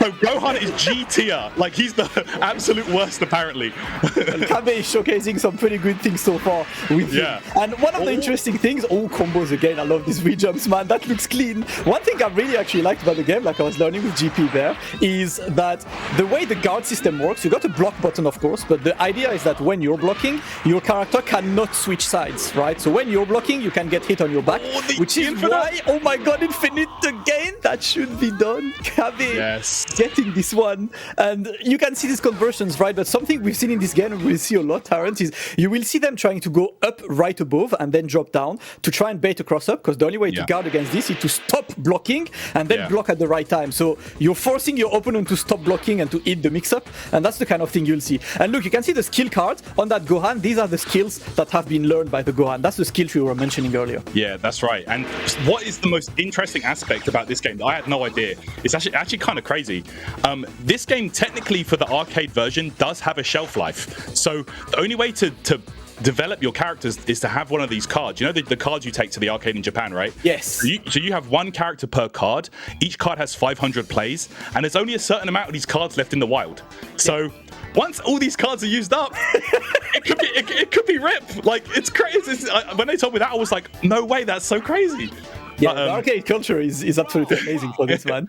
Yeah, but of course, you know, a lot of these guys are playing online as well with the PS2 emulation.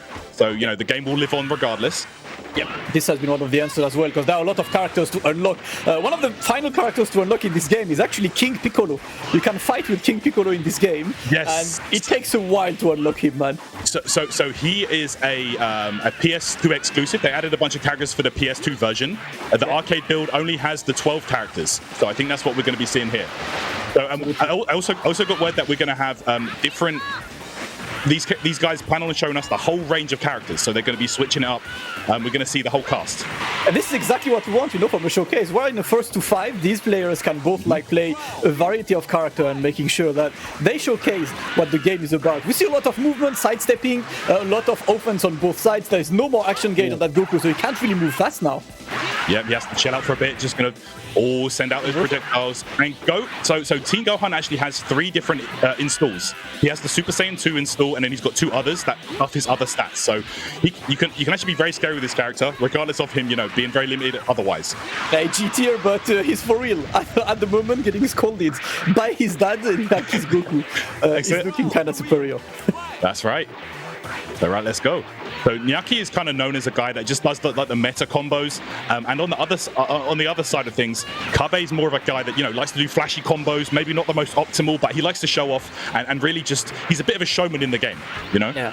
I really like these air-to-air conversions as well. This kind of look like, you know, Blaze Blue kind of conversion, air-to-air into re-jumps, clean, gets the install, and answers with ease. Let's go! How much can you do on this? Super Saiyans, let's go! Jeez! It was his dad that showed him how to do it, after all. Yep. And on stage as well. That's what we take. Okay, there we go. Trying to get that beam now. Oh, the super connects. Not enough to kill though. Nyaki hanging on by the skin of his teeth. Oh, Kabe. All right. We take those. Kabe taking the round against his own dad. Really liking the side steps to just avoid this kind of move. And we see again the up and down to try and break the guard. Go for the cross-up. The throw in the air. Nice. Yeah, he caught him off guard. So guys, this game is a 4-button game. You have light, heavy, guard, and jump. And of course, the grab is a combination of both light and heavy together. You get those grabs in there. Okay, here we go. Oh, the beam! Nyaki gonna take that second game with Goku, who is, from what I learned earlier on, Goku is one of the stronger characters in the game. Like, so the 3 best characters, yeah? Yeah, I think the 3 best characters in the game are Cell, Goku, and Trunks. From what I can see. So. For those of you guys who want to pick the game up, you know what to go for. So who are we getting showcased this time? It's time for the Android 16. Let's see. All right, let's go. Android 16 against Goku? It is going to be. Is Android 16 going to fulfill his main function? You know, this is what this guy was designed for. Yep, he's been waiting his whole life. I must say, Tarrant, like I've been watching some combo videos about this game that were wide. This guy has some funny combos, like kind of re-jumps and stuff. They were a ton of fun to just watch, discover on a fighting game. Kami's Lookout stage, love that stage as well. One of the things we haven't mentioned as well, right? we haven't mentioned that either. But one of the things we haven't mentioned, right? There are multiple stages, and all stages have their own topography. So walls, you can have wall slams in the middle of combos. You have some cliffs where you can just like get the advantage from being above the opponent. So each stage gives you a different approach, kind of like Tekken as well. Yes, that's correct. Interesting fact, as you mentioned, the walls. Kabe is a direct translation to wall in English, and the reason why he got that name is because this is the only fighting game Kabe plays, and his original main was wall splat Goku. So you choose one of the skills on the skill tree. He chose Goku with that wall splat, and he was putting fellas out with that. So yeah, that's how he got that name. Oh, you saw how he jumped out the grab? That was sick. That was clean. Grabbing to punish. That was prime fighting game. Got to love this. Like the niche fighting games, the communities that are still out there, putting so much work into it, having some fun. Great counter, looking for an opening, and this movement goes for him. Re-jump at this, fam. Yeah, man, you love to see it. And he got that. Oh my goodness, got some kind of armor on, some power up. Oh, yeah, they're dancing. That was a proper anime episode, like intense stare down. Oh, the intense stare, boy. Okay, there we go. Key blast out. Oh, punishes it right there. Gonna get the super as well. Gets the kill. Have you noticed, when he turned into Super Saiyan, his damage is ridiculous. Yeah, you get a damage boost on that one. Yeah, absolutely. And I think one of the other benefits from Super Saiyan install, from what the guys were showing me earlier, you get like extra hits on your key blast and stuff. So yeah, it's really beneficial. That's why you can see that they're really prioritizing the transformation as soon as possible. Oop, gonna send one out? No, not just yet. No ring out. Very Soul Calibur-esque, with those ring outs. Got to love this install as well. We're blocking this time. It was blocked, and that should be a punish. Power! Hyper bomb! Dunked Goku! There we go. Shout out to Light Hero. Must try that game, man. Oh, he's watching on, smiling from the back, man. I can see every time I see a 16 dunking Goku, I know there's one person on Earth smiling, and that's this guy. Yeah, that's it, man. That's his favorite thing to do in the world. All right, let's go. Oh, going for the DP. Got opened up though. Man, so much damage. 116. Red Ribbon Army. Oh, that was like 80% of one conversion. Yeah. Oh, okay. So he does have that ability now on Goku. It means he's super buffed up. He's super powerful, but he can't block anymore. He can't block. I love this. Yeah. And anyway, who blocks, man? It's the fighting game, not the blocking game. That's what I'm saying. You can't block. Get bodied. I can't lie. I love this. You're buffed, but you don't block anymore. I know Dragonball FighterZ player would love that. They don't block anyway. Speaking of which, this game came out in 2005. Look where they're fighting. Yep. Revolutionary stages. We take those all day, every day. This movement in the air. Oh, nice. One no conversion. And just the beam. That's going to hit as well. Oh, Rocket Poncho. My goodness. Anyone that's ever played against 16 in fighters knows about the Rocket Punch, boy. We've seen a lot. I love these rejumps, man. These combos, you know what? Like, you can show me any fighting game on Earth. You show me combos, I get hype. I don't even care about the fighting game it is. Combos are just hype. These rejumps, they look cool as hell. Always a good one for sure. You see the start step at the end as well. These guys just showing off out here. But yeah, like for Kabe, getting here for the recording to Big One Arcade in Saitama is not a long trip at all. He lives in the Gunma Prefecture, which is literally like round the corner. It's very, very close to the Big One Arcade, the only arcade that has Super Dragon Z. Yeah. And if you look for the game on YouTube, you only find Big One recordings, right? Yeah, Big One. That's where you got to go if you want to play some Super Dragon Ball Z. I think Daigo made a video about like where it is and stuff, and just you know how Daigo does his vlogs and stuff. Yeah. He did one. He did one to go into Big One, so you can check that out on his channel. But yeah, for Nyaki, it was a very, very long trip. He lives in Fukuoka, which is southwest Japan, and that is way out the way. That is a long trip for him. But the guys were telling me that usually when he comes up to play, he usually stays over and they get some GGs in. You know how it is when you would play with the boys. Oh yeah, first to death, first to 3 a.m.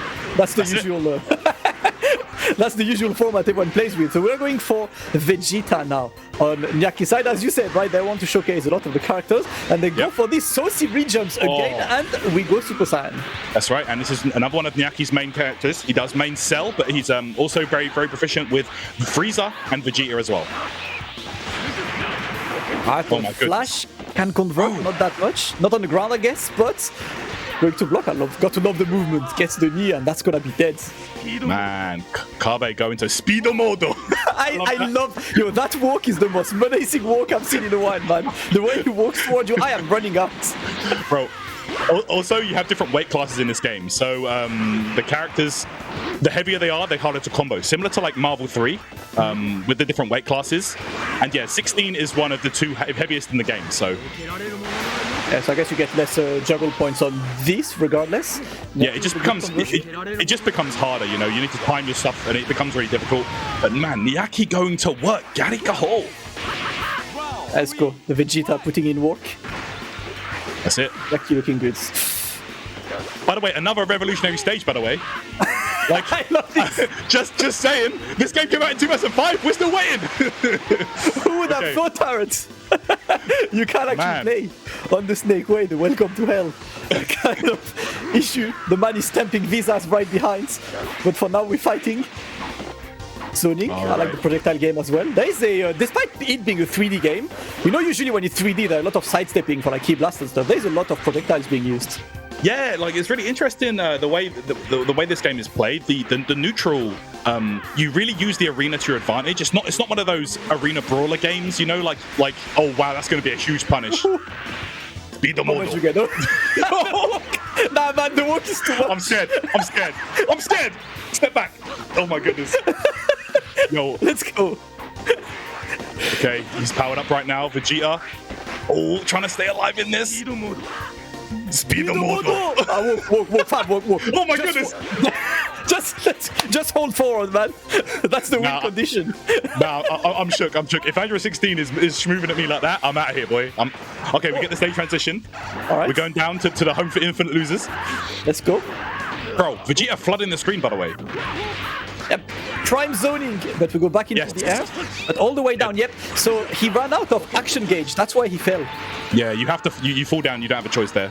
Yeah. If you're in the air, action gauge out, you just fall. So there are some characters that are very. Oh my goodness! Get the throw. Follow up. Yeah, some characters are very proficient with zoning. Actually, I think Vegeta, Frieza, and Chi-Chi, they can zone very effectively in this game. So yeah, they have a lot of projectiles and things like that to keep you at bay. Alright, let's see what we're playing the zoning game right now. We can see the Rocket Punch has a crazy priority. It goes through like a lot of the Key Blast Niaki even tries. Yeah, you can parry and shoot back Key Blast. I'm not sure if the Rocket Punch. Oh wow, no, you can't send it back, but you can parry, as we just saw. Oh, Tarrant is time. Oh my goodness, speed model. Man, this is crazy. There we go. Punch man up. Oh, the wall kind of saving, but yeah, that's right. And I also saw some interest in, oh man, he's big. You saw the power up there. It came into effect. You saw all the stat buffs on the left, on the right, sorry. It was like plus 30, plus 10. Yep, the need the speed modes. But this just gonna make it, oh my god, the hugs. Alright, it's not a Goku, but it's a Saiyan, that still works. Exactly, yeah. Cross up. Oh, side switch and stuff. Let's go. Yeah, you got. Nah. Bro, this is not Android 16. This is the V2. I have never seen 16 moving like that in my life. Yeah, that's right. Here we go. Vegeta is powered up right now, so Kabe needs to be careful. But that also means that he can't block. Oh, gets the throw though. Liking the look of this throw as well. Rocket punch. Nice. Look at that. These guys parrying everything. Kabe trying to just get through the zone. And we're back. Nice. Again, the punch goes. Yeah. Of things, man. That could be one of the skills from that skill tree. Maybe that goes through. I'm not sure. Yeah. Just learning as well together on this movement, but he's getting the opening. It's pretty much a one-touch game. Niaki gonna get this. Kabe could not go for the firmware update. Activate speed mode this time. Had to hold the L against Vegeta. Who's the next character? Let's find out. I mean, these guys are going to run through the cast. We're going to see, I think, a different character every single time. So like I mentioned earlier, each card has like, what, 500 plays on it. It takes around 100 plays to fully complete a skill tree for one character. Yeah.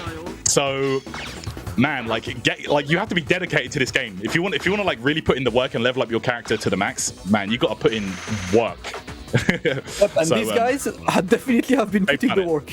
Yeah, they're at the high level, and I love how this game has like the manga feel to it. You see how everything is like the manga shading, the color schemes for the characters, the loading screens. Everything is based on the manga rather than the anime. So yeah, it's very interesting. I'm liking this. Like for a game that's like 17 years old now, it aged really well. I really like the intro with the scouters exploding because the characters are too good. That's it's right. a really cool one. Let's see what that Krillin is saying in this game. Yeah, let's find out. Krillin has, I guess you could classify him as a trap character. He can put down a lot of like projectiles and things, and he has like an invincible roll, and he's got lots of evasive options as well. So, but let's check out some Krillin. He's also one of the lightest characters in the game. I'm liking that throw. That Krillin side gets the opening.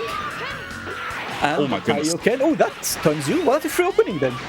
Yep. So I think one of the strategies you'll be seeing here is with the solar flare, you can actually go for resets. So they can mash out, but then they can go for like, because they're in stun technically, you can go for a reset there and get like a lot of damage. So I see. Let's see. Gets the opening this time. Yeah, here we go. And he's going to go. Oh, that's a combo, no? That was not a reset. He went for a combo that time, yeah. Oh, this screen is full of stuff, man. Krillin is definitely out down the zone inside. Oh my goodness. Hiding behind the wall to destroy it with your beam. Basically, see the wall splat as well to get that extension. The throw on the Krillin. That Krillin's kind of sick. There we go. There we go. Oh, gets the kill right there. Kabe gets back on the stage as well. He says, I'm not being eliminated like that. That Krillin is leveled so far, man. Just putting in work. Against Vegeta, forced to block. The orb was coming his way. And some movement, and that's the invincible roll we were talking about. Yeah. So that does have recovery, but it's only the first few frames of that are invincible, yeah. Oh man, have you seen the Kenzan completely obliterating Vegeta? And his beam? Vegeta's getting kind of watched. Oh man has to go Super Saiyan? Come on, that's not fair. Against a human? Bruv! Oh, no conversion. I thought that would combo. Not yet. Gets the extension this time. Yeah, that Kenzan is insane. Oh my goodness, look at this. Miyaki sends out the beam as well. Kenzan again. Oh my goodness. Kabe. Oh, the evasive roll. Oh, opened up. Miyaki with the air-to-air going to close it out. Oh, my man, with the after combo. Kabe has been playing a bit too much Elden Ring lately. Not going to work against Vegeta, man. There we go. Taiyo Ken gets the follow-up. I like the flooding the screen. Something, yeah, flooding the screen, forcing you to wait and wake up. Okay. There we go. And these guys just playing that zoning game. And that Kenzan, it like eliminates projectiles. You see that? Yeah. It literally went through the Gary Cannon earlier. That's how strong of a projectile it looks like to be in this game. Getting in. Oh my goodness. That's it. Full combo time. That should do it just about. Oh no, he used that. Oh, didn't get the kill, but now. Oh, what the projectile. Was the homing projectile still there? Yeah, Krillin's homing projectile basically went all around Vegeta to go from the back of his head and be like, I like you, Kanji. Get out of here. That was clean. I like that Krillin. The reality stone just hanging on the screen, man. Flashbacks. Okay, so we're going to get Frieza next. So this is another one of Nyaki's main characters, and it's another character that's very, very strong with the zoning side of things. We're going to get a good old battle of the zoning. Fun fact as well, on the PS2 version, they have Mecha Frieza as well. There's another character who is Robot Frieza, who is an entirely different character, but into the game as well. That's kind of cool to see. I find it's an interesting roster because it's not big, but some of the choices are like, you actually went for this, like Mecha Frieza, Chi-Chi, over like characters that are more obvious to put in. That's a very interesting approach. So from what I understand, most of the characters they put in the PS2 version are literally just clones of other characters. They just gave them a new reskin. So you've got like, I think Chi-Chi is an original character, and I think that Majin Buu is also like has its own unique playstyle. But the rest of them, like Majin Vegeta, Mecha Frieza, King Piccolo, and like I think Adult Gohan are all just like basically reskins. Adult Gohan has a sword in this game. It's Mystic Gohan with a sword. It's not the normal Adult Gohan as well. Like they went really original on this. Yeah, it's the Supreme Kai training Gohan. That's the one. Right, let's see what this Frieza is saying. Just getting away. We're seeing the battle of the Sonic. On Planet Namek as well. This went down. Esports? Have you seen how esports Frieza is? He's actually crossing his arm while doing a combo. Oh, Frieza always does that, man. Like he's too confident. He's too confident. Official esports Super Dragon Ball Z. That is the one. Frieza getting absolutely bodied though. Kabe trying to make that comeback happen. Look how much life he has left though. Oh, the headbutt. Psycho Crusher. It's going to do it. And Frieza just running around, okay. Look at the idle stance of Frieza as well. He's so Frieza. He's standing. Not even menacingly. He's just standing. He's just like, I am not worried at all. A man is confidence. Of course. Look who he's fighting, man. Earthling. He's already dealt with this guy once. Yeah, very easy. One-handed. The man was in distance. Okay. There we go. Solar Flare sends out the beam. Jargle's on deck. Oh, you saw that guard cancel, I think that was. Yes, so there is a skill that will allow you to guard cancel, and then you cancel that into a super. So you have mad invincibility frames. So you need to be careful about approaching characters that have that skill available. I'm really liking the defensive depth as well that there is in the game. Yes. Man is literally playing M. Bison right now, though. Yeah. And that's what I was talking about with these skill trees, man. It's there's so many different strategies you can take. You can be like, okay, I want my Frieza to be the best at zoning, or I want my Frieza to be sick at defense, or, you know, rush down or whatever. It's really, really cool. So that whip completely obliterating Kabe's life leads. Nyaki looking good. The Frieza still putting in work. Oh, goes behind. That's it. I'm telling you, man. This guy is one of his three mains, but we have yet to see the best character in the game from either player, none other than the perfect B in Cell. I wonder when these guys are going to whip him out. Keeping it, saving the best for last again. Oh, the wall splat to try and get more. No conversion. Yeah, you do have these destructible objects on the stage as well, guys. So everything does have like a certain amount of damage you can take before it gets destroyed. Yep, let's see. The roll is there. Oh, the cross up, and this time open this. That's the technique that they go for, right? To force you to stop blocking and make sure you block on time rather than hold the block button. That's it. Nice one. Right. And the wall splat, really milking that wall splat. I am liking all of these throws. Yeah. They all have a lot of flair to them. Oh, he countered with his own super. Got the tail again. Oh my goodness, though. Frieza has got that power up on. You need to be careful right now, both players. And let's go, parry. Take your revenge, fam. Oh, yes. It's not fast enough. Krillin's revenge. It's been a while. I really love the manga feel of this, man. It's so cool. These are like the effects and stuff that come up. Awesome. Even like the fonts for like the text that shows up is very manga-esque, you know? Yeah, the game, the visuals have a lot of personality. I really like that, you know, on this Taioken and the extension. We've seen that one a lot. Right, to the ult, but Psycho Crusher escapes the throw. Okay, there we go. Gets that solar flare again. Goes for the reset this time, but he's out. Nyaki needs one more round here. Alright, looking for more. That's Krillin staying in the air. This movement from the Frieza though, just going completely through. That key blast, looking for a bit more. More rolls. Distance. Oh, the chase down. Oh, he teleported in. Okay, right now Nyaki does have the power up on. Fights back, the guard cancel again.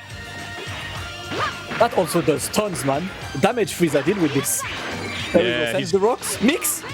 Oh my goodness. The Taioken obliterated that mix, man. Completely made it irrelevant.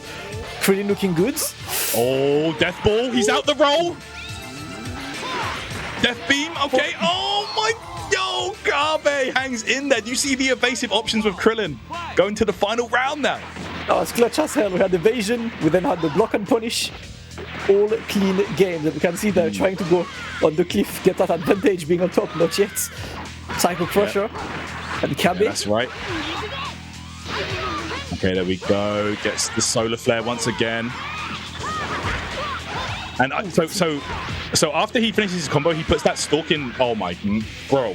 Nyaki putting in work. Frieza. 3-3 now. These guys going back and forth. And so the inside scoop supposedly is that these guys, obviously the two best in Japan right now, but they are like neck and neck. They go back and forth so often. And it's really hard to say, you know, who the better player is because it's so even between them. And we're seeing it right now. 3-3 in this set. Oh, let's see. Well, let's see now. There's Chi-Chi coming against Frieza. You know, the fight that you would not expect to see any time in your entire life. But Frieza took her husband away from Earth for too long. She just came to settle things down, bring him back home. Let's see what Chi-Chi's about. So the thing I've seen about Chi-Chi is when she flies, she actually flies on the Nimbus. She flies on the Nimbus, yeah, because she can't fly. You know what I'm saying? So, all right, we're going to go into it here, guys. This should be interesting. Chi-Chi versus Frieza. That is an interesting mismatch if I ever saw it. That's what I want to see, man. So Chi-Chi has a lot of attacks. You know, the counter did not even explode for Chi-Chi. That's disrespectful, man. Like Frieza's counter was like, this guy's too good. Chi-Chi was like, nah, standard. Let's see the bombos. All right, check it out. All right, so Chun-Li-esque. Oh, there you go. So Chi-Chi does have a lot of moves, you know, from the original source material. So she has like, you know, the fan and you know, her hat that she throws in the original Dragon Ball with the blade on it. She's got a lot of those moves.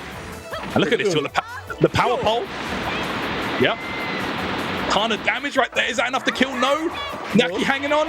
Oh. Yo, that Chi-Chi is looking violent. I can't lie, man. The Joe Higashi tornadoes, boy. That's what I want to see. All right, Frieza with the esports, but Chi-Chi is not interested in this. Just gonna block that. Goes for the wheel extension. Damn. Yep, gets that spooper off. Right now, just forcing Nyaki into a blocking position. Gets the grab. Takes out a car as well. Why not? Let's go. Just making sure that everything gets destroyed around. Frieza with the opening. Good for the re-jump as well. Finishes with the orb.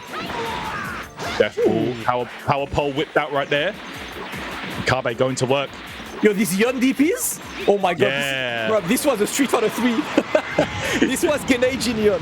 Genajin, yeah. Hey. I heard the Yun's voice behind this. Let's go. I like the Chi-Chi extensions there. Trying to use the wind against Frieza.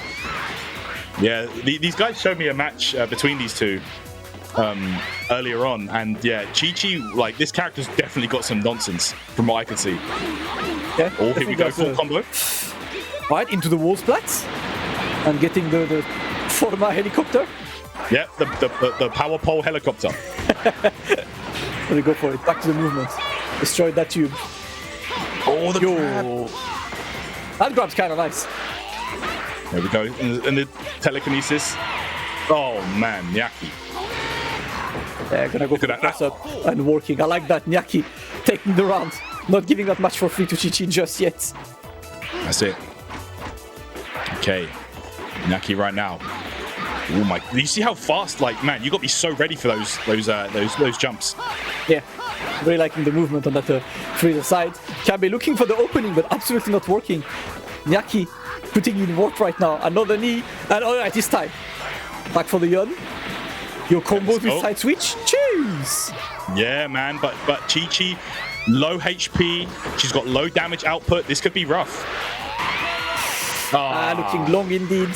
Nyaki clutches, takes the round, its final round on this, to go and offer yourself 2 match points in this first to 5. It's rocks versus wind right now. Okay, the stagger right there. Oh, the tornado was still there. Yeah. Gets the throw regardless. Get away with the blocks. Oh no! Block was there, sidestep. Yeah, no conversion. And look how much damage! Yep. Oh, that one super did so much damage. How can Kabe bring this one back? Trying to go for these movements. Just one into the winds, and he was just waiting for Nyaki to drop because that action gauge was going low. But Nyaki corrects it. Kabe took the first 2 rounds really early, but Nyaki with the full comeback. Frieza wins. Match point. Yeah. You saw towards the end of the round there as well, like Frieza whiffed the grab. Like you might have thought, like, oh, why is he whiffing grabs? That actually beats the homing attack. So like there is like almost a super dash in this game. You have like, you press one of the buttons and I think it's guard, and the character will dash towards. The throw will beat that, you know, every time. So you'll see a lot of the high level players just pressing that throw in neutral because they're expecting it almost, you know. We're getting the big man right now. Let's go. We're getting. You say this. He's one of the best. He's obviously one of the best in the way. If you're the best in the world, you have to play like the best characters. Let's see what that Cell is doing. Battle of 2 of the most iconic villains in the Dragon Ball universe. But we're doing this in Cell's home arena. He's got the advantage. He's wearing the Cell Jr. colors, but this is not a Cell Jr. This is the big man himself, Forma Perfecto. Let's go. Cell versus Frieza. Well, that Cell's counter is kind of whack. Not exploding either. Let's see.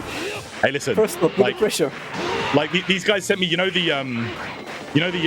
tier list where like it's like a 4-way tier list. It's like a cross, and it's got like. So they sent me one, and the entire top bar is just a long stretched out picture of Cell. So he's the best, like at everything. Well, that first round kind of showed the dominance, at least, from the Cell. Look at that Muay Thai pose from Cell. That looks like he trained with Sagat. That's it.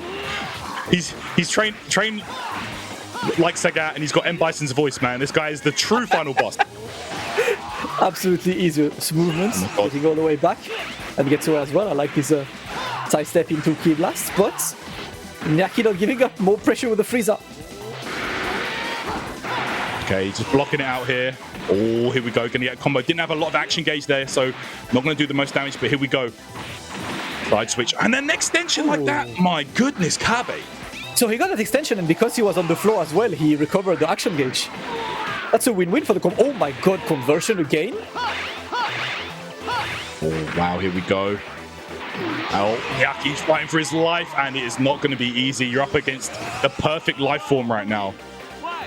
Look at that! I can't get over Cell's pose, man.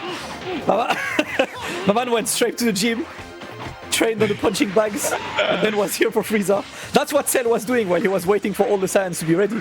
Had the punching bags ready and just like was training the high kicks. Oh my goodness, man. Kabe.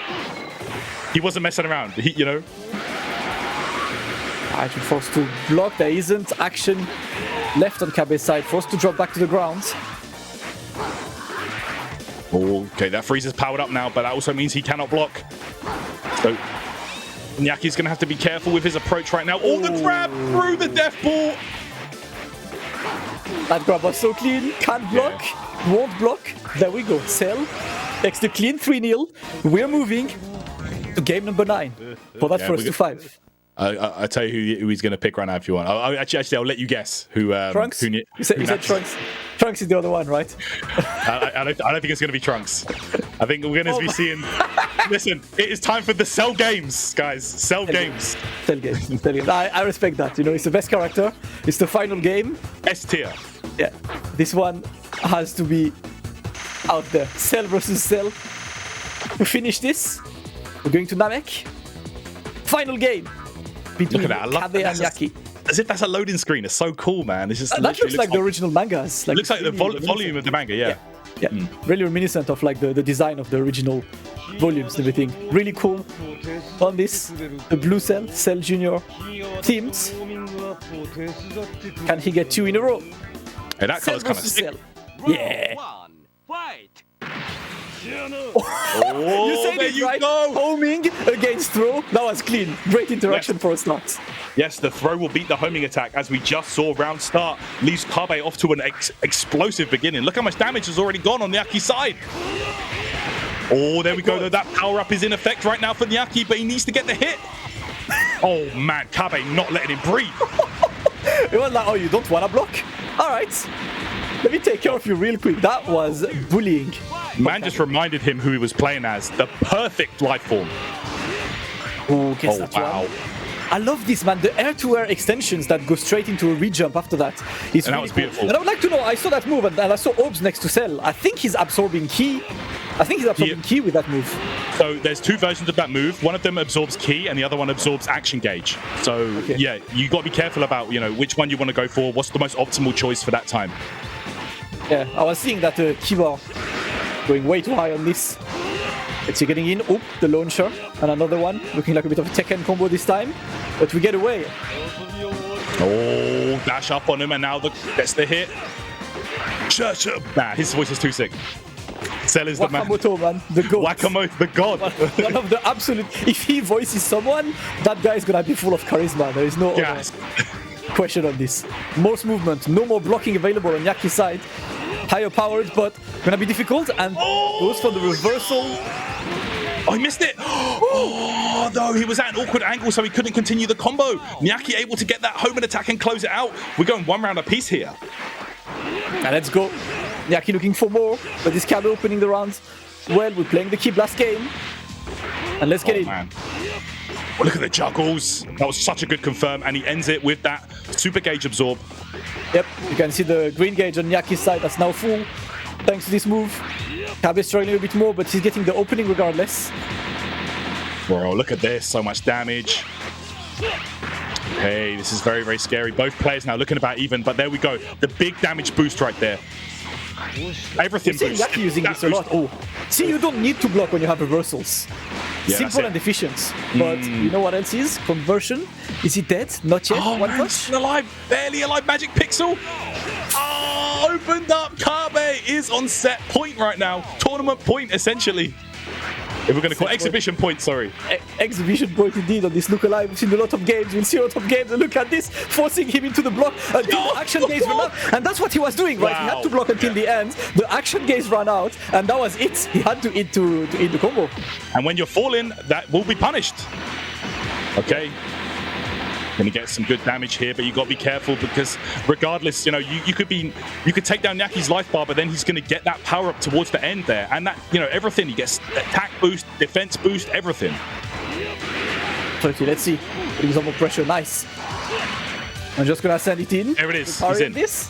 Nyaki really likes that buff, man. Does not want to block. Just wants to put the pressure now. That is Frieza's move, so that's one of the things when you can, level up a character and absorb another character's move. That cell has the rock sling from Frieza. Yeah, one of the inherited skills, and right now it is looking like it's going to be Kabe's game. Nyaki is fighting for his life, trying to hang in there as much as he can, but how long can he last? Oh, he went for it. Not enough.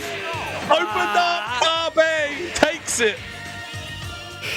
Wow. Taking the full exhibition with that Cell V versus Cell action on the final one. That was a hype as hell one, man. We've seen a lot of characters, but that final game, I think you could see that final game was when the sweat truly kicked in. They're like, all right, I know I've showcased character, but now it's extra sweaty mode. Yeah, I think the last tournament that the Super Dragonball Z community ran, the grand finals was Kabe versus Nyaki, Cell versus Cell as well. So you can check out that footage on Kabe's YouTube channel, guys. Be sure to check out the Super Dragonball Z Discord if you're interested in picking the game up. Really fun. I might have to dabble with it myself because it honestly, after seeing some of this gameplay, I'm really interested in this game. Yeah, I can't lie. It's absolutely ridiculous. Of course, shout outs to Bass for making this possible, for recording the match, and shout outs to all of the Super Dragonball Z community, right? You mentioned already Kabe, of course, does that on YouTube. I just wanted to mention GP Bear, who has, shown a lot. He actually has a lot of net play votes on his YouTube, has a Discord to help beginners. Shout outs to absolutely everyone who helped with this because White Frieza as well. White Frieza. White Frieza as well. He has sick combo videos. Watch his videos on YouTube as well. It might be a fairly small game at the moment, but it's a super nice one. And Tarrant, I think we're gonna talk. We need to do a small first to something on this game at some point. Yeah, that will be fun. Let's see how good we can get and then run the set, man. We got to do it. Have to do it, guys. But I hope you appreciated Super Dragonball Z. Always love watching a different range of games. That was a ton of fun between Kabe and Nyaki. Look Alive featuring Super Dragonball Z was a ton of fun. More of games coming your way. Big shout outs again to Bass and to all of you guys for enjoying some good old Dragon Ball with us. Hey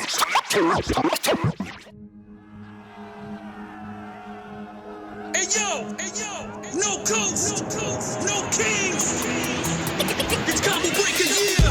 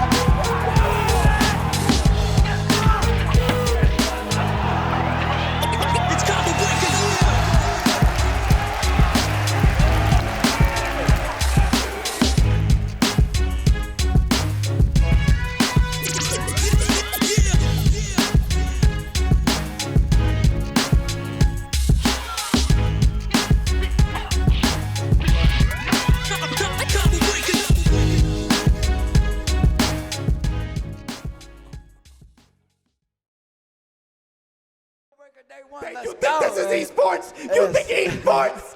This is FTC! The time has arrived. Let's begin. This is the path. This is the path. This is the path. This is the path. This is the path. Round one. Fight!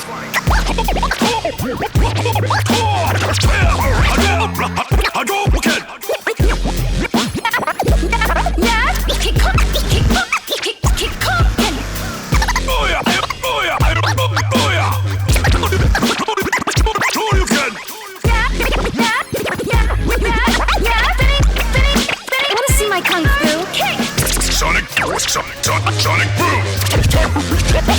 Tiger! Sonic boom! Tiger! Sonic boom! Tiger!